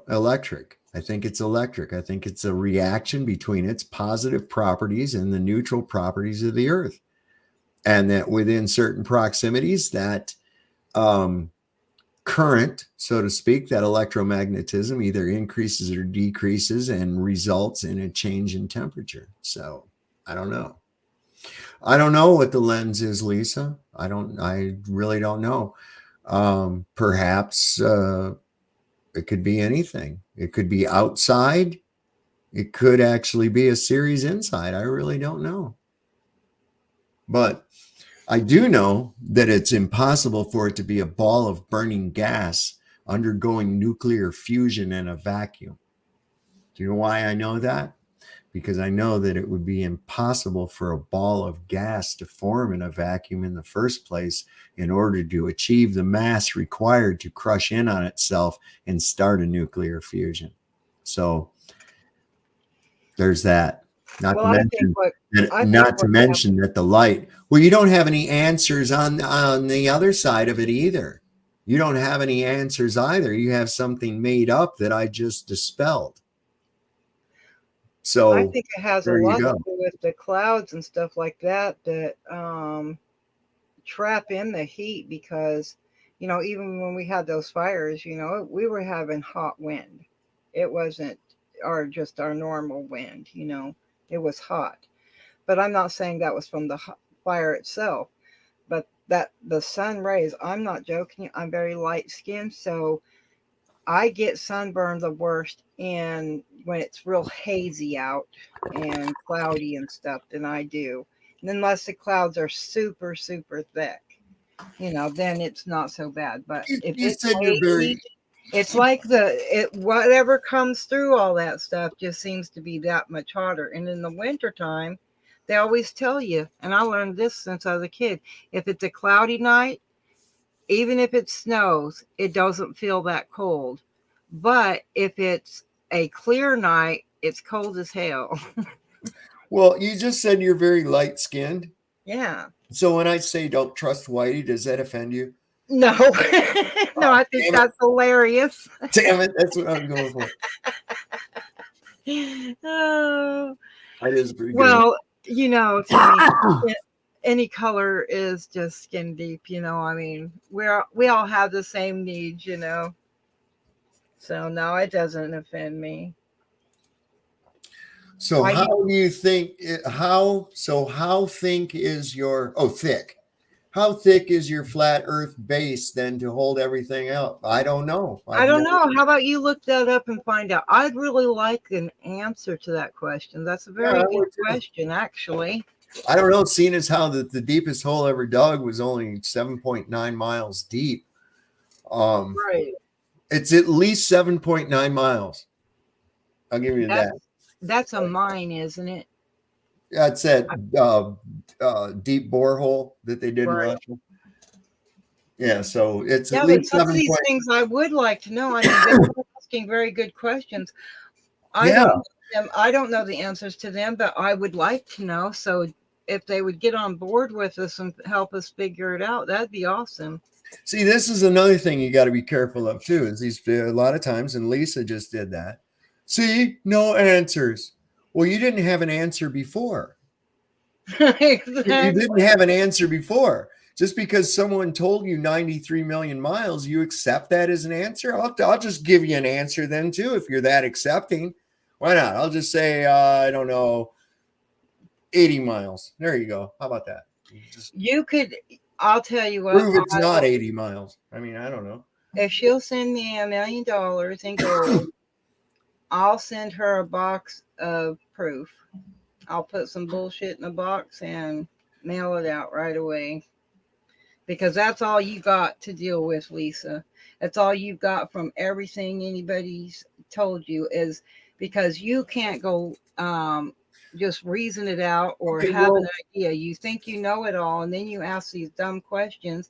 They come across dumb simply because you're asking us to prove something that you yourself don't know. well, Lisa, if you don't accept it, that's cool because, of course, it's ridiculous. 93 million miles is stupid. But the next step would be to, I guess, if you wanted to know, would be to measure it. Now, how would you go about doing that, Lisa? How would you measure the size or the distance of the sun without knowing anything else? All you see is this yellow light in the sky. Okay. All you see is this yellow light in the sky. And it travels across the sky. And it appears to be a certain size sometimes, and other times it seems to be bigger. Right. So how would you go about measuring that? I don't know. That's the perfect answer, Lisa, because I don't either. It would require 3 points, the thing's moving, and all we can do is have one known measurement and an angle, which really is kind of hard to work with, isn't it? So it makes you wonder how they figured that out in the first damn place. Now, as far as your question as to how does it produce heat, and I said, I don't know. That's right. I don't know how it produces heat. And you know what? No one else does either. Right. Okay, so we still are left with the only thing. That we do know is that it is impossible for it to be what it is claimed to be, that it is apparently very small and very small and local.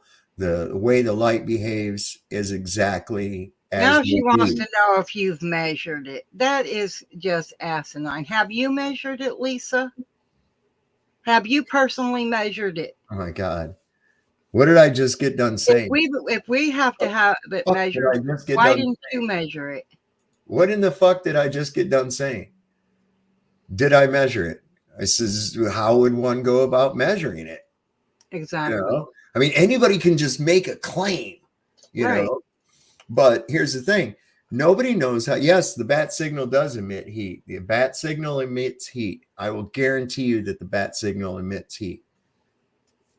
Not on its destination, but at its source. Absolutely. But how does it produce heat? Where's its light come from? All of that. Nobody knows that. Nobody knows that. Not even the scientists or anything.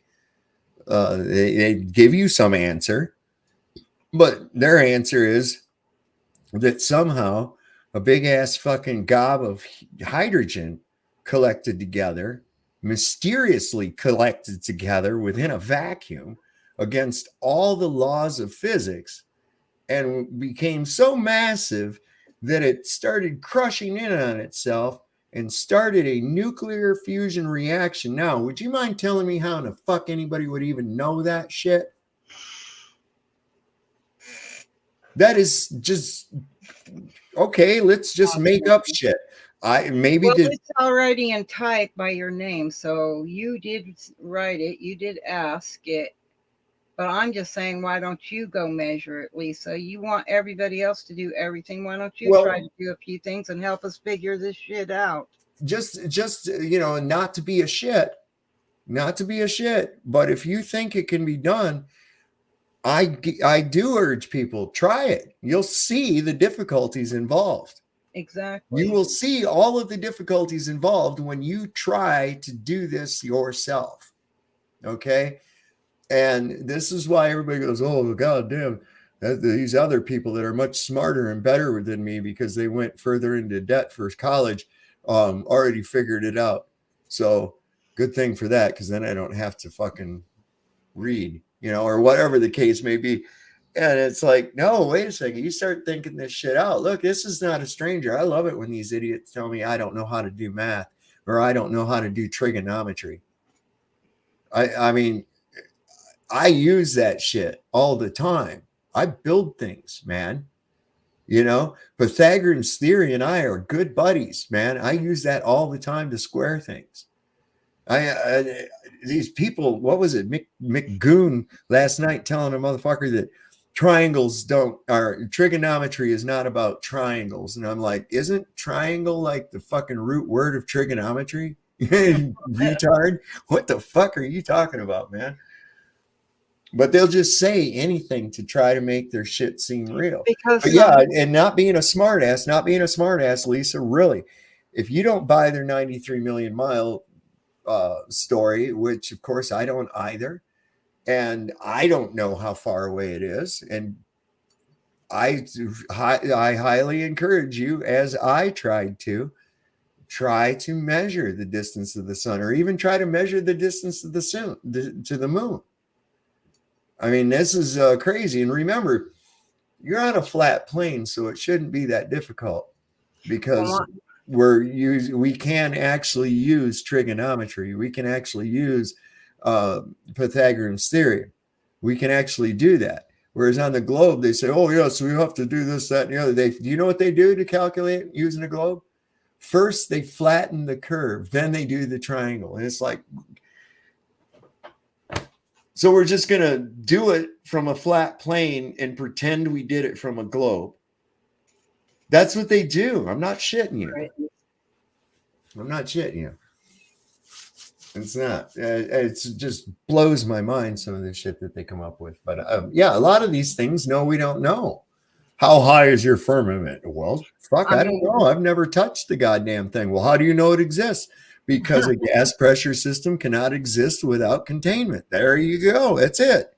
Unless you can show me a demonstrable and repeatable experiment that can prove a gas pressure system without containment, I'm all ears. I'm ready to see that shit. But there isn't. And even then, I question a lot of these different types of gases and this and that, because, well, I know they concentrate them and things like that, like with oxygen and whatnot. Okay, so that's a really good question, Lisa, and I'm going to answer that for you. I'm going to pull up paint for you real quick.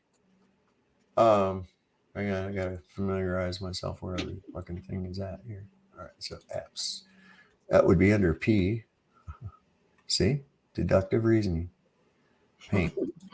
All right, so I've got to bring this up. I'll be right back. Okay. So you'll remember this as soon as I do it. You will remember this, Lisa, from school. Okay. So I have an object here, right? And I'm here. Okay, here's my ground. Here's my ground right here. So from this point straight up to here, and I'm standing right here. Here's me. See the little arms and legs. There he is. My neck is stuck right up through my face. All right. So anyway, looks like a little weird dick, don't it? Anyway, so what we do is we bring this down here to me, right? And then the formula you're going to use, this distance here is A squared. Okay. This right here is distance B. I'm making capital letters. We usually don't use those in these formulas, but so we have side A, side B, and then this is side C. Now I'm going to show you why we use this for the A, why we square each one. Okay. So if I take this distance here and I square it, and we're going to say that this is 60 feet. Okay, that's 60 feet. And this right here, this up here to this point right up here, and I know that that value right there is 80 feet. Okay, that's 80 feet. Now, all I have to do is do this. So 60 times 60 is 3,600, right? And, well, I can't draw numbers very good with this. So it's 36. Oops, I drew a 3. 3,600. And 80 times 80 is 6,400. Right? So what do we get then? We got, now what we have to do is, because our formula is going to be A squared plus B squared equals C squared. Okay? So now we take the 3,600 and we add it to the 6,400. That's going to give us 10,000, right? 10,000. And what is the square root of 10,000? Anybody? What's 100 times 100? Right, it's 100. So what's this going to tell us? This tells us that the length of C is 100 feet. So what we can do now is this is how you find, this is Pythagorean's theorem. Okay, right. So the length of this angle right here is 100 feet. And this is how you find a distance. Okay. So you can now, if you're missing one of these, of course, I know you're smart enough to know that if one of these is an unknown, you can take, if you have a known distance of your angle, you can take that squared and work the other two sides of the angle out, at least as long as you have one. But you cannot do it with only one number and an angle. So that is what you would use in order to figure out the distance. So yeah, I know. Isn't that crazy? He is claimed to have been a globie, but we don't really know that, do we? So Flat Top says, what here? Glass ceiling covering earth. Nobody said anything about glass at all. If we can't reach it, how do we know it is glass? Well, who said it was glass? Yeah. Where did you get that from? See, there again, assumptive. It's called the firmament. Do you know what the firmament is? What it's made out of? It says Raki. Raki is the root word in the original scripture. Oh, okay. So that means shield. Shield. That's what it means. It's a shield. Okay. But it doesn't describe what it's made out of or anything. No. Sort. It gives a simile, but it, I think, is as like molten glass. But it doesn't say it is molten glass. It says that it's as molten glass. So it gives a simile. People have to understand how people worded things in days of yore. That's why I like to go back to the origins of the word. I get more of a truer meaning of the word, because what they're doing is they are usurping and changing definitions and stuff like that. Barbara says it was HRC, as we know of Hillary Rodham Clinton, that little political sex kitten. She called it a glass ceiling. And she laughed her ass off when she said they cracked it. And Yeah, nobody got the sarcasm and all that. And listen, when her laugh went out there, I think it cracked just a little bit more. I can't stand that bitch's laugh, man. I think that if you wanted to torture people like at Gitmo and shit, you could just put her and Kamala Harris laughing on a loudspeaker, just playing 24/7. Oh my gosh, you drive them nuts. Oh yeah, man. So Lisa, did that yeah, no shit. Lisa, did that explain, did that bring back any memories from school about Pythagorean's theory and how to do that? Now, often the reason I use those numbers of 60 feet and 80 feet is because they're easy numbers to use to work with. Usually, like if you're squaring a wall before you raise it, you want to make sure it's square before you raise it up and make sure it's plumb. So you frame it out, you sheet it, and then you frame it out, you square it, then you sheet it. Okay. And so we use 6 foot, 8 foot, and 10 foot. So we know that if we come up like you come up the wall part of the wall, you know, the vertical part, you measure up 6 feet, go down the floor length of it, what's going to be the floor plate, and you measure off a spot at 8 foot. And then you can keep finagling it from corner to corner until the hypotenuse, the point between that 8 foot and that 6 foot mark, reaches 10 feet.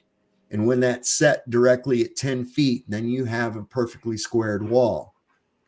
And so you can anchor it in place, sheet it, and then it's good to go. Once the sheeting's on it, it's going to stay square and you can raise it. So that's right. And horizon is just another form of the word horizontal. Horizontal, exactly. And so, you know, that there's a lot of evidence there that they put in and mixed in all this other bullshit. Mm-hmm. They baked a cake, you know. The bullshit's like the eggs they added in to hold it together. Well, yeah, that's why theory. That's why I love I come up with this term and I thought it was perfect. It's a Jenga tower of lies.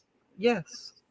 And you know, when you pull the right lie out, usually one toward the bottom of the stack, right. And that one seems to be the condition of the realm that we live in. Because it's amazing that once that little tile is pulled, how quickly the rest of the whole tower starts falling down. Right. It's insane. Let's see. Blue Pac-Man 13 says, I feel that the Barbie movie out of nowhere release was to muddy the waters with the Legally Blonde Mandela effect to get the normies to second guess themselves. You know, that's a pretty good theory, man. That's a pretty good theory. You know, it's very, very, very possible. Because that one's really weird. That one is really weird. Do you know about that one? I haven't seen the movie. Oh, okay. Well, that girl, her name is Elle, and she has everything is pink. She's just like Barbie. She has pink phone, pink car, pink dresses, pink shoes, everything. And now, you know, and she had this pink convertible. It was a pretty sharp little car, and it was pink. And now in the movie, it has changed where it's black. And it's like, what the fuck? In fact, she's so much like that. And that's what really sets it off is the pink car in this scene where she pulls up and somebody walking by goes, whoa, check out Malibu Barbie. Right? So then right after that, she goes into the store and she's talking and you see a reflection of the car in a mirror on the road, you know, in the store. And in the reflection, the car is pink. So it's like, what's going on? And like I said, this isn't like a remaster where they changed that because it changed on people's copies that they have. Right. So either the Mandela burglars were added or there's something else is afoot. Watson, what do we got? We got a little notification over here on the old Facebook side. It's just somebody like there is a spiritual warfare going on out there, you know, and we are subject to it. Oh my God. So that takes me back to me saying that this Bible, which is supposedly the inspired word of God, it doesn't say it is the word of God. Right. And so these people attack you as though you're attacking the word of God. And I'm not. I'm saying there's a paper and ink fucking collection of books that you have, and it has supernaturally changed. Yeah. Okay, that is what I'm saying. It's verifiable. It's not just your book that's having this thing happen to it. There's all kinds of things, and it's still fucking happening, man. The Bob Barker thing that we just had. Right. Criminally, man. Bob Barker dying again. We've had other instances of shit like that where people died and then they died again. I'm waiting for Ann Hesh to die again now. What the hell? So there's some really weird shit with that. Names changing, spelling of words inexplicably. And listen, normally I've always been a really good speller. I used to always enter the spelling bee. And if I didn't outright win, I would get right up in with the top, before I got eliminated. But I can remember because there's a little mnemonic trick that I use is to purposely mispronounce a word the way it's spelled So you could spell so it. that I can remember to spell it. And one of those words was dilemma, right? Yeah. Which had an N and apparently now has never had an N in it. And I know better because that was a spelling bee word and I spelled it correctly and I got, yay, come on. Surprise is the one that got me right off whenever it's now SUR, like surprise. Surprise. Yes, surprise. I know now it's surprise. And when people used to say that, I'd hear them say surprise like that, I'm like, it's not sir, it's surprise, surprise, surprise. I know that's one that changed on me. I thought I was maybe the only one that noticed that. No, that was probably one of the very first ones I noticed. But it was the very, very, very first one was the word folks, FOLKS in the Bible. I'm like, what? Huh? I pointed that out to my dad.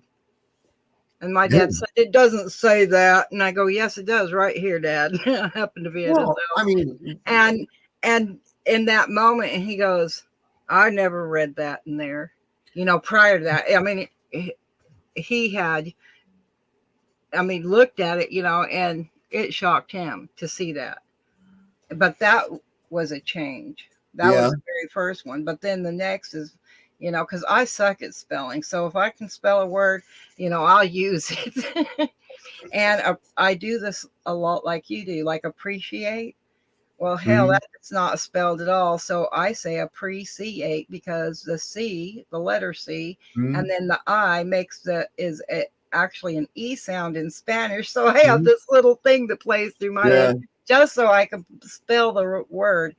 And I still continue that because after my stroke, I have a difficult time with the all the different forms of a particular word. Right. So if it's 2, 2, 2, and 2, I'm like, which one am I? Or there, and there. You know what I mean? Right. Those get me really tripped up. But well, I'll tell you another thing that kind of really that's also a subject that really triggers some people too. And I think it stems from this herd mentality need that people have, that you must think like me. You must agree. You have to think like me or else I am your enemy or some shit like that. I don't know what the fuck is wrong with them. It's really crazy. But I think it's quite funny. Thankfully I'm one of those people. I really am not swayed at all by someone's else's opinion. Yeah, I really am not. Like this, we're laughing at you. And I'm like, well, who the fuck is we and why would I give a shit? Is there something about that I'm supposed to be alarmed about or something? Or what is what's going on here? Another guy told me, he says, I have humiliated you. And I says, really? When did you do that? Right. And he said, just now. And I was like, oh, okay. I was kind of, how and they can declare how you're feeling. yeah. I told him, I said, I was under the impression that in order to be humiliated, one must feel humiliated, but I don't. So you either failed or I'm doing it wrong. Yeah. You know, maybe I'm not doing it right. Help me out here. How do I feel humiliated over some shit that some asshat said? Please tell me. Projection becomes very obvious when people are telling you how you feel. And I know. And not actually listening, or, you know. Oh, this is what other you people think. believing that, and other believe. The part that's really mind-boggling is that other people believe that person that's assuming this bullshit. Them little mouthy bastards, they shut right the fuck up. They must have been watching probably because I was talking about them. Now they shut up. Gone. I love it. I love it. But you know what I'm saying? Whenever someone starts projecting onto you and then they start getting other, that's how that peer pressure stuff works, you know? And they don't think beyond the box they're in. Yeah, you have to, it's like, well, that's where the ridicule aspect of it comes from. And that's the first go-to, like right off the bat, you know. I moved to Tennessee and I met people that had never left town. God. I mean, they might have been to, you know, one town next door or whatever, but they'd never been like out of state or anything like that. And right there in that local little area. So when I told them, you know, I moved from Washington State there, you know, they're like, oh, that's so far. And it's less than a 24-hour drive. Right. And they think it is so far, you know, and it's really not. And I think that also is why a lot of people's perspective is so tiny. They haven't been out of their hometown or out of the box or the little bubble they're in. You know what? Experience other things and to experience a space. Really, honestly, it's not that big a space. I've decided what I'm going to have for dinner tomorrow. What's that? Right before tomorrow's show, this is what I'm going to have for dinner. This is a great thing. I almost had that tonight. You know what that is? Pies. That's a peanut butter, jelly, and magic mushroom sandwich. And I think that's a dandy idea. I was going to do it tonight, and I didn't get around to. My children have tried to talk me into doing that stuff. I just have never done that kind of stuff. I just like being me, but yeah, they're trying to talk me, Mom, you should try mushrooms. But I have. It is very mind expanding. It really is. I will tell you that. And well, especially I have allergies to some crazy things, so that's what keeps me from just kind of like jumping out there and just trying so many different stuff. That well, start small. Start small. Go like 3.5 grams or something like that. Start small. You know, don't go in there with a hero dose right like the first time and shit. Right. Yeah. You'll convince yourself you're Jesus if you do that. You gotta kind of pace yourself out a little. Well, 2 of my girls are into like massage and natural healing and stuff because I started doing that after I realized the medications were worse than the illness. So I said enough was enough. And so, you know, went to just natural foods and some supplements for a time. But yeah, I'm glad they've gone that route. They've really, you know, picked up on some things and even changed their thoughts and minds on some crazy stuff, you know. Oh my God, look at this. We were just talking about this last night. This is beautiful. And I love how they did this. It says, one does not simply get someone to put on the truth or sunglasses. Let's get all this shit on here. And we were just talking about this fight scene. Mm-hmm. I mean, look at those two guys too, man. They are beat to shit. They're beat to shit. Look at This is after like 10 minutes of fighting. His knuckles are all beat up. His knuckles are all beat up. They're both bloodied up and shit. They've been hitting each other with boards and shit. And then this is the moment he first sees through him. He finally gets him to see the fucking glasses. And he's like, oh my God, you were right. I mean, it's like, holy shit, that's perfect. That is totally perfect, man. Exactly. I think everyone has to come to their own terms with the lies that we've been told and all the deception. And if they'll lie to us about one thing, they'll lie to us about it all. You know. Oh my God, yes. Their whole thing. They're pathological liars. They just don't know how anything else. This is what gets you right off the bat. The first thing, as soon as they ask you a question, like I said it is impossible to have a gas pressure system within a vacuum outside of containment. It's never going to happen. And they'll say, liar. And I'm like, wait a minute. No, it's not a liar. But their first go-to is lie. You're lying. And it's like, wait a minute. No. Why is that your first go-to? Why don't you decipher the information a little bit first, you know? Right. But you're never going to get them to, because it's because they're immersed so far in lies, they think that everyone else is lying. You see? If we didn't need containment, we wouldn't need a propane tank. Exactly. Throw it inside the grill, light it on fire, let it do its thing. Man. There's a Rasta Bear. What's up, buddy? Hey, what's happening, my man? I'm just chilling.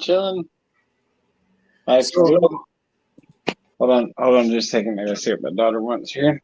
In case anybody hasn't seen, I'm doing a podcast. Brian Stavely has taken up a new endeavor as being a bartender, and he's learned a new skill. We're all pretty proud of him out there. He's doing a good job, and he seems pretty happy. He posted this on Facebook today. Look at that. He looks right at home behind that bar. Yeah, that's a cool shot. He does. He looks pretty professional there. It does. It looks really good, man. So congratulations on that, Brian. We're all pretty happy for you with that. So I just thought you guys might want to see that. That's cool. Yeah, it's pretty Brian. Pretty suave. He said he was hitting people there at work, and he just started, right? And he said he was hitting people there with Mandela effect shit. He was blowing their fucking minds. He said everybody was on their phones looking shit up. See, and I was like, I saw that and I said, oh my God, he's gone and done it. He's locked people in the fucking store. Yeah. But you know, that's a lot of times you'll get curious people, you know, and they will look things up. Mm-hmm. But it's how you come across with it to get them to do that. If they're curious. Yeah. Well, that's the thing. I can tell the difference between true, genuine inquiry and the dickhead who's just trying to be a shit. Right. You can tell immediately, and it's all in the phrasing of the question. And the ones that are so obvious are the ones that come on and they ask you 5 to 20 unrelated fucking questions, rapid fire right in a row, and then wait for you to answer them. Right. I had one last night. Get this, like last night I went to this pizza place, and like I swear, like it was like this. It was called it was Pizza Schmitza here in Portland, and there was like, I swear there was something alien in the pizza. Like, I don't know, there was something weird with it. Like, I ate it, and I went home and I started like I had to regurgitate it back up. I was like, bubbling it back up and get it back out, because it was like in the Matrix, or it was like when they put that bug in him. Yeah. Like bloop, bloop. and like was it like some kind of an ingredient or something, or did it taste funny, or no? I feel like there was something going on. There was something going on with it. It was really like, it was peculiar. and it was very it was direct, and it was something like that. You know, it was like, oh, here's your slice of. It was called the fufu slice, the fufu pizza slice, and they gave it to me, and like I had it, and I got like right after I ate it, like it afflicted me, and then my mom actually had to come over today, and like she brought some anointing oils, and like we're like praying with Christ to deliver whatever that was in that thing out of me, and like I like regurgitated it, and it just like kept coming up, and it kept coming out of me, and it was interesting to say the least. You know, I'm kind of like untrusting of foods and things like that anymore too, because I know they're trying to get that fucking bullshit in you any way they possibly can. Yeah, we really got to be careful with what we're eating and what we're drinking. You know, what we're putting into our system, because like we have to make sure it's blessed, and it's from we know who it's coming from, where it's coming from, because like if like these people that are wearing the masks and doing all these things are serving us food, we need to protect ourselves from that, because there's some sly individuals out there right now that are trying to do some things. But they ain't as slick as me. I mean, it's like I have like a sixth sense when somebody's trying to fucking snow me. It's just I can tell it immediately. I can tell, and it's like, but I don't make it known that I can tell. I want to see how far they'll try to go with their bullshit before I knock it down. And that's exactly what I do. And people try to run bullshit on me all the time, and then I just let them run it. And I found that the best thing is when you give somebody enough rope to hang themselves. Absolutely. Yeah. I just kind of like play stupid, like I don't know what's going on. But yeah, it's so great to be in the truth, just to dwell in the truth, and to just be that part of the movement. Like I actually I got off the phone yesterday. I talked to Nathan Thompson for like an hour on the phone. Are you familiar with him? That name sounds familiar. Nathan Thompson. He's one of the best flat Earth debaters there are. Nathan Thompson. No, I don't think I. He's a real ninja when it comes to debates. Is he? And a lot of people get aggressive with him because he's a vegan. Oh well. But and some people that aren't vegan, they're like they just have different perspective of it. Well, that veganism is really a tell-all as to whether something's true or not. Well, yeah, because veganism.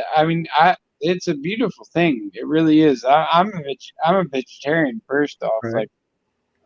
I have eaten meat before. I've butchered animals, but at the end of the day, like I think the best way to eat our food and go about eating food is to eat plant-based food is the best. And then through all that happened yesterday with the alien thing, and God led me to open up the book, open up my Bible. Let me find it here. See, I'm a the book of Deuteronomy. I'm a vegetarian. It and there's one did you know there's a verse in the Bible that talks about aliens? Yeah, now there is. And yep. Let me open it up here. It also talks about the Matrix too. Yeah, it's Deuteronomy. It's page number 171. But Deuteronomy 14 verse 21. It says, "You shall not eat anything that dies of itself. You may give it to aliens Okay, residing in your towns do for you know what them it to used eat." to say? Do you know what it used to say? Huh? Do you know what it used to say? What are you saying? Foreigners. Foreigners. Oh. And now it says aliens. Yeah. What do you take? And see, like, I'm someone who, like, personally, I've seen my reality shift in a fluid basis, where it's like it shifts sometimes just to show you things. Yeah. I get it. That's how you if people are on a spiritual level, you'll come to terms with that. Right. You'll be like, oh, well, things can just change. They're not set in stone. There's the way this whole thing is set up is like it's such a dynamic, because like it's like you got you've got the complex reality of what we're in, but then beyond that, there's the manifestation part and also the spiritual part. And so you factor all three of those in, and they all have different factors to relate to as well. You also have to test those spirits, because just because it's spiritual doesn't always mean it's good. So check this out. This cracked me up. I was just kind of going along here in this group, which seems like a fucking ghost town since I have issued this link to anybody in this stupid group. It's like a ghost town, right? But anyway, somebody put up this post here, and I'm going to read it to you, and then I'm going to show you what they posted. He said, I'm sure you ever run across a new globe believer or a newbie in the whole debate forum. Okay, I've been doing this fucking shit since 2017, 2016, arguing about flat earth, right? Brandy, hush up. So you can tell the newbies, right, that they just started this debate. So he says, I'm sure this has been posted before, but I'm new here and just wanted to leave this here for all you guys that really believe the earth is flat. And I'm going to show you what he posted real quick, and you're going to laugh your ass off. The Carl Sagan explains how Eratosthenes calculated the circumference of the earth. Are you shitting me? This thing has been done to death, debunked, thrown out in the toilet, and asses have been wiped on it. And this newbie, I'm new here. No shit. How do you tell that you're not new here without saying you're new here? Right there, you did. I mean, I can't believe anybody is even using that, even when their bishop or priest or whatever he is, Neil deGrasse Tyson, has stated that it's really not proof of a globe or a flat earth either way, because the same thing works with a local sun and a flat plane as it does with your bullshit with a faraway sun and a ball. It's cool. My daughter, she's sitting here right here with me right now, and she's I've talked to her quite a bit about the flat earth, and explained to her I've got this little model that Dottie's World made. I don't know if you've ever seen these. Have you seen these little scale models that she makes? They're little paperweights. No, I haven't seen them that little. That's pretty cool. Who makes those? Dottie, or she also goes by Retarded Bear. Okay, I haven't seen her around nowhere. It's freaking awesome. She gave me 2 of them. Yeah, those are really neat. They're what, made of acrylic, like epoxy? Yeah, it's like a resin, and it's got some copper coil in the bottom. Sweet. And yeah, it's a map of the Earth. Oh man, I would like to have one of those. Those are really cool, man. Yeah, it's freaking awesome. Yeah, man. That is. And really yeah, I've gotten the opportunity to hang out with her a few times, and yeah, she gave me a couple of these paperweights. Where are you at, Rasta Bear? Where do you live at? I'm in Portland, Oregon. Portland, Oregon, all the way across. Yes, sir. The United States. The heart of the revolution, right here, Portland, Oregon. Well, we were like one of the heart of the first one, where I'm at here in Virginia. All right, where in Virginia you at? I'm right in the beautiful Shenandoah Valley on the western side of the state, nestled comfortably between the Allegheny Mountains and the Blue Ridge, in another valley that's actually within the Shenandoah Valley that lies between another mountain range and the Blue Ridge called the Massanutten Mountain Range. Okay. I grew up in I lived in Lebanon, Virginia. Okay. Is where I grew up for a long time, and then I grew up in Roanoke, Salem area. Yeah, that's south of me, Roanoke. And then I delivered furniture for my dad in Blacksburg, Virginia. Oh, that's way down there. That's way down south. That's way down south. Yeah. It's almost the North Carolina, babe. I love Virginia and North Carolina and South Carolina, the whole the Blue Ridge Mountains. Well, like I lived in Michigan. I grew up in Michigan, and now I'm here. I live here in Virginia now, and I was just thinking about this today, is that I've lived now in Virginia for almost as long as I lived in Michigan.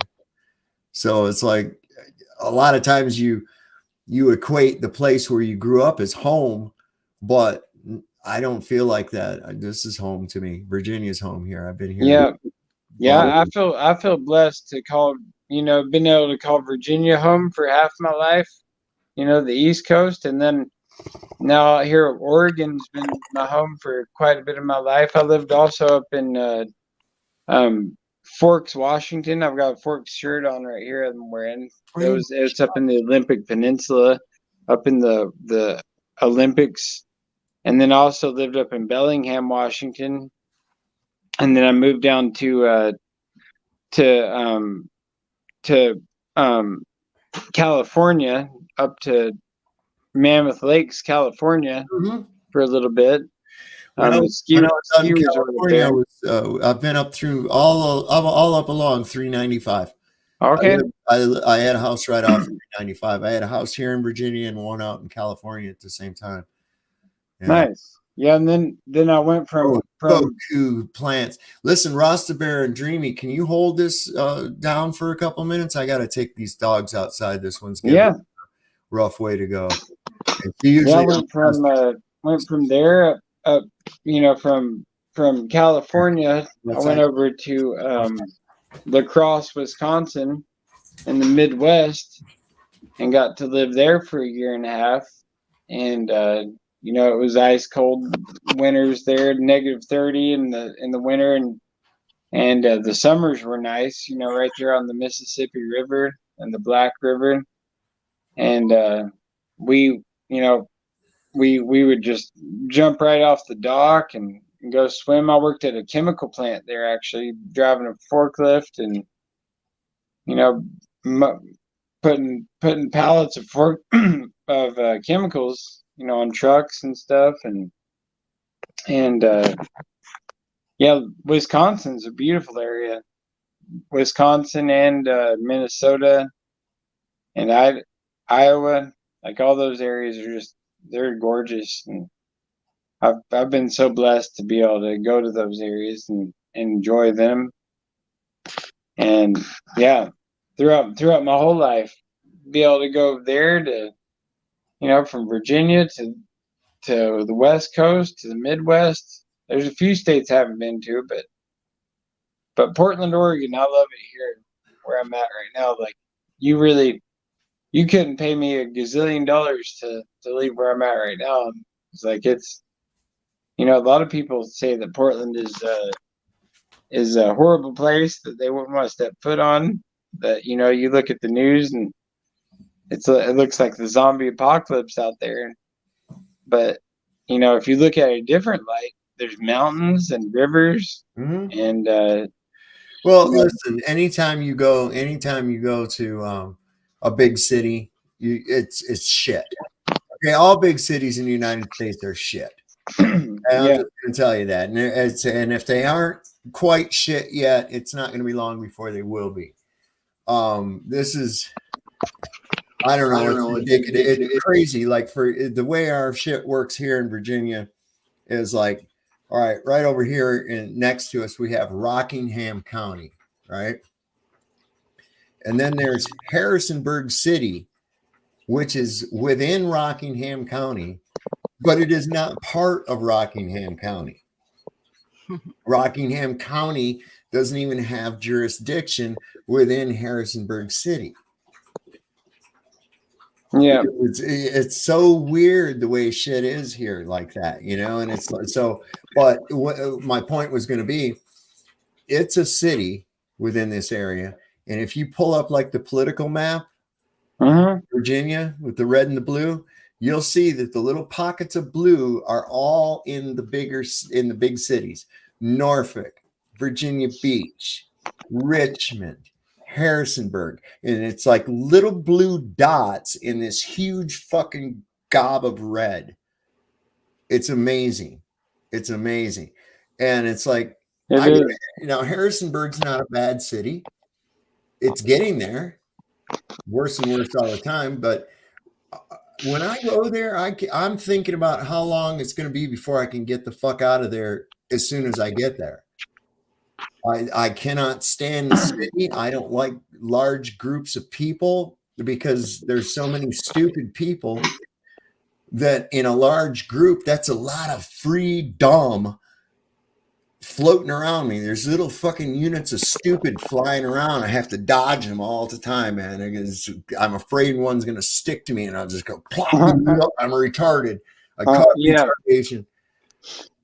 Oh yeah, I tell you, here in Portland, the same way. You know, it's just like you just got to zoom past them. You know, it's like, you know, just like you know, they're the space taker uppers. Yeah, you know, it's unfortunate they feel that way, and you know, like I was walking earlier tonight with my daughter. We were walking down the road, and you know, it was a nice day. It just rained a little bit earlier, and this woman walked past us wearing like a mask on her face, walking down the street, and I'm like, that must be a rough life, rough existence. Let me go get my dogs. I'll be right back. You know, to be walking down the street and then, you know, all of a sudden just you know, just to have a mask on your face. It's like, don't you go outside to get fresh air?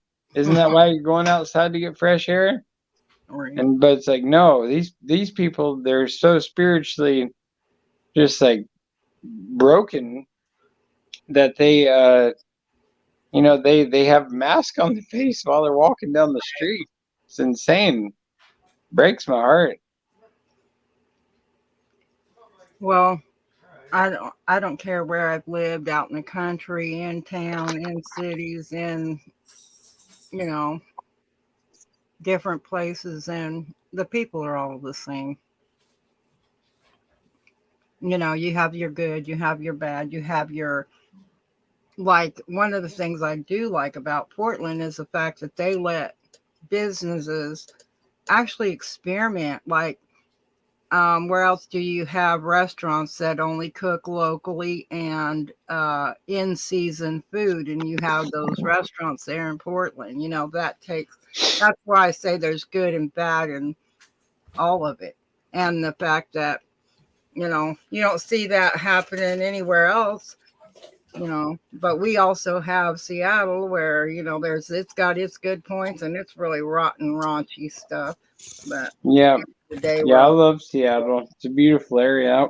I did I went to Seattle with my daughter this last winter. We went to see a Fish concert up there, and we did the underground tour of like the old city underground Seattle, where like you went underground, and it's like 20 feet below the surface of the regular city. And because there's all this hidden history of Seattle that they don't tell you about, and you know, they say they give you one story on it, but like I'm into like, you know, mud floods and like, you know, some of this Antiquitech stuff, right? And so you know, I think there's a lot into that they have told us, you know, that, you know, there may have been some type of reset situations before. And you know, and we had like some ancient technology where we had free energy, You know, like with Tesla and all these other, free thinkers. Yeah. What is this? But yeah, the underground city tour in Seattle was pretty cool. And that was one we had a blast touring that. I grew up and I lived most of my life, well, my first part of my life, outside of Detroit. And you have never seen anything until you have seen Detroit. Okay. There's places there that when you see pictures of like war-torn Middle East, you could actually take pictures and say that you took pictures in the war-torn Middle East and no one would know the difference. I'm not kidding you. Yeah, I've seen a lot of it. It's awful. It's awful. And I don't know how it is now, probably worse, but there are areas in Detroit that the police wouldn't even go. And merely for the reason that people in those areas would call the police just so that when the police came, they had somebody to shoot at. I'm not kidding you. This is how bad that city is. It was terrible. It was terrible. I didn't live in the city, thank God. But you had to be real careful when you went there as to where you went. And I hated that place, man. I hated it. I really did. There was a lot of empty, we didn't go all over there, but there was a lot of empty, what was public housing or whatever at one time. I mean, just empty apartment buildings and trash, and nothing's mowed and busted windows. They're all empty. Well, the last time I went through, part of what they call white flight started in about 1967, 1968. After these riots that took place in Detroit, the National Guard was called in, all these buildings got burned out and shit. And it got bad. Wasn't Chicago burned to the ground at one time too? Well, back in the 1800s. They said, this is what's funny too, the Great Chicago Fire. They say that the cause of the Great Chicago Fire was because this woman, Mrs. O'Leary, that her cow kicked over a lantern. Yeah. And it started burning. I know the song. And here's the funny thing about it too, is Mrs. O'Leary's is one of the few houses and shit that didn't burn up in the fucking fire. Right. So it's kind of what? Late one night. Let's blame it on the Irish. We'll blame it on the Irish widow. I know. So what do you think it is? These motherfuckers got really, really quiet. They don't want to talk. They don't want to come on. They would rather sit and type on a keyboard than to just, you can cover so much more ground through an in-person conversation than you could ever hope by typing some shit out, not being able to use tone and inflection, having some asshole misread what the fuck you say, and then wait for a response. And then when that response comes, find out that the motherfucker didn't understand what you just wrote. I mean, that's not a way to do things. Okay. It isn't. That's why I say, let's go ahead and hash this out. We'll chop it up. We'll be done in 10 minutes. We'll cover your question and we'll be done in 10 minutes. Well, how big is the sun? I don't know. Next question. I know, because we don't know everything. I mean, no. There's just no way to know it all. Well, it's like, well, how big do you think the sun is? And then they'll give you some Wikipedia answer. And I say, I didn't ask you what Wikipedia said. I said, well, how do you know how big the sun is? I already know Wikipedia is a crock of shit. So how do you know? Yeah.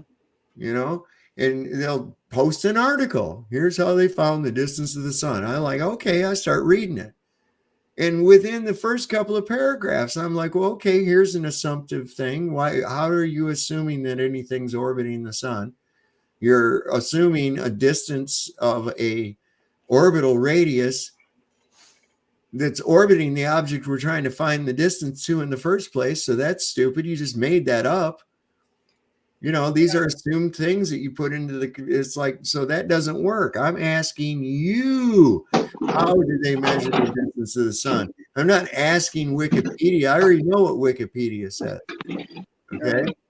I'm trying to see if you have actually really looked into the process involved with that. And I don't believe that you really have. You just took it on faith that somebody did it. Oh, there's Gumby. I love Gumby. We used to love Gumby. That was my shit. My I kids would had get a so little upset when the little wire in his arm broke. Yeah.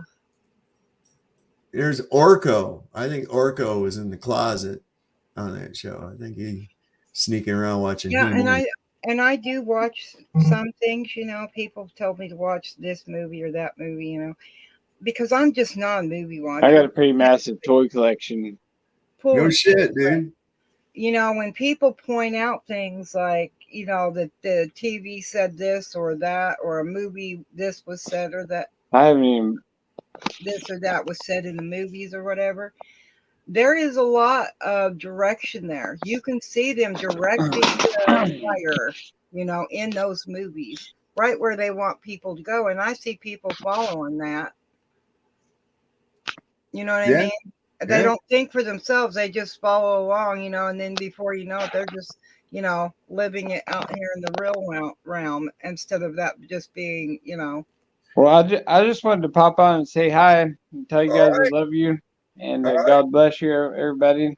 Much love, brother. Good and yeah, it's always a pleasure to talk to you. I feel like, you know, we're from the same spirit. So, you know, I'd like to do a show with you sometime here coming up. All right. That'd be cool as hell. You going to Flattoberfest? If God wills it, I will be there. Awesome. That's awesome. Hope you can God make wills it. Fun. That'll be a lot of fun. All right, brother. Well, all right, Dreaming. Nice talking to you as well. And everybody in the chat, I love you all. And yeah, God bless you. All right, man.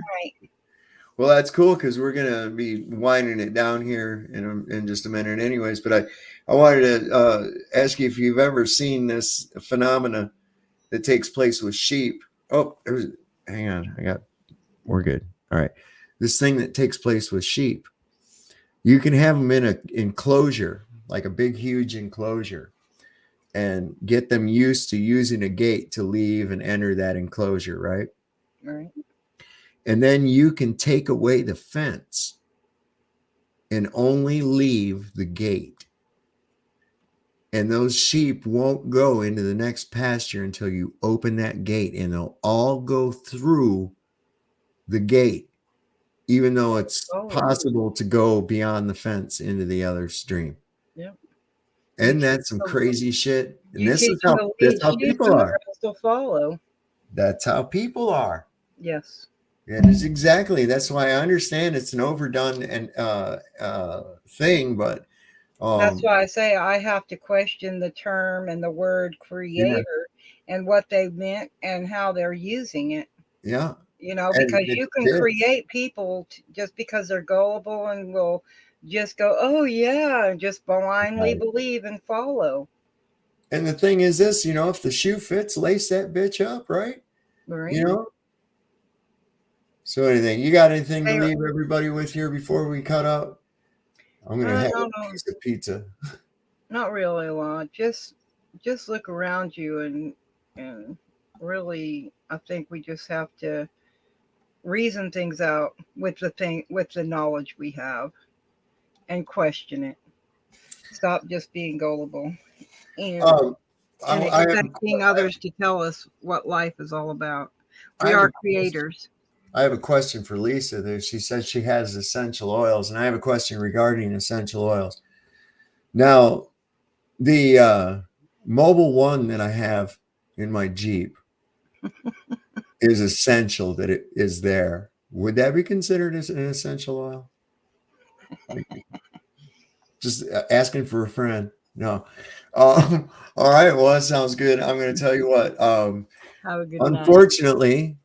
Once again, we found that there were no Glovers that had the balls to come and visit. Come on and visit. Not even in the chat, and I'm not talking about the few that showed up here in the chat. I'm talking about the ones from the Facebook, the ones that were all riled up all day, and as soon as they're given a link, they run and hide, gone, nowhere to be found. We'll give it a shot again tomorrow. We'll see if we can get them again tomorrow. Maybe during the day, I'll see if I can get them riled up. I'll think of something that I know will get them flying and hurting, and then we'll see if we can get them to get in there. I'll keep goading them. No, I don't. It's just every time they don't, it's a great testament. Maybe you should challenge their intelligence in a different way, where they start becoming the defensive one and the one that actually, you know what I mean? You have to sometimes change the way a person thinks by the questions you ask. Right. Well, Renee says that the oil it's because it's the essence of an herb. Well, if oil is the essence of a dinosaur, perhaps a herbivore, right? A herbivore who ate herbs and plants and then turned into oil. How many quarts of oil are in a brontosaurus, dream? I have no idea. I was wondering about that the other day. There's oils in everything, in plants and animals Yeah. and people, everything. Yeah. So I say it's a renewable resource, and of course they've depleted an oil well, come back a few years and it's full again. Right. And it's like, oh, where'd that come from? Oh, it was some reserve pocket that we didn't know about, and because of Earth's axial rotation and of parallaxical graviton and the combination of use of flux capacitor resonant frequencies, we were able to loosen up some more oil. Yeah, that's it. And it's really funny. Yeah, Lisa says, where's the dipstick on a brontosaurus? See what level it's at. I don't know. I'm afraid to ask where the fucking dipstick out of might not be where you think, Oh my goodness. M-Ball, well, I hear people said they were here. Listen, M-Ball said they were here. And I'm like, yeah, but you didn't come up and talk. You just said dumb shit in the chat, man. You need to come up here and say dumb shit, And why don't you have a wrench? You're kidding, right? You're kidding, right? Come on. You're kidding. Why don't you have a wrench? You got to be shitting me. Okay. Well, so I just want to know, people say, oh, you shouldn't use petroleum products. You shouldn't use natural products and natural oil. What the hell is petroleum? I know it came out of nature, didn't it? It damn sure did. And tar is very healing if you have certain something, and you get that itchy hair stuff like babies get, cradle cap, you can use the tar oil from like the pine tree so that it will help get rid of that and heal that. I mean, and these people say that this stuff ain't natural. This is what we're pulling out of the ground, putting in our cars. Right. I know. So yeah, it's crazy. Natural. That's funny. Sure. I mean, and like you were saying, everything has oil. I've got some oil that comes from marijuana plants. It's pretty fucking cool shit too. So have a good night, Salary. All right, everybody. Listen, I'm just gonna say, Lord loves a working man. Don't trust Whitey. See your doctor and get rid of his ass. He'll probably kill you. And we'll try this again tomorrow night. We'll see what goes on. You know what? Before I go, let me see something here. I have to look for somebody here. Who said that? Push button.